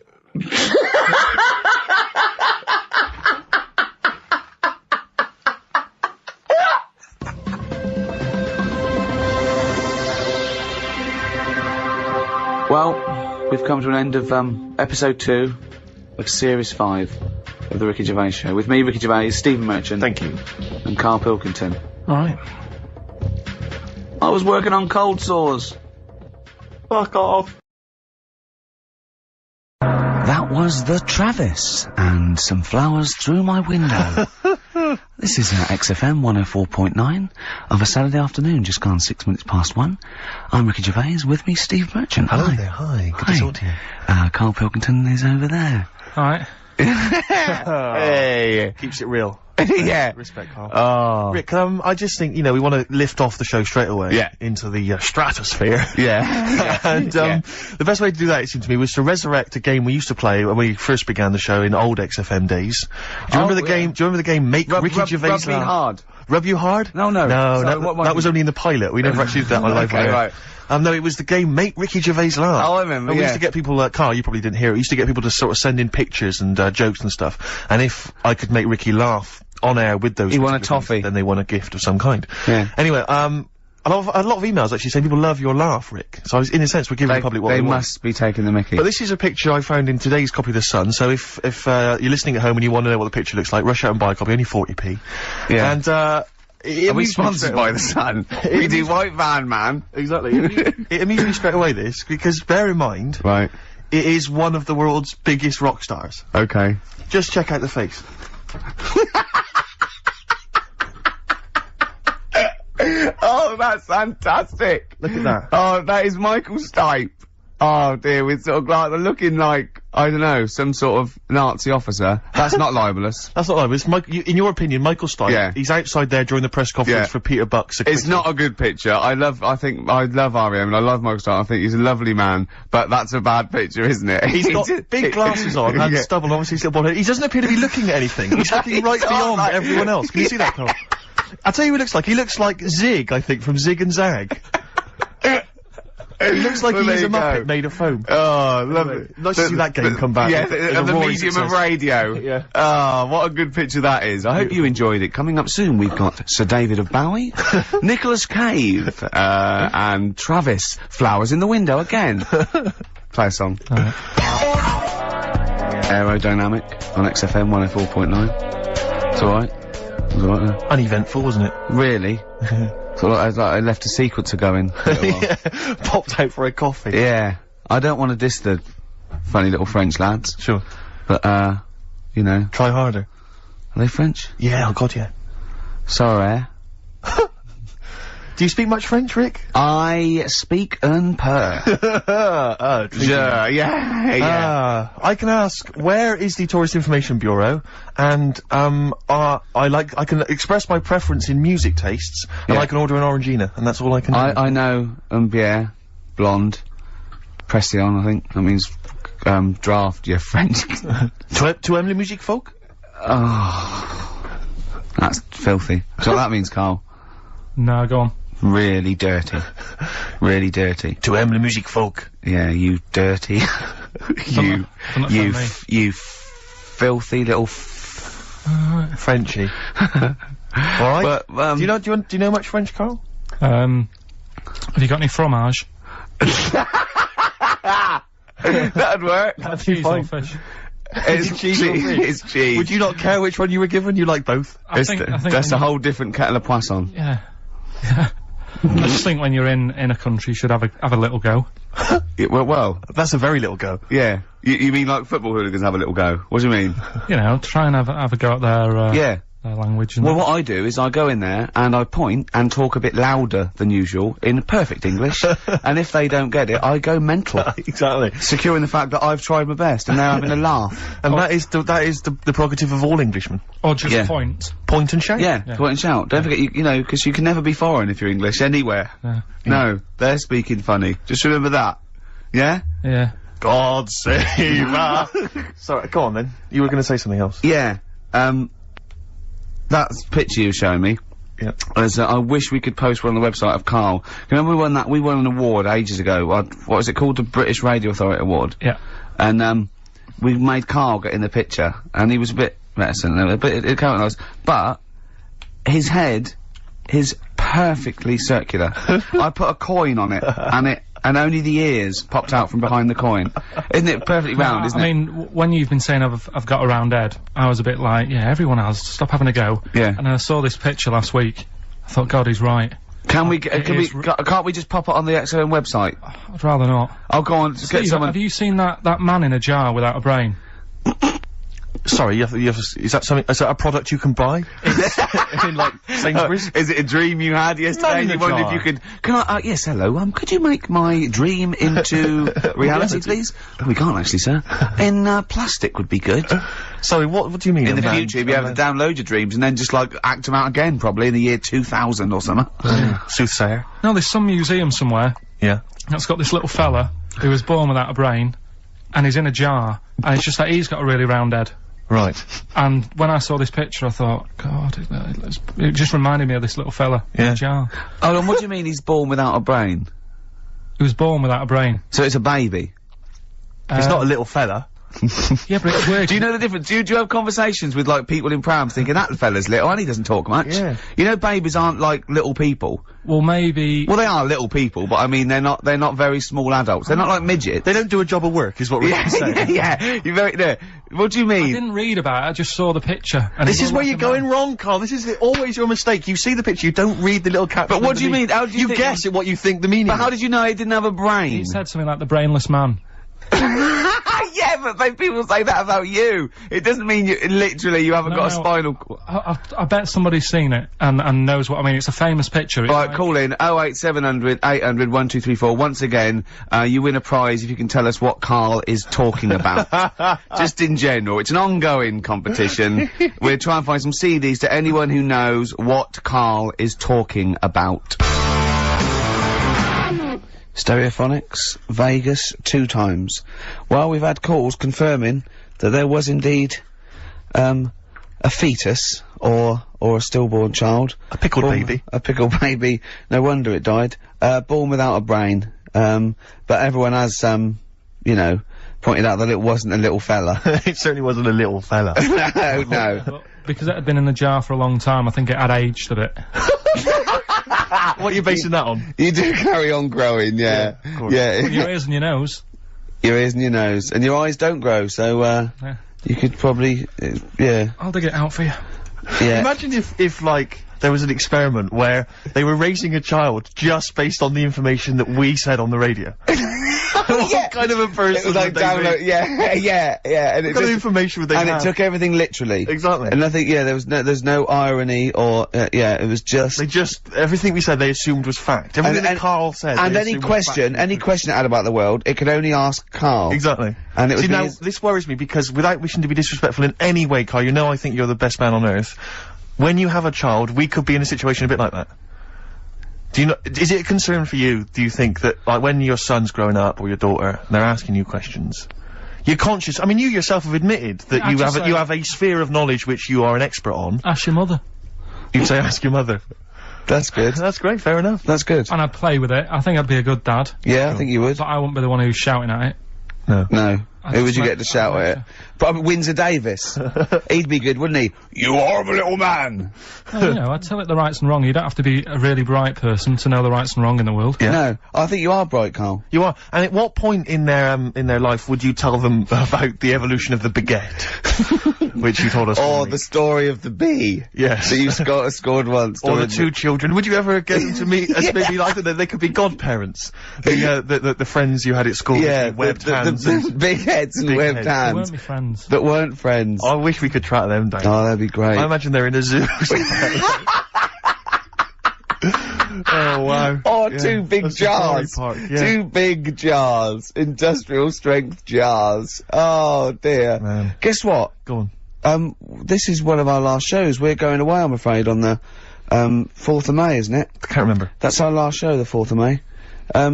Yeah, not forever. I brought a downer on the whole thing then, Yeah. didn't I? There's people cheering. Well, guess who's taken over from us? And I found this out. I was watching Liquid News the other night. Right. No one had called me. Zoe Ball. Well, she's a good presenter, but is this confirmed? I don't know. Should I have said that? Is this true? Yeah, I think so. Oh, yeah, you've done it now. Yeah. She was in the other day. You watched it on the telly, so. Yeah. But what annoys me is, this is rather like when we got, according to last week's Media Guardian, we got rapped for saying the word cock on the radio. And, what we never did we? We'd had to read that on the internet. No one ever told us that just slipped out your mouth, didn't it? What's that, cock? Yeah. Yeah. Yeah, so anyway. And, now we don't even get told face to face that Zoe Ball's gonna take over. Yeah, but it was only, like, sorted out the other day, and then when I saw you. We're allowed to say ball, aren't we? Yeah. When I saw you yesterday, I said, yeah, it's. So we're not allowed to say. Oh. No. I'm not going to say the word, and we're not going to say. We're not allowed to say the. We are allowed to say the male bird is a cock. We're not allowed to say the other one, but we are allowed to say ball. Yeah. What if her and her dad, Bobby, would we be able to say a pair of balls? We'll be able to say that, and I don't know. I don't think he's part of the deal. So you don't need to. In fact, if she's listening, call in and confirm it. We'd let her on the air, won't we? As long as she doesn't swear. Yeah, don't be rude. Yeah, don't be rude, Zoe. Lou. Yeah. Don't be cheap, basically. Better warn as well not to leave too much nothing lying around, because it'll be gone. Especially if it's skag. Echo and the Bunnymen. Killing Moon. Good to hear that again. Yes. On XFM 104.9. Who are you? I'm Ricky Gervais. Who are you? Steve Merchant. Who's that funny little round-headed fellow over Karl Pilkington. there? Pilky. Pilkers. Well, she ain't called, so mustn't be true. I just didn't think we were, being disrespectful to her, because we both think she's a fine presenter, and I think she'd do very well on there, and I think it's a good move as well. Yeah, but can you just say it's not forever? Isn't it?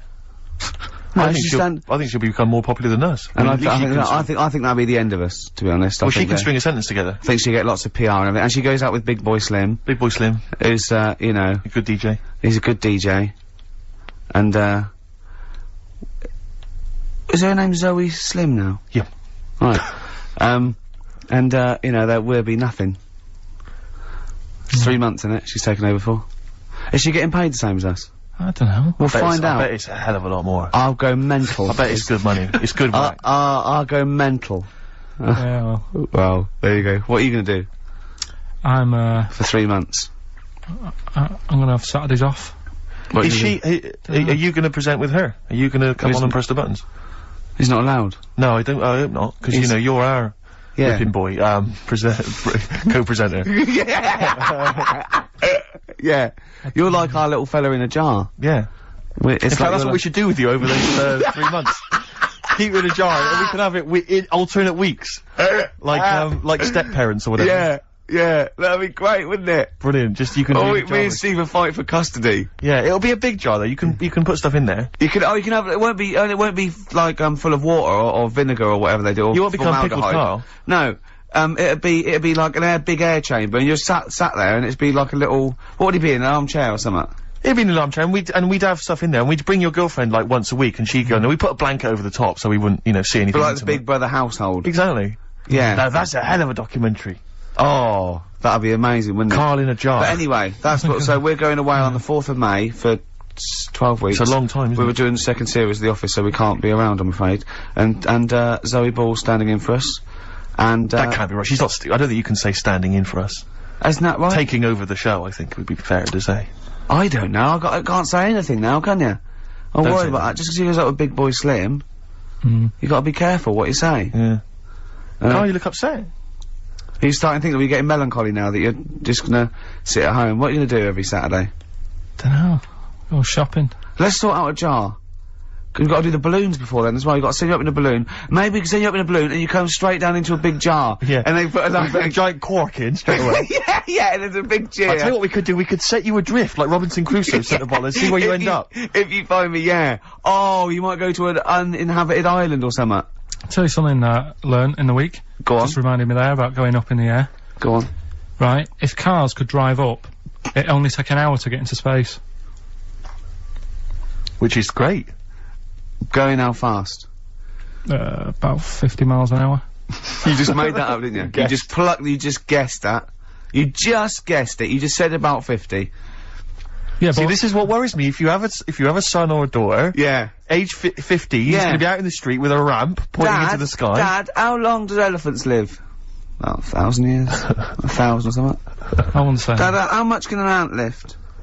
About a quarter of a kilogram, probably. About 2 bags of sugar. If you guess, it's not fact. Yeah. Just because you thought it, that doesn't make it fact.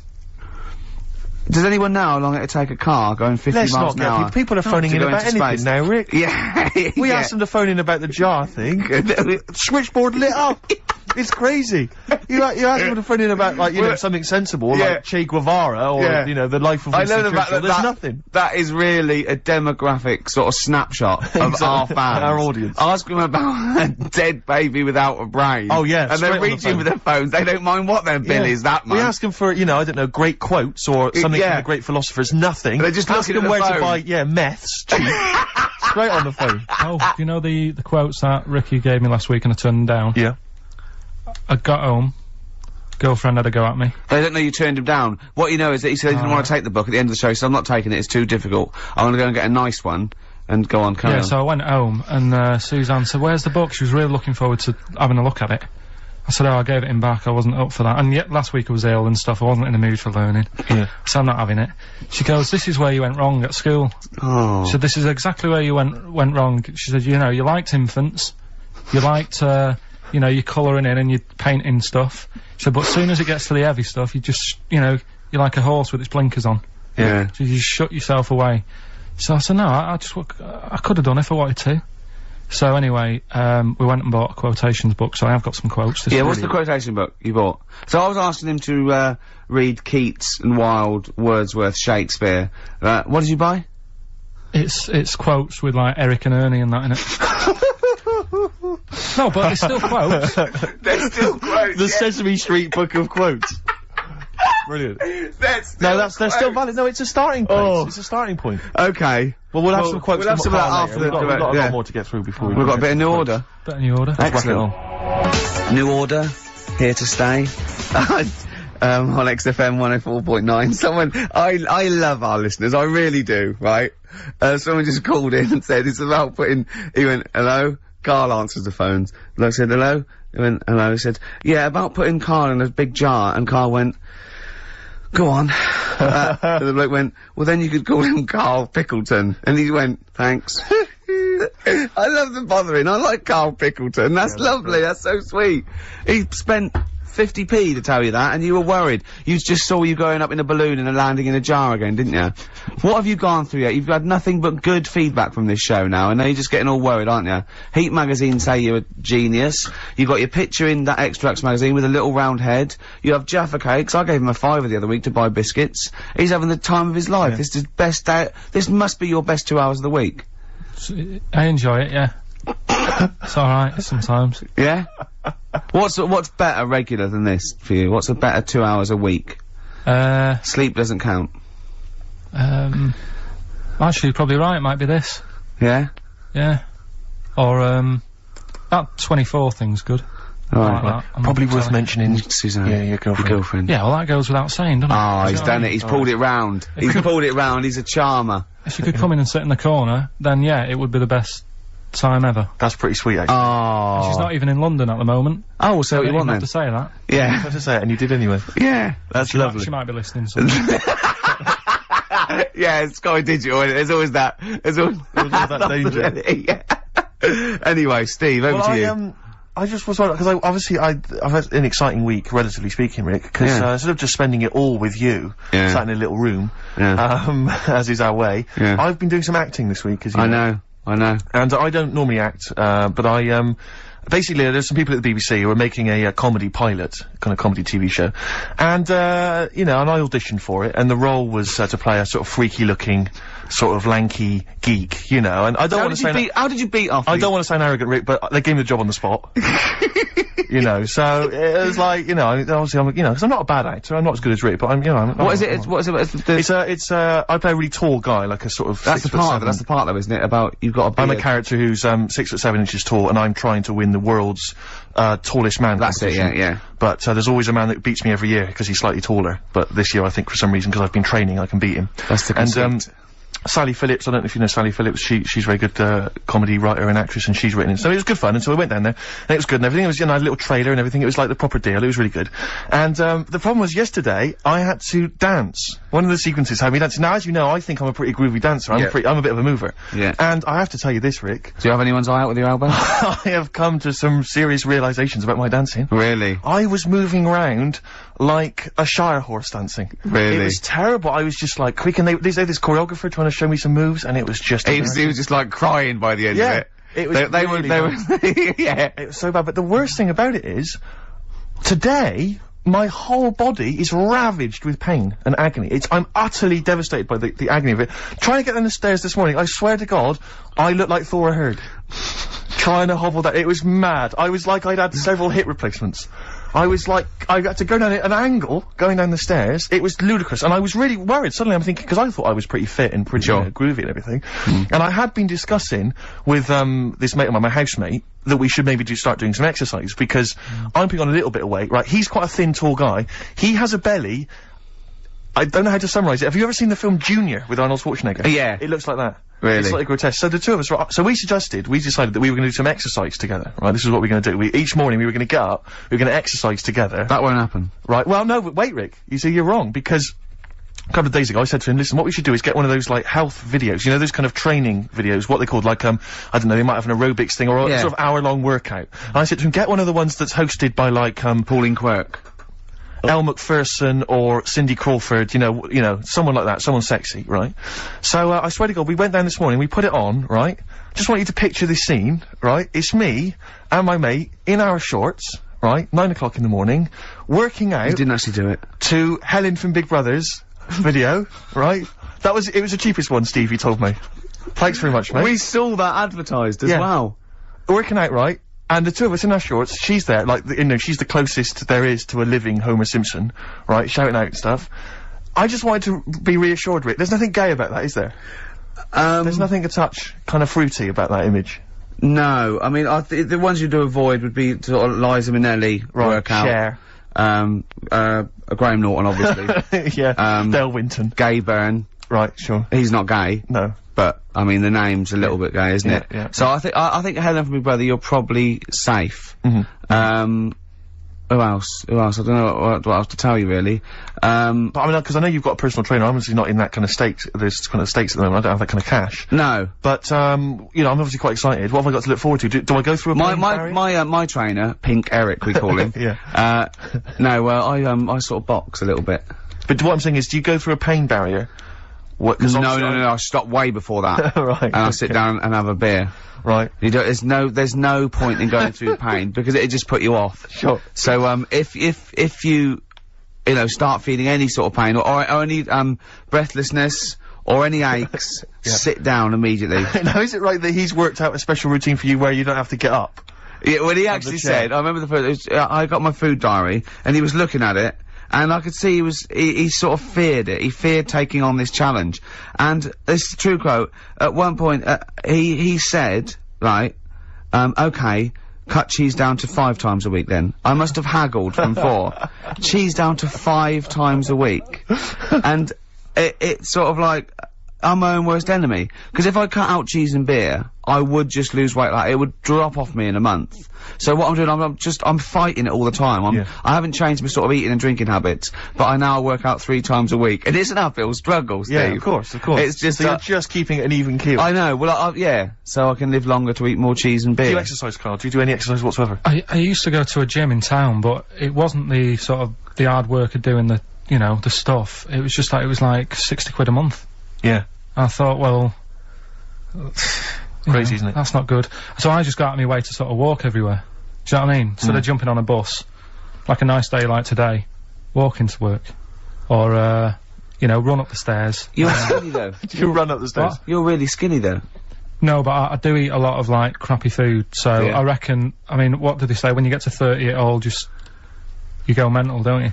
Yeah, they say that, play a record. That's the philosophers, isn't it? When you get to 30 you go mental. No, Descartes. Yeah, I think so, yeah. Play a record. Better Bowie? Oh, yeah, I brought this in. You'll love this, Steve. Oh, you know this, I think, I'm sure. This is, a great Bowie track off Aladdin Sane, one of my favourite albums. And this is Lady Grinning Soul. It's beautiful. Badly Drawn Boy, Silent Sigh on XFM 104.9. I'm Ricky Gervais. You can do your own. Oh, right, okay, my name's Steve Merchant. Yeah, Karl. I'm Karl. Yeah, exactly. You've not lost interest, have you, Rick? No, of course I haven't. Okay.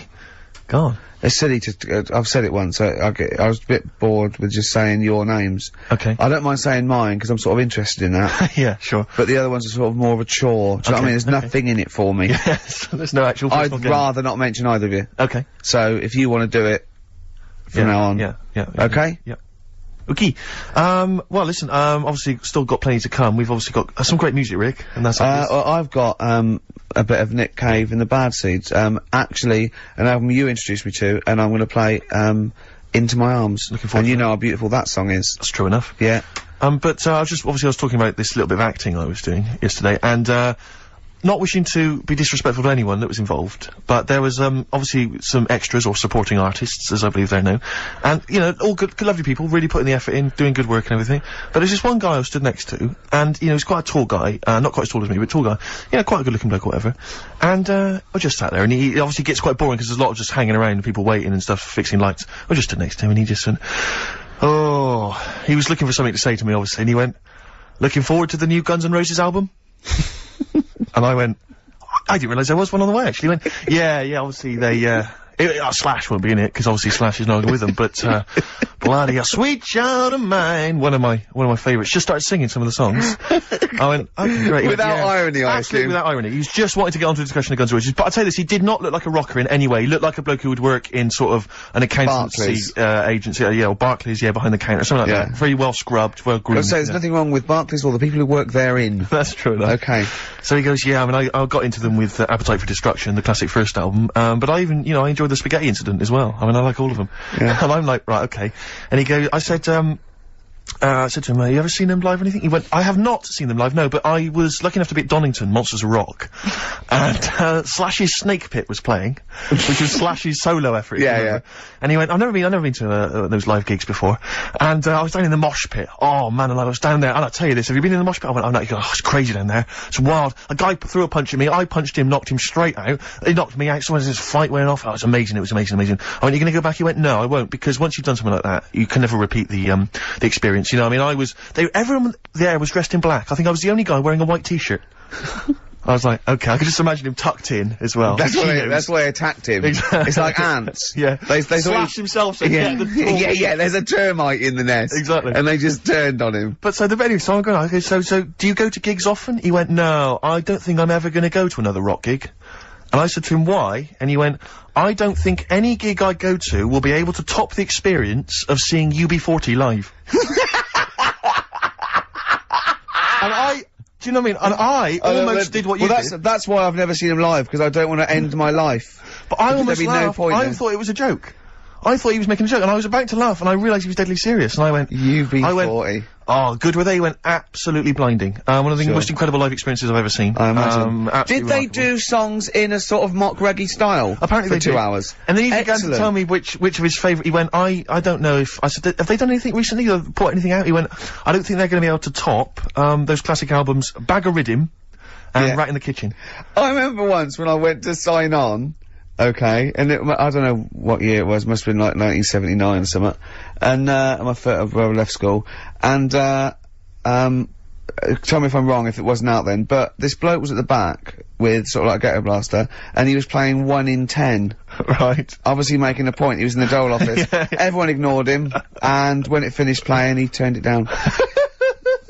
And he took a number and queued. The days when they were a protest. When was that? What year was that? What year did someone can pinpoint that for me. Phone in 08700 800 1234.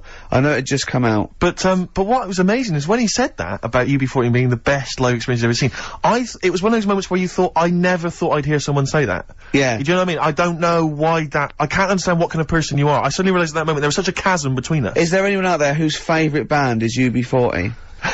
Red Wine, maybe. UB40, yeah.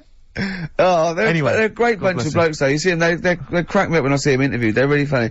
But, once you've heard one, that's pretty much it, isn't it? Absolutely. I imagine. I mean, I don't know. Maybe I'm a Philistine. Maybe there's some hidden depths to them that we don't understand. Maybe some great tracks that you could point out if you're a big fan. Well, I'm never gonna go and see him because why sort of like top your experiences? Exactly. You know, because you're never gonna better it. When I know I'm definitely dying, I'm gonna go. You'll summon them to play for you.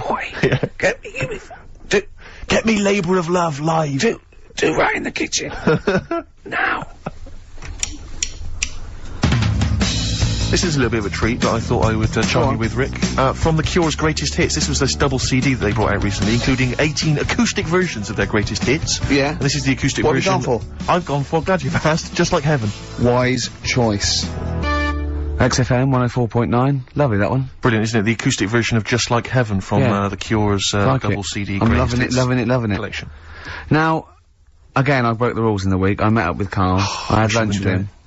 And, we were chatting, and having a cup of tea, and it got onto one of Karl's favourite programmes, was the Tales of the Unexpected. Ah, of course. And all I can think is that he's probably the only person in Britain where they were unexpected. I mean, to him, when that twist came in, and you go, gee, I can't... Yeah. Oh, God. Can't believe So it was the tree that did it. I mean, he was probably the only... And we were telling all these stories of horror, and he liked horror stories. And I told him this story. And I don't know if this had come across the radio, but I told him this story. It was a short. It was a horror short. This was a film you saw, was it? Yeah, yeah. And, what it was, it started off, just there'd been a car crash. You see, it's a horrendous wreck. And you saw it from the point of view of the person in the car. And he was calling for his mate, and he was going, Dave... And he sort of looked over and saw a body without a head that had been thrown at. He goes, oh no, Dave. And then into the field of view came Dave, his mate, and looked at him with a look of horror, and then it sort of went black and you realised that he was just a head, and it had been his body. Oh wow. Right? Yeah. And I said, then it came up at the end, at the, executions in the French Revolution, people experience consciousness for, you know, and he went, oh, no, he said, it wouldn't be for that long. And then he went, if it was a chicken, it would work. Imagine remaking that film, but it's two chickens in horrendous car crash. Their own fault for driving. It would work. No, he wasn't having that. Yeah. No, it was too long. I think he said, how long was this film? Went, oh no, 5 minutes. He went, no. It would work if it was a chicken. I like the way that Karl in something like, when you relate an incident like that, he's appalled and offended and annoyed by the people that made it, even though he's never seen it. Oh, he's annoyed, yeah. Like I want to see it. I think it's a good idea. Yeah. But they should have thought it through a bit more. Yeah. Do you have a favourite, Tales of the Unexpected, one that you remember particularly that shook you up? Yeah, we were talking about the one on, where, there's some woman in prison. Have you seen that one? No, I can't remember them all. Right. This woman's in prison. Yeah. And, she gets a bit friendly with the guy who takes the dead bodies out. Right. And, he said, I can get you out of here. He said, what you've got to do, right? You've got to, I don't know, at midnight. When you hear the bell toll, that means there's been a dead body. Yeah, there's been a dead body. So what you got to do is go into like the place where all the dead bodies are, get in the first coffin on the right, and then I'll come along and carry you out, and you can run away and escape. Yeah. Right. So she goes, yeah, all right then. So she hears the bell go. I'll bury you, right? and then I'll come back later and dig you up. Right. Yeah, but That's the that point. bit doesn't matter. It does matter. Trust me, Karl, it Alright, really okay. matters. Listen, I don't know if I'm going to ruin this for people at home. Yeah. Can I just skip to the end? I would imagine that she gets buried and he doesn't come back, and she has to get buried alive. Better than that. Okay. Yeah, she does it. She gets into the coffin. Yeah, shh. Go on. Right. So she gets in the coffin, and she's lying there for ages. She's and buried. She can feel a bit of movement going on, so she's obviously, you know, being carried somewhere, so she's thinking this is it, I'm getting out. And she's lying there for ages and thinking, why isn't someone coming and lifting the lid off this? Do you know what I mean? Letting me get out. So she's really bored. She gets a lighter out, right? Lights it to have a look at who she's lying on. It's only the fella who said he'd help escape. Oh. Ah. How bad is that? That is... How bad is that? So it is quite important that she's buried alive then, isn't it? In retrospect, you realise that the jeopardy is that she's buried alive and can't get out. Yeah. Yeah. It makes it so much worse, doesn't it, than just like lying in the morgue and going, actually, I'm getting out of here. Yeah. This isn't gonna work. Look at Karl's face. Having told that, he's so pleased. His face is lit up. He's beaming like a child. Have you seen any? Is that your favourite horror thing ever? That's a good one. And Let's see if anyone knows what the finger is. When that bloke was under the ground, wiggling his finger. We're talking about one with some fella who's stuck in the ground or something. This is a motif I noticed in your particular favourite ones. Yeah. Right. People stuck in the ground. Go on. Right. So It's a fella, is it? Yeah, a fella stuck. Now, I seem to remember it just being his foot, to be honest, being stuck in a hole. And No, he was under the ground and he got a little thing out of the pavement and he put his finger up and wiggled it to try and attract attention. Then you see a woman come along and her stiletto heel just knocks his finger off. You see, I'm wondering whether it's the same one as I saw. Yeah, it could be two like that, couldn't there? It's a... They were running out of ideas by the last series. It's a big theme in Hollywood. Or, what was that one you told me about with the porn? That was a good one. Oh, this was fantastic, right? Right.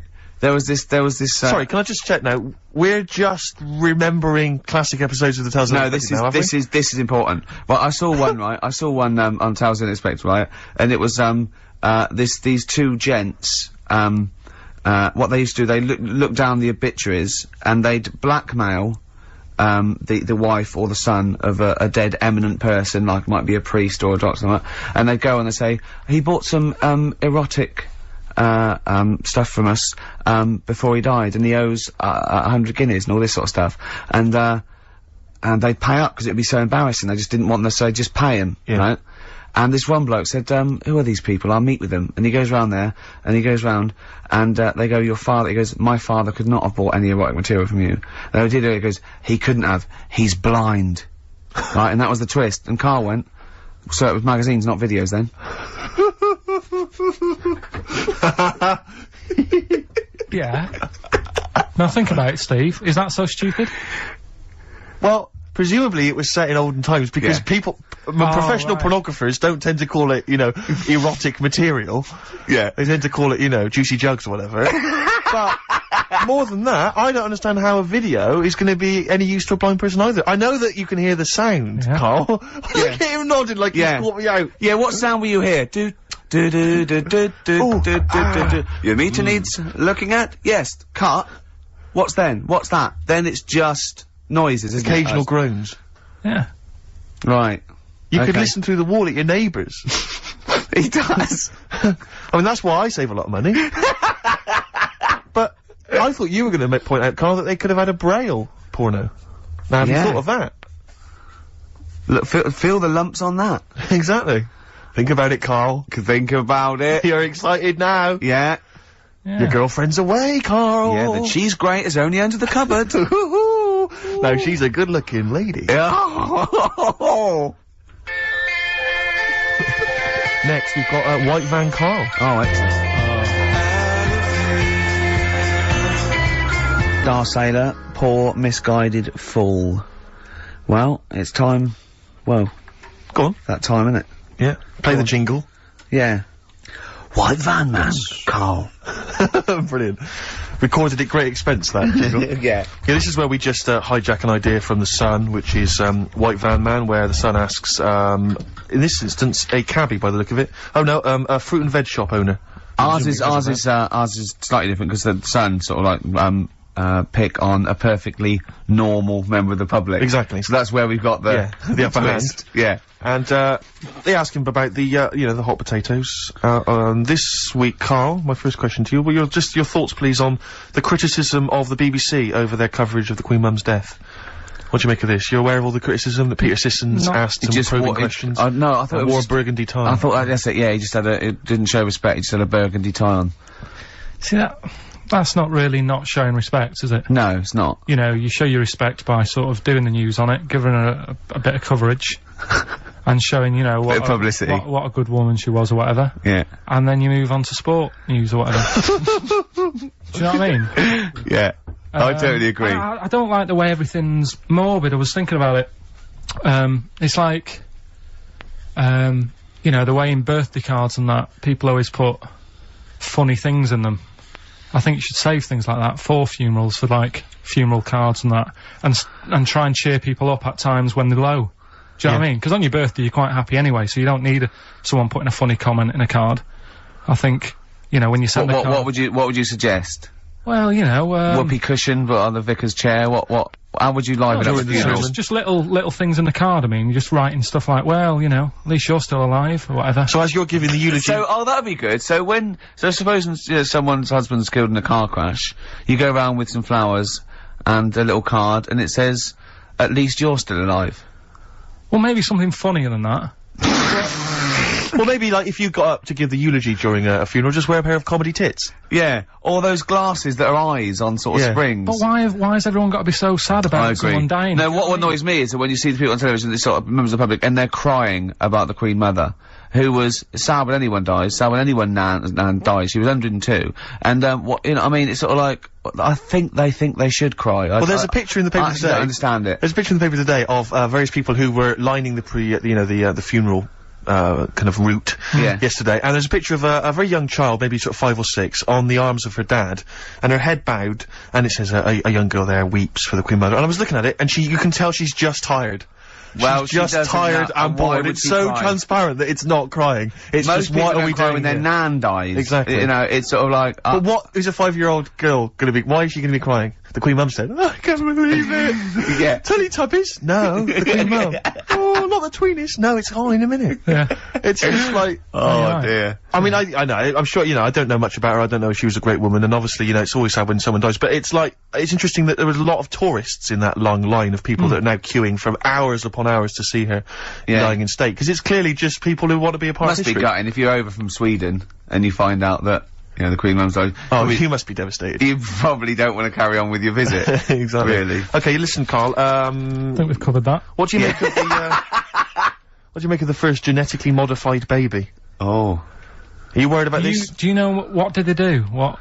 Let me see what it says here. It says, Isn't it just choosing the, you know, eye colour? Well, this is the concern, isn't it? That in the future you'll be able to decide whether it's a boy or a girl, how intelligent it is, what it looks like, is it handsome, is it ugly? Obviously, no one will choose an ugly baby, and so on and so on and so on. And so it means that, you know, where will it lead? Where will it end, Karl? Are you concerned? I've thought about this a lot. What will us three look like in the future if they're being, you know, genetically modified beautiful people? What will we be like? How will we be considered in society? True, yeah. But we've talked about this before, haven't we? About the cloning thing. Yeah. That's a bit weird. Yeah. But I don't think it matters, because at the end of the day, right, you might look like some other kid, but it's the way you're brought up that will change your features and the way you are, you know, your personality. If you lie, you get a long nose, don't you? Well, no, but listen, right, because I remember when we, you know, I was growing up on this estate. This is gonna be good. Go on. No, it's not. It's just an example of how this doesn't work. Go on. So we don't need to worry, sort of thing. Sure. Right? Okay. So, I'm growing up on this estate, and there was this woman about 4 houses down, right, who's a bit rough.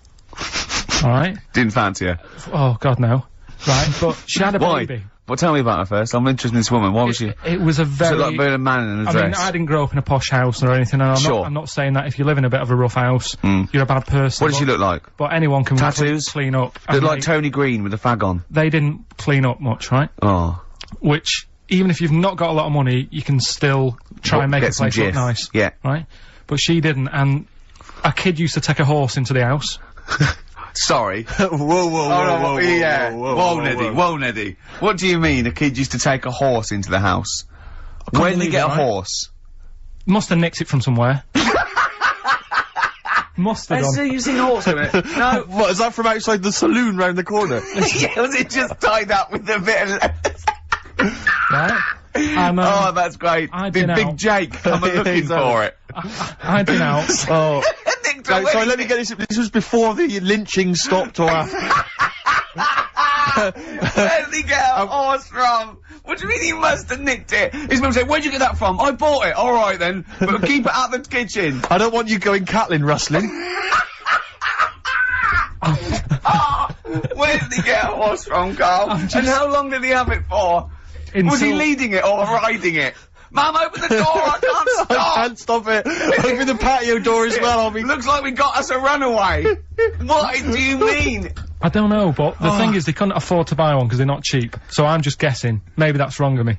But I think... He had a horse? Yeah, right. So that's why the family didn't have any money, they'd spend it on the horse. No, I don't think, that's what I'm saying, I don't think they would have bought it. So anyway... Yeah, it's wise to whisper, Carl, in case they're listening.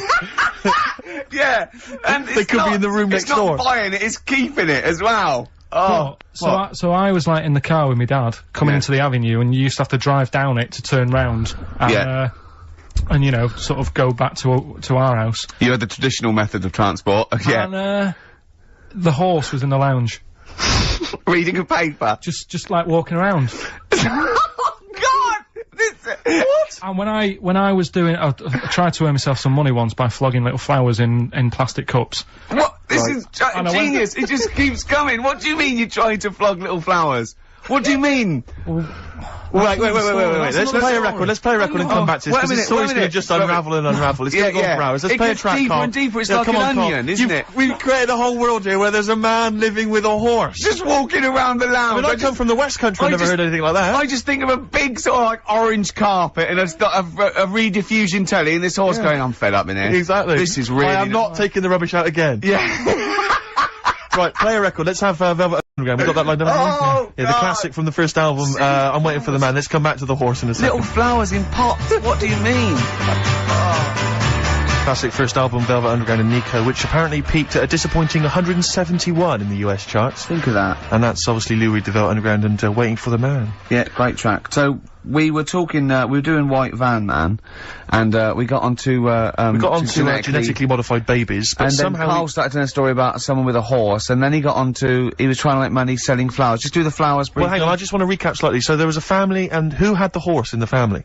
It was... Because you lived on an estate in Manchester. So the mother was a right pig, apparently. Well, I don't know if that's You relevant. don't need to go that far. But what I'm trying to do is, like, make a picture for you so you understand. What a picture it is. Who did she look like? Bit of a, and no disrespect to her, bit like Pauline Quirk. Quirky, yeah. Right? Okay. I knew you were going to say that. Yeah. I knew it was going to be Pauline. Did she have any tats? I've never got that close to her. Okay, alright. So who had the horse? Was this her son or her husband? No, her daughter. Her daughter had stolen a horse? Yeah, from, I don't know where, there was I think it was some stables down the road or something. And they kept the horse in the house with them? They kept it in the house. Did they didn't get have caught? it for long. No. So, and you said you were in the house one day and you saw the horse in there? What happened was, I was, they did this thing at school about raising money for charity, right? For some local charity. And they said you can do anything to raise money, and they came out with all these ideas, and I thought, that's good. What was the charity? Well, I don't know, I thought, forget the charity. Yeah, that's just a good money-making idea. So, you're a charity. So, so I asked me mum for some, cause she used to have a lot of flowers around the house. Sure. I said, can I just take some snippings off them? And, I'll go and buy some plastic cups.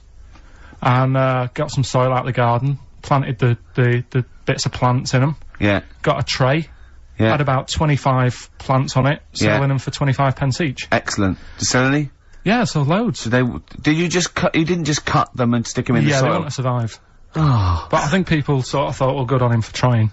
But anyway, so I went round to theirs, because I thought their house could do with a bit of colour and stuff. Yeah. So it's a bit rough. So as I went The horse went, thank God for that breakfast. They've been feeding me kitty cat. So I got up to the door, and they opened the door, and it was one of them houses where no carpet. Yeah, a horse in the living room. You know. We've all been there. And the horse was walking around the living room. Oh. I looked quite happy and everything, because I always say that about animals. Black Beauty was on. Yeah. Well, think about it, right? If you were a horse, where would you rather be? In a little wooden hut with a load of hay? Or in, like, a house with a, central heating? 3-piece suite and a telly and that? telly and that. No, but I was saying this the other day. And an Atari. Right? I was walking through London the Commodore other day. 64, rubbish. Exactly. Walking through London with Suzanne, right? Yeah. And you know, like homeless people always have dogs. And she said, "Oh, I hope she looks after it." I said, that dog is happier than most dogs. Right. Because people always walk past and give it a pat on the head. Yeah. It's with its owner all the time. Yeah. It's out in the open, it's not locked up in a house. Yeah. It doesn't You know what I eat, mean? but other than that. No, it does eat though, they're always alright. So that's what I was saying, I think this horse was doing alright for itself. Do you know what I mean? Well, not many horses have got their own house. Exactly. For a start, yeah. But anyway, that's That's what by we the were talking by. about. Yeah, so anyway, this family, who's a bit, what we were talking about, it was about cloning. Genetically modified kids and all that stuff, yeah. Right, now what I'm saying is, you could say, you know, right, Steve, you could have a baby, right? And Ricky could see it and say, God, I want one that looks like that. Yeah. Right? It could happen, Rick. So come on, work with him. So you take it to the doctors, and I don't know what they do. They inject it with something or whatever. Yep, that's how it's done. Yeah. And get a little baby, and there it is. It looks the same. Now the thing is, you separate. You both go off and do your own things. Yep. Right. Now, you look at Stephen. You look after your baby. Yeah. You treat it well. You give it good food and I'm that, a good dad. all the vitamins and stuff. Yeah. Ricky just gives it cheese. Right. So then it changes its looks. It goes a bit fat. You know, it gets tired easily, and that sort of thing. Now, when this family... Why am I just feeding a baby cheese? Right, this family had a horse in their house. Yeah. They had a little baby. And my man went round and said, "You're not going to believe this, but it's a beautiful looking baby." Right? Yeah. And I was like, well, you know. And the weird thing is, it was a good looking kid, but as time went on, they didn't really look after it. And I'm not saying like abusing it, but it used to run around, it used to play out till like 10 at night. Yeah. It used to chase cars. Right. It was a bit... Did it have hooves? Yeah, no. Chase cars! Right. What sort of kid chases cars? Oh, God. No. Was it called Rover? Did it catch sticks? It's Liam, it was called, right? Right. Now, the weird thing is, it was a good looking kid, but as time went on, and all that, like, not eating properly and its hair was all patchy. It's not Liam Gallagher, is it?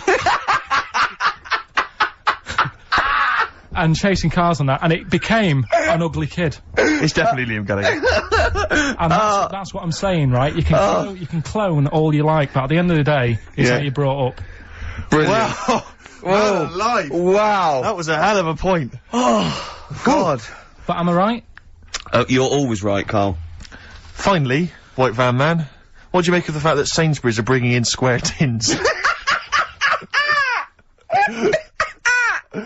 that a true? concern for you? Is that true?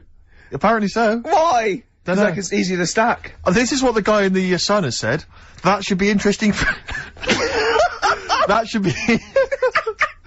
His comment on Sainsbury's are bringing in square tins is that should be interesting for meatballs.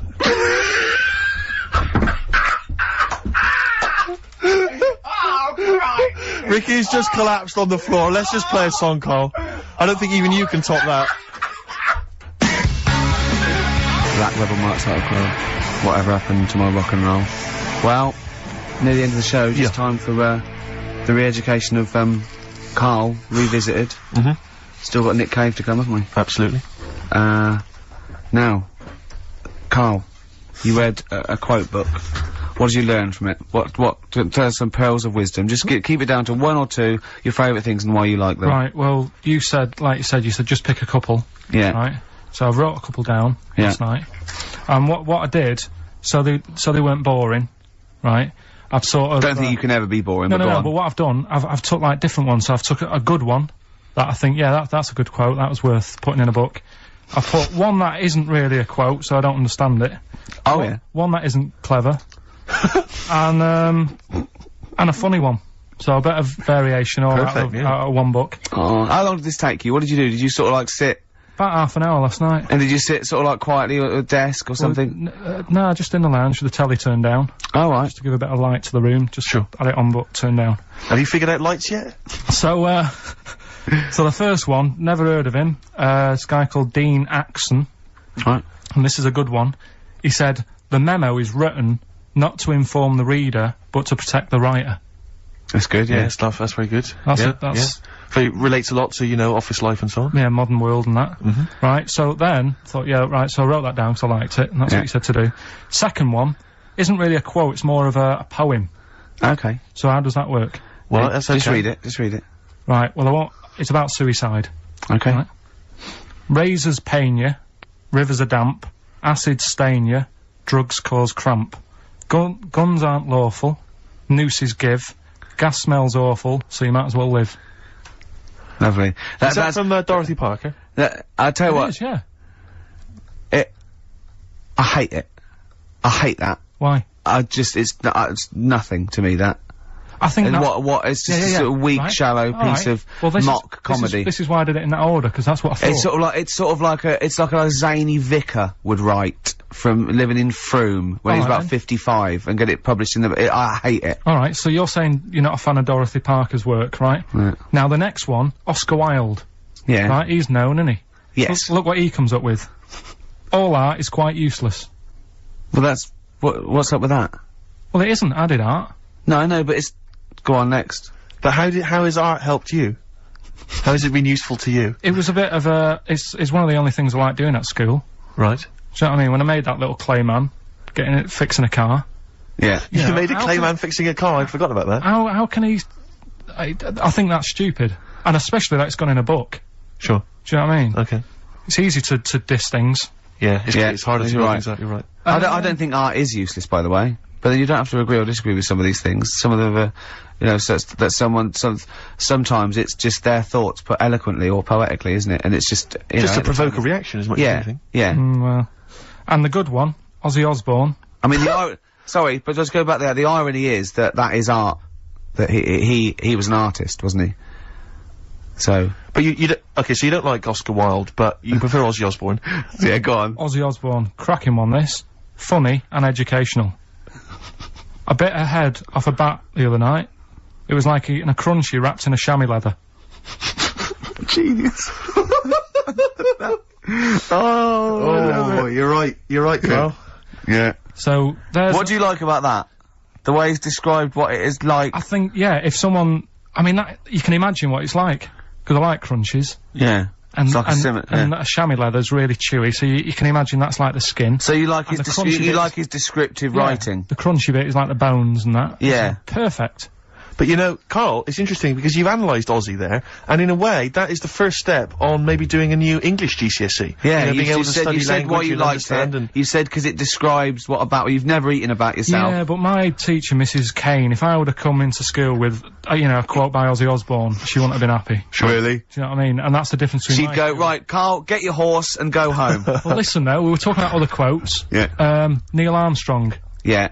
Do you know his one? Yeah. What, one giant leap for mankind? Do you know it wasn't meant to be that?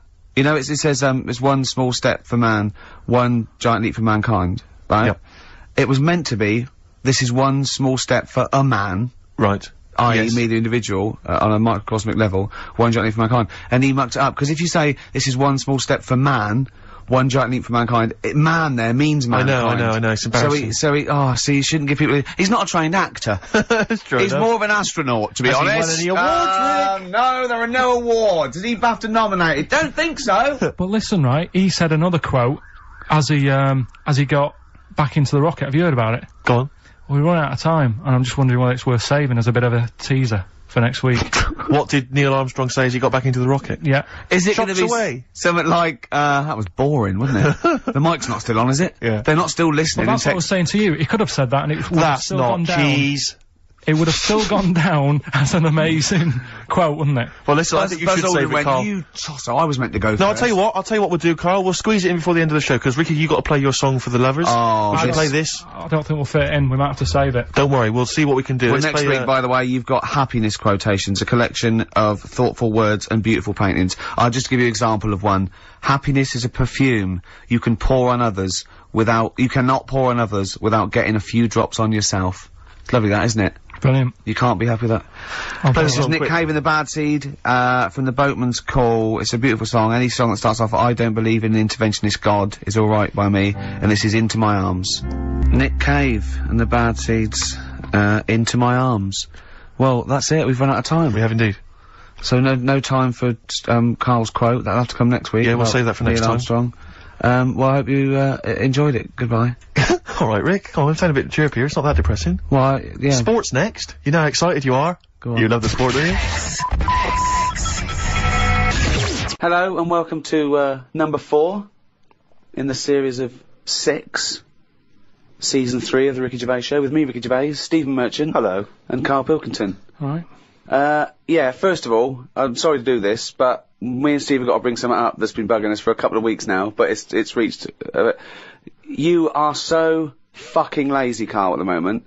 You have time off, right? You go away every weekend, so me and Steve are so precious at the moment with so many things to do, with extras and books coming out and stuff.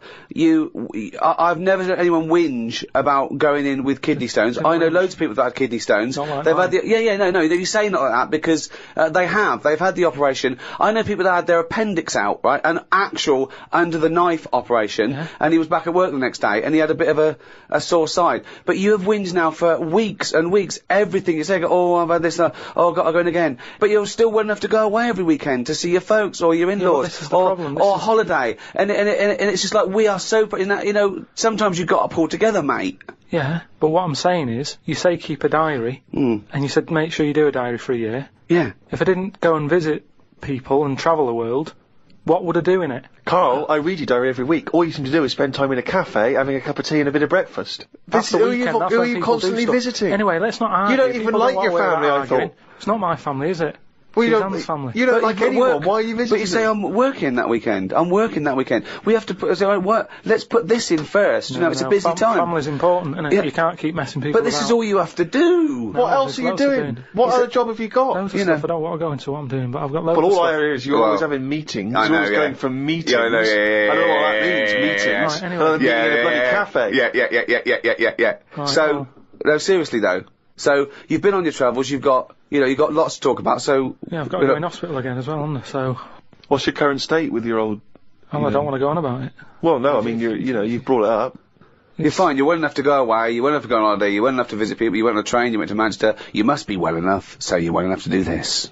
I went back to Bristol at the weekend. I had a bit of time off, as you know, because Karl couldn't do the work. So I know. That's what I mean, yeah. so we all had a nice time. No, I didn't. I went to Bristol when I was working. That's alright. But Well, he's exactly. still visiting a place, is what I'm saying. Well, that's a ridiculous thing to say. That's like saying a pilot doesn't work because he's visiting a place. No, because he doesn't visit it. He No, doesn't you get out sit the down plane. on your arse. Sometimes you hire a car, so you can't be reading or studying. You're driving for 6 hours. Yeah. I went there working. We went to America, we were working. I went to Bristol, I was working. Oh, shut up.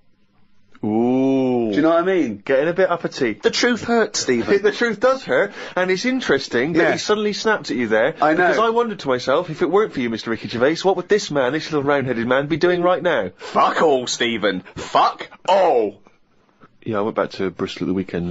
As we know, we all had a bit of time off, and actually, I was quite annoyed because I passed the pub near where my parents live, and they had a band on. You know, pubs sometimes have a band on. And the name of the band, I'm disappointed that I missed them. The name of the band, Rick, was Loose Change. But what I like about Loose Change is it's the least evocative name for a band, isn't it? It's not amazing. sexy, it's nothing. It's got no kind of mood or feel to it at all. Loose change. It's welcome. Rough outline. yeah. It's just nothing. The checkbook stubs. Pocket fluff. yeah. But while I was at my parents' house, they often, they keep clippings of things, if we've been mentioned in the papers, they like to keep a record of them and stuff, because, I like to show it to my grandparents, and keep fully abreast of things. And, I managed to find a couple of them. This was I don't know if you've heard this, Karl. It's, for people who don't realise, Karl was making a couple of little 3-minute TV projects recently that were on Channel 4. And in the Sunday Times, someone's written a letter about Karl to the Sunday Times. Wow. They can send in comments and views on things they've seen, read, heard. Oh, excellent. And this is what someone wrote to the Sunday Times. Who is Karl Pilkington? And why have I just wasted 5 minutes of my life listening to some of his cretinous thoughts on Channel 4? He asked, why are there so many dinosaurs on display in museums? Quotes, couldn't they just choose the best one and just show that? He summed it all up by deciding that we know too much. Somebody clearly doesn't know enough to know that this is a complete waste of airtime, showing no wit, intellect or creativity. That's from Wendy Robinson in Berkshire. You can't have your critics. You know what I mean? You've got to have your critics. Of course you have. If everybody liked what you did, then you're not doing the right thing. I've literally wasted 5 minutes, and they were 3-minute wonders, so it must have felt... Yeah. 2/3 as long again. But think how angry she must have been to have bothered writing this letter to the Sunday Times. Well, that's good. I mean, though. you It's made her really do must something. have... It's all about getting people thinking. That's what I always say to you. As long as I'm getting people thinking about what I've said, she remembered what I said. But what views did you put out in these short films which you feel people perhaps should be talking about, discussing, digesting, thinking about? Just stuff that was in my head that day when I was filming them. Yeah. Is it in your head now? Some of it is. Now you've remembered me what I said. Now you've what? Now you've sort of told me what I said in that one. Yeah, I remember saying that. Yeah. And I stick by it. Remembering some other stuff? Yeah. I'll tell you now, right? This, if I don't know if Wendy's, listen to this. But, almost certainly not. But listen, right? I was saying about the museums, right, and how they're big and everything, and they've got dinosaurs all over the shop. I read that in that museum, they've got something like 7 million bits of stuff in there, right? Now, when I spend 2 hours in somewhere, just show me the good stuff. Don't be saying we've got 7 million bits. Because there was a fella who opened it, right? I did a bit of research on the museum. Fella who opened the museum up. What was his name?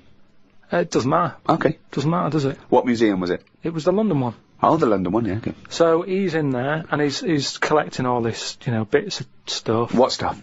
Just whatever's knocking about at that time. Right, okay. It seemed like you have researched it. He never chucked anything away. He's like, I won't put it in the bin, pop it on a shelf. Okay, right? So yeah. he's put everything on a shelf in the right, museum.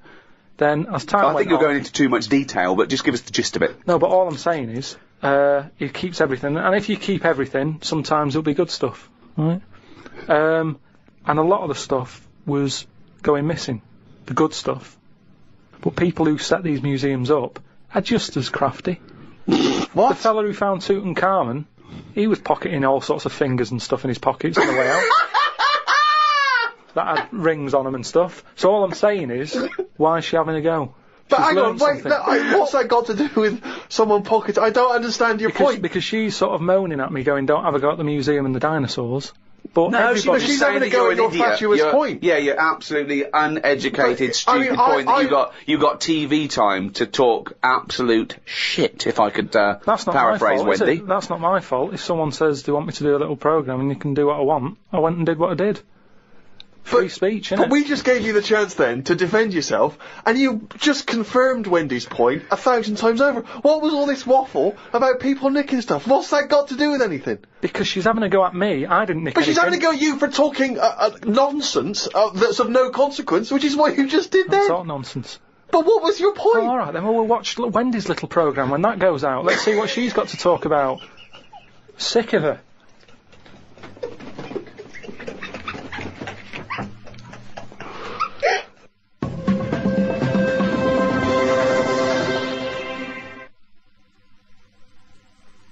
So anyway, as I say, my mother saves various clippings and things which may be of interest.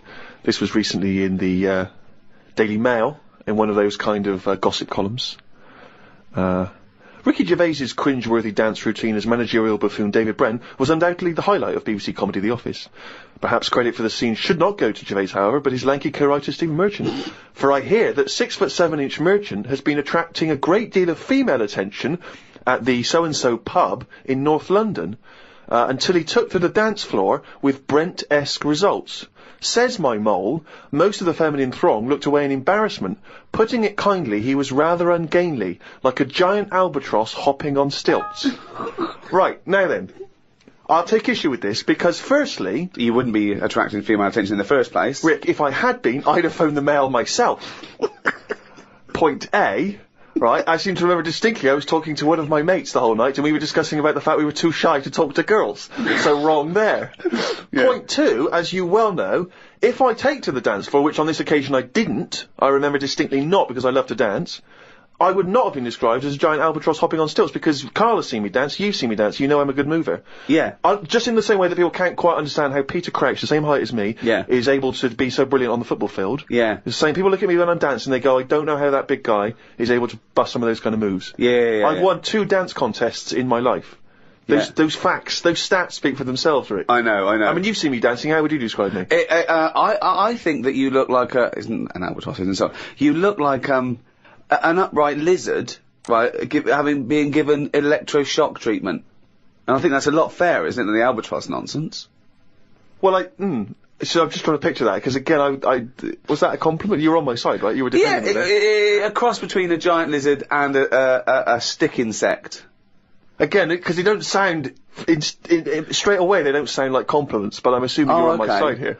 Stick insect with funny glasses? Is that? Again, I was thinking you were perhaps being a bit touch more supportive, but you've not really... Karl, you've seen me dance, what are your views? It's just like a bit of weird art. That's brilliant! That is brilliant! That's so much better than albatross! I wouldn't have said an albatross. I was looking at one of them the other day, and I don't understand what they mean by that, because they're dying out. They say, they dive in the sea. Oh, it's gone. Yeah. Something happened in the brain. It went from the point we were making, via an albatross, then it just shut off. It just ping like a pinball. Well, let's hear, because it's going to be another good point. No, it's just saying how, because I've never seen one, and they were saying, how would you feel if you never saw one again? And I was like, I've got by this long without it. It's not bothered me. But it was just sort of saying, what they do is they dive in the sea, sort of put their head under the water, see if there's any fish knocking about, grab one, get out again, right? Yeah. Go to land. I don't know if they're designed to do that. Well, obviously they are. No, because seagulls are, because you see them floating about. Now, what's happening is, they're doing that, but getting caught in nets. Well, that's it. The net shouldn't be there. That's the point. They're totally adapted to their environment, but we came along, millions and millions of years afterwards, and stitched them up. It's not like people are going, well, the nets were always there. How did they evolve without getting caught in the net? We invented the net. We've only been knocking around for a few 100,000 years. But what I'm saying is, it's that thing about animals learn by mistakes by other animals. You know, like the monkeys peeling potatoes. Right. That's never happened.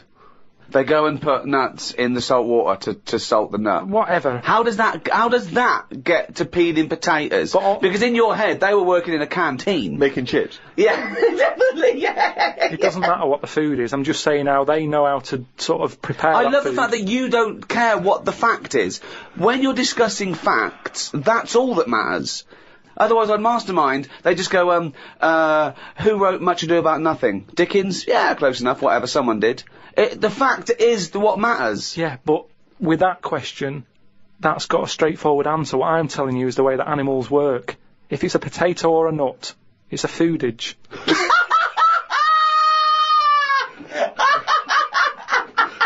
And once again, I return you to my question as before.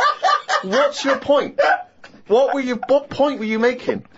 I'm just saying an albatross will find if you're hungry, you find food or you change your diet. If you don't eat something else, you die out. Simple. Said before. If you want a pie, but they haven't got any pies, you have a pasty.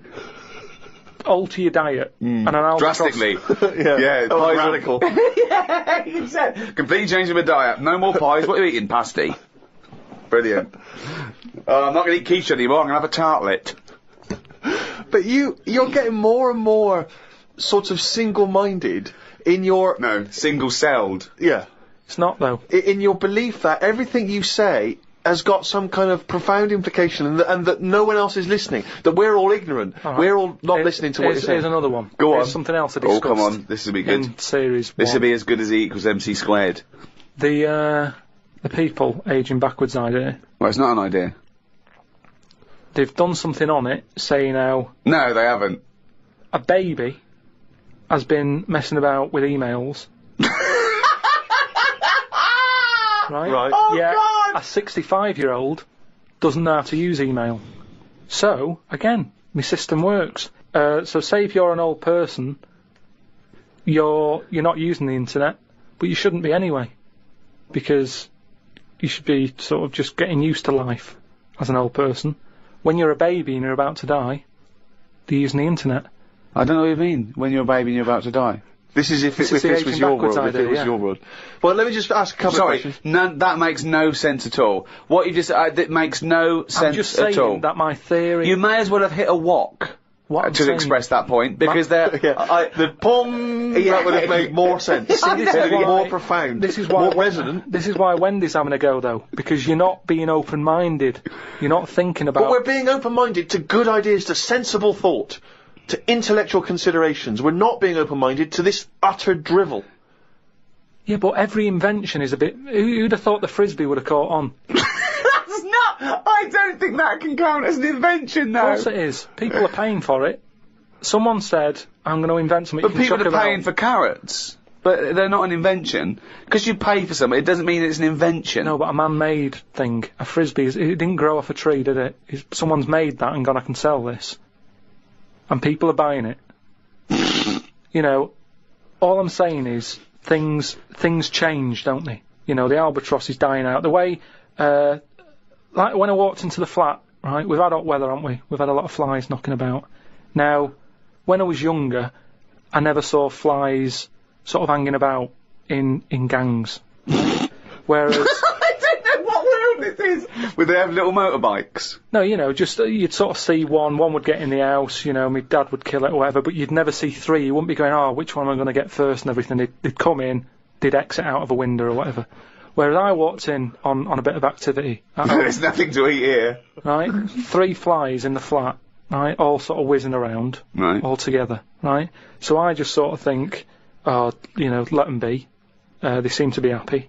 You know, they're playing around with each other, right? Sat down, reading the paper, look up, right? It was like one was trying to like have it away with one of the flies, and the other one was having a go as well. It turned out it was a little fly that didn't want any of the action, but 2 were attacking it. How could you possibly gauge that? Just by watching. That's how you learn, isn't it? You watch. But no, this is conjecture again. You had no idea what was going on there. No, I did. It's the way they were sort of jumping on it and stuff, and I was like, oh, I'm not happy with this going on, and, you know, under my roof sort of thing. My house, my rules. But it's a nightmare because it's small. You can't control it. You don't know which one's which. You might end up sort of pushing out one. That's the baddie. What are you talking about? I'm just saying. Why are you getting involved? Just because creatures are changing all the time. What are you talking about? What point are you making? I'm just saying the way that flies used to be happy-go-lucky, on their own, the sun's out, have a fly about. Whereas nowadays... there was like little attacks going on. But how could you tell which were the 2 aggressors and which was the victim? How could you distinguish? This was the problem. I mean, all I was looking at was which one they kept attacking. And I was thinking, if I can get that one in the bedroom and then get the other 2 out the window... What are you... Just breaking it up. Because what sort of a person would it be to let that go on? I don't know what he's talking about. He has no feelings for anything. He doesn't care if whole species die out. Why are you getting involved? That's where you're wrong, because I think more than most people. I think there's a lot of people who just go through the motions. Yeah. They do the same thing every day. They can do a job, but that's all they stick to. They don't think about what them flies do. Karl, what's that I've known you for, I don't know, 4 years, and all you ever say is things like, why do we have jellyfish? No, I haven't mentioned the jellyfish today. But it's the same old shit. You look at something, you make up your own story, and then your conclusion annoys you, even though it's totally fatuous. Like I say, the man with the frisbee, what happens if he had a mate who said, rubbish that? He wouldn't have done it. I love the fact that you think the frisbee is the pinnacle of invention. Yeah. I think it's amazing. No, it's an example of something that, you know, if he was on some programme where you said, I've invented this, he'd go, get out. They wouldn't give him time of day to say, right, I've made this thing, it's out of plastic, you throw it about. What for? Well, you just chuck it about on the beach. What's the point? It's a bit of fun, innit? No, I don't like it. How many? That was an argument with himself. No, but do you know what I mean? It's a popular little thing, and I'm just saying it's easy to put ideas down. But you've never even come up with an idea as good as the Frisbee, and that's saying something. I came up with a clippable mat that goes on a cup, and it's a good little thing. I haven't followed it through yet. A what? A clippable mat. What's a clippable mat? What does that Clippable involve? mat that you stick on a cup, so you can put your cup down on a table without having to go, oh, where's that mat? It's clipped to the cup all the time, and you put the cup down wherever you want because it's got a mat on it. I think I've seen that. But why does it have to be clipped to it? Why couldn't it just be built into the cup? Because, So it clips onto, you've got to have special cups, it doesn't clip onto every cup. No, but just the same way that every sauce is different. You don't say, oh, I'm sick of this sauce, it doesn't fit a mug. You use the sauce of that, I mean, I don't use sauces. Just don't buy that sort of But isn't a furniture. saucer what you're talking about? Kind of, yeah, but it's clippable. But why is the clippability so important to you? So you don't have to keep finding the mat when you put the cup down, it's constantly clipped to the cup. But why does it have to be clippable? Because that suggests it's removable. Why not just have something where it's constantly attached? What's to stop you from losing that in much the same way as you lose the coasters? Do we need this? Do we need a clippable coaster? But let's ask him like it's the Dragon's Den. Let's ask him now. What? We've got money to invest on your clippable cup. Now What's your pitch problem? this idea to us. Tell it, how would you sell this idea to us? You just said, what was your question then? Brilliant. So you're not listening. Let's start No, again. I am. Okay, I just- imagine you've walked in. What is it for? What is it for? Is it a coaster to stop the heat from the cup burning the varnish? Rick, let him explain it. Or Let's- is it a saucer to stop Well, look spills? at it. Let's have you pitch this idea to us. Just you've never met us before. You were investors. Tell us, explain this to us. Sell it to us. Right. We're living in a world where furniture is important to people. They spend a lot of money on it, don't they, furniture? There's so many absolutely. furniture shops out there. Yeah. All different types of wood from all over the world. Absolutely, yeah. Right? If something's come from the Amazon, you don't want a coffee stain on it. No, you don't know. Right. But we're living in a world as well where people don't use saucers. What do you mean when they you don't? when you go out and buy, because people. What do you mean we live in a world where they don't use saucers? Yeah, there's loads of saucers, yeah. Because I know people who buy cups singly. Right. Because there's only 2 people living in a flat, so you don't buy a big box, because in a big box of like plates and that, you get things like, what's the plate that's above a saucer but below a plate? The plate that's above a saucer, but below a plate. So it's a plate, but it's below a plate. But it's a size that you sort of go, what am I doing with this? So, what would it be? A side plate? Maybe, but A plate that you'd have alongside your regular dinner plate, right? You put a bread roll on or something in a restaurant, Maybe, yeah, okay. but you What's don't your need point? What do you No, mean? there's a- this is fascinating to me. Because this is his best attempt now to try and attract investment. Do you know where your mats are at home? I haven't got mats, don't use them. Why not? Because it doesn't bother me. I haven't got any highly polished furniture from the Amazon. Right, Steve, have you got any sort of... I've got some coasters and I use the coasters. And do you know where they are when you need one? Well, yes, because they're always at the place where I would normally put down a mug of hot tea, i.e. on a table or a coffee table. Right, now, if I had a highly polished table from the Amazon, I'd keep my coasters on it. Yeah, but what I'm saying now is, what happens if you get up with your cup of tea, you're a busy man, right? This is what I'm saying, we're living in a world where people are busier than ever. Yeah, go on. Not everybody can sit down and enjoy a cup of tea sat in the same place. Right. You get up and you might move into another room. You haven't got a polished table in there from the Amazon, so it doesn't No, matter. but you might be working on another expensive table. Oh, fine, we'll have a coaster there that as has well a then. computer on. My question is this. One, does it fit all mugs? Or do I have to buy a special mug to have this special bit attached? we can work it whatever way you want. We can either look at the standard size mug and say, let's appeal to everyone, or we can get in touch with some mug company. How is it clipped? Just like little plastic clips that clip onto it. Yeah. And then you clip it off and you clean it. They're dishwasher proof, by the way. They don't need that But at all. why can't you just make a mug that has something built in the base of the mug to prevent it from making the mark? No, I don't It's need only that. the heat that makes the mark, isn't it, really? I just want to say now, that's a pointless idea, and I'm out. Right, but what about the idea that you've just suggested then, with the mug, with the saucer built in? Yeah. What about, will we do that together? But that's not your idea, that's my idea. Yeah, but without my idea, you wouldn't have had that. Well, but that's absurd. We're having a conversation. I've come up with an idea. Now I've got the money. I've got the money, and I'm going to go off with that idea. Yeah, you haven't painted it anyway, and it's a rubbish idea, and you couldn't. It's not rubbish because I've just thought as well that'll be good for putting biscuits on the side as well. Oh God! Okay, and that means we can get rid of that plate that I don't know. By the way, now this is broadcast, you can never patent this idea because it's out in public domain. Rick, why don't we see if there's anyone out there who's willing to invest in this idea? Are you a mug manufacturer? Are you a mug designer? Are you someone who's got any interest whatsoever in this idea? Do you think it's a saleable idea? And more importantly, would it be not great to have a picture of Karl's face on the mat? Because it's perfectly round. Perfectly round. As well, and you'd scold him every time you, So there'd be a certain satisfaction in that. Yeah, well, if Peter Jones is listening, or that Ballantyne fella, or, what's his name? Any of the big investors on that show, or indeed any investors anywhere, podcast@rickygervais.com. Get in touch. Tell us how we can move forward with this brilliant new idea. Pathetic. Oh, Chip, after that, he's gone and written down the little... The jingle that signifies another reading from Karl Pilkington's diary. Got up and put the radio on. I listened to the story that the vicar read on Radio 2. Yeah, that could be good. He was saying how Jesus was 33 when he died. He said he was more into the idea of doing a lot in your life than living for ages. This was linked to the news about the doctor who's come up with some stuff that he's been injecting himself and his wife with that makes you age better. I looked it up on the internet. It wasn't worth them doing it because they are already old looking. I don't know why people want to stay looking young. You can wear a bald head better if you're old because hairs are replaced by wrinkles. That's drivel. No, it's not drivel. Pointless. It's just a pointless entry to a diary. That. It's not, because that could be like an important bit in like world history. What? The fact that someone's trying to make people not age. Age is good, isn't it? When you see an old person. That's been going forever. What has?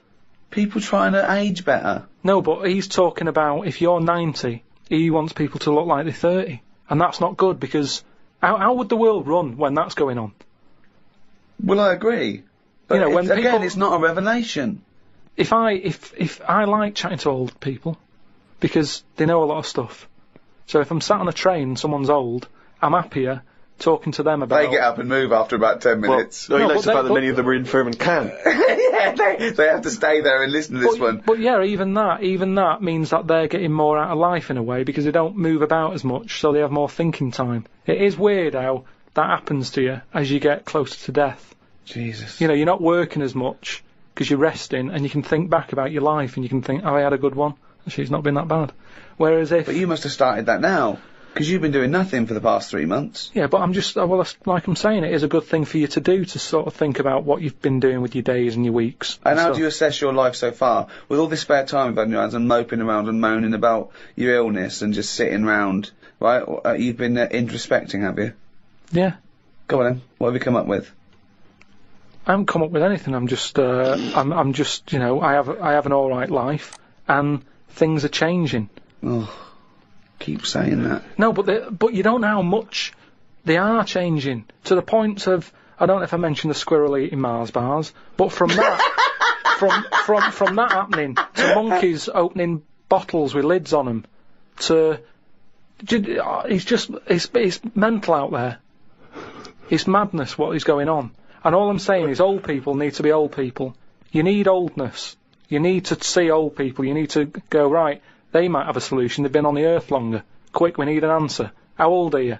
I'm 32. Well, you look 78. I don't know what you're saying! I don't know who that conversation was with, why you got angry, and I think you made the opposite point that you were making at the beginning. If you say you're 32, you look 78. No, you were saying about it'd be a problem if you were 78 and looked 32. Well, I don't know what you're saying. You came down on the wrong side then. You did that whole thing and you bollocksed it up again in your brain. I'm just saying, either way, you need to have people who look old.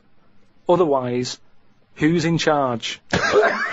I don't know what you mean. Right. So you say so you're saying it'd be alright to make 78-year-olds look 32, as long as there were some 32-year-olds that look 78, as long as you've got old-looking people. No, but say Can I tear this page out? Because it's worthless. What I mean is, when I went to the doctors, I saw the specialist, right, about the kidney stones. I was asking him all the straight questions. Go on. Is it life-threatening? No. You know, how long am I going to be out? Couple all the of rest days. of it, right? Now, As it turned out, it's his life threatening, and you've been out for 3 months whinging about the fucking thing. Strange. Now, he was quite old. He looked about 55. And that reassured me in a way. In a way it didn't, because he's one of them doctors who didn't open his eyes much, and I kind of thought, I hope you open them wider. I don't know what you're talking about. What do you mean? What? What do you mean he didn't open his eyes much? One of those sort of doctors who's either that overworked, that he does that, you know, when he's tired, so he's going, right, what we're going to do is, and he's doing that with his eyes shut, he's talking like that. This is radio. I know, but I'm telling you, so you can see. But people are meant to be listening to this. But if they can't imagine me with my eyes shut... Well, tell him you got your eyes shut. Just say he had his eyes shut. Yeah, he had his eyes shut. Oh. Had he been reading this? Bored stupid, I imagine. He's just trying to get a... Well, do you know what I mean? Or I don't know if it's because he's tired or if he's that educated that some people know so much you don't even have to look at it. Know what you're talking about. Intelligent people. Who is so educated that they don't need to open their eyes. You see it, you see like... Who's that? Who's that bloke up there? Is he blind? No, he's been reading too much. He doesn't open his eyes anymore, doesn't he? No. Old people who you see wearing tweed and what have you, and they're really posh and they talk, and whenever they talk their eyes are shut and they I don't know what this observation is. I don't understand why you've never seen that. I've never seen an old, educated man wearing tweed who doesn't bother open his fucking eyes. Steve, I don't know what you're talking about. Steve, have you seen... Do you know what I mean? When people don't sort of open their eyes when they're talking to you, and it can be quite annoying, because it's like they're saying, I'm not interested about you sat there, I'm not bothered if you're listening or not, I'm saying what I'm saying because I say what I say. And it can be quite annoying. If he has got his eyes closed, he's probably just trying to absorb what you're saying and think carefully about probably. it, so he doesn't misdiagnose you. I'm not having a go at him. I'm just saying he was 50 odd, and I was happy that he was there telling me... I don't know why you were watching his eyes when he was telling you about your insides. Because you can tell a lot by people's eyes. That's what I said about jellyfish. But, you know, just lines in a face tell a few stories, and I don't think we should get rid of them lines. Brilliant. Wise words.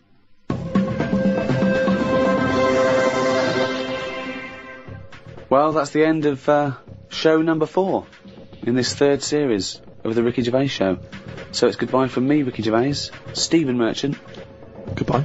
And, of course, Karl Pilkington. Right.